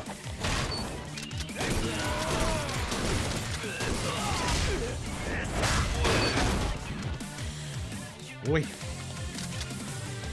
Alright, you move slow with the shotgun out. Dumbass. I'm putting it away, I already got it out. No, I went too close to him. Look at that damage! Look at that damage! This is why I have turnings off disease!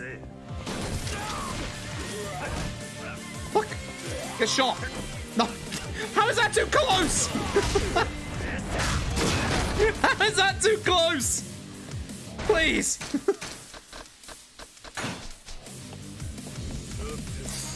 Fuck this guy.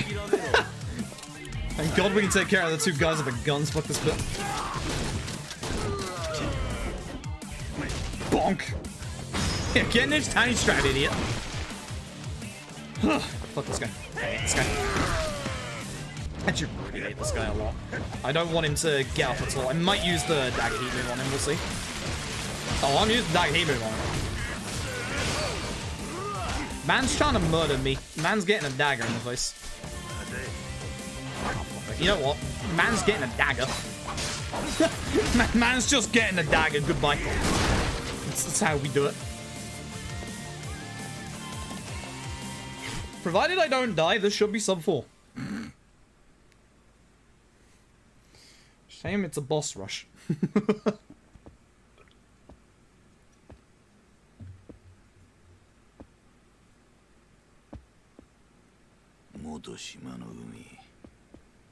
Most people would recommend play by order. I would as well. And by order, I mean chronological order. So 0, K1, K2, 3, 4, 5, 6, LAD. It's going to feel real rough going from K2 to 3. Expect that. You can play LAD at any point if you want.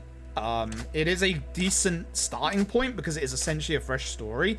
There's one chapter in LAD, without obviously going into any actual spoilers, that literally has a little bit of a requirement of Yakuza knowledge, but the actual game itself does a very good job of saying, hey, this is important, pay attention to this. It's just one of those things that's enhanced if you have previous Yakuza knowledge, but you can play LAD if you want. But you should start 0. You should absolutely start 0. Like 10,000% you should start 0.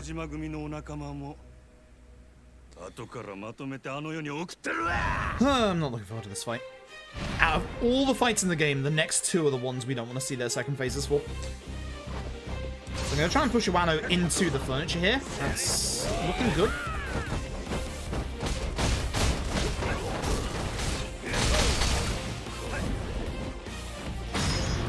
Reason being is that the furniture breaks his guard, and it makes it so that he takes massive damage. But we want to get him down to 1 HP before we see that final phase, because fuck Wano's final phase, it's terrifying on Legend.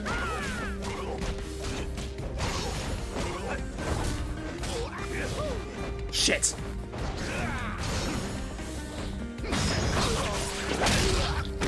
I had to. This is bad, he's getting up. We're dead. Drop, please. I have a little frame. Yep, good. I have no heat!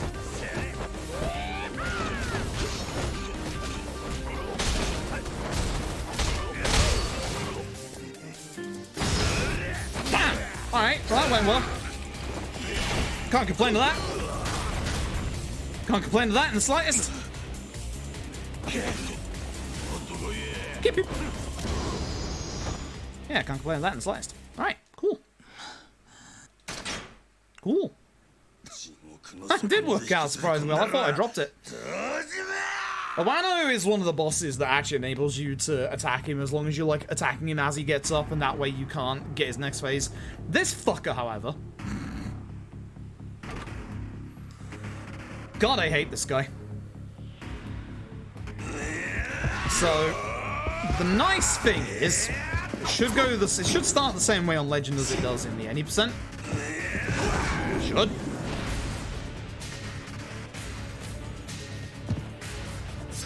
So by attacking normally, he just walks towards you, and we can push him towards Mocha. He moved a bit. No. Bad Laogui. Hey, hey, hey! Get in the corner with the furniture preferably, because that does a lot of damage. Oh, fucking hell, he's doing Laogui things! Oh, no, no, no, no, no, no, no, no, no, no, no, no, no. This is not good. That is... Right, you taught me, sure, idiot.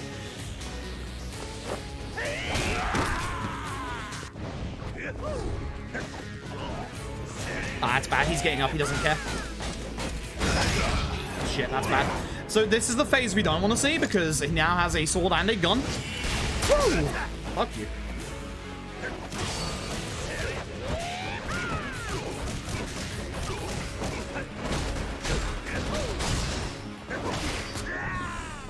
Sword gun hurt. Don't you dare. Hmm? Fucking Christ. This is why I bought the extra healing items. I think you can understand now, right? It's also why I did the HP upgrade.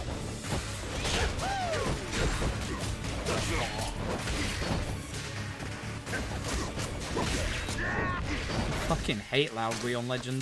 This guy is a jackass. I hate this fight. I genuinely hate this fight.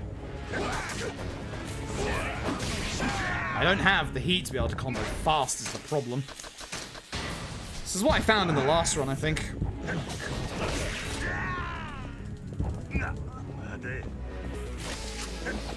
I don't want to hit him from the front. There we go. That's more like it. Fuck hyper armor. Good God. Hate that fight. Hate that fight so much. That's why you don't want to see that phase. But again, Laogui decided to stand up. There was nothing I could do. When that happens, you just go into the next phase. There is nothing you can do. Very bad Laogui fight. This one is easier. This final phase is a lot easier, thankfully. He's still dangerous, but my God, is it much easier than the previous phase.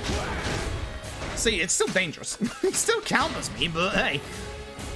You can get damage off. That's the important part. If he runs up the wall, he's an idiot.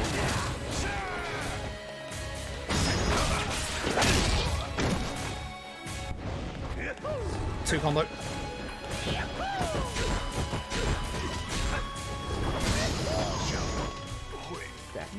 You want two combo for the final phase. Two combo for the final phase actually works out a little better than the free hit combo somehow. Oh God, now comes the scary bit. Because here's the thing. There's a beast phase of this fight, and I'm going to be tanking through the entirety of it. So, we're going to start off with roughly the same strats as any percent easy. It should do just enough to get us into the next phase of the fight. It's not as clear-cut as it is on easy, because this does less damage. And again, same process applies in that we want to try and get Shibasana down to 1 HP for the end of the fight. I should have bought that dagger, you know. Fat enough. No.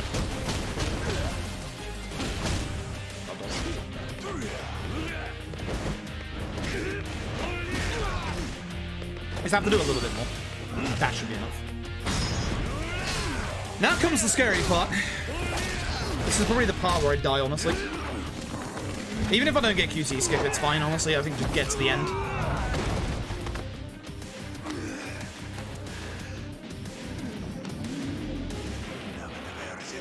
Don't fuck this QT up. Again, go for tables if you can. Tables are better. That's not it. Why am I on my table? Where's the chair? Now you can see why I'm worried about this part. Nice transition, actually. I tell you what, that's not bad. HP is worrying, but that's not bad. I'm gonna heal before I attack, which might cause him to hit me first. If so, Essence. I'm not gonna focus too much on 1 HP, honestly.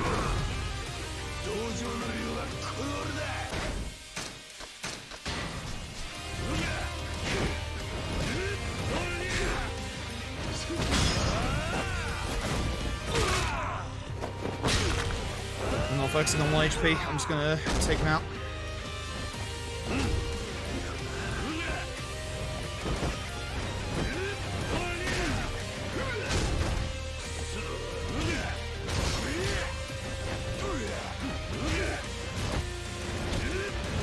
I love his shockwave punches, they're so cool. As long as you dodge, you should be able to get a combo off. Okay. Not 1 HP, but it's fine. So you'll now get to see how this QT is supposed to end properly, because we actually skip it in the any part. If I had my dagger there, I could have used the dagger and actually gotten to 1 HP. So not buying the dagger did actually hurt. So as you can see here, here's an extra QTE. You don't see that normally.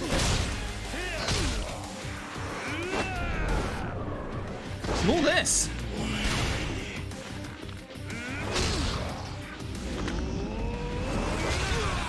Gets him down to 1 HP, which signals the end of the fight. It's next QTE. Not sub 358. Damn.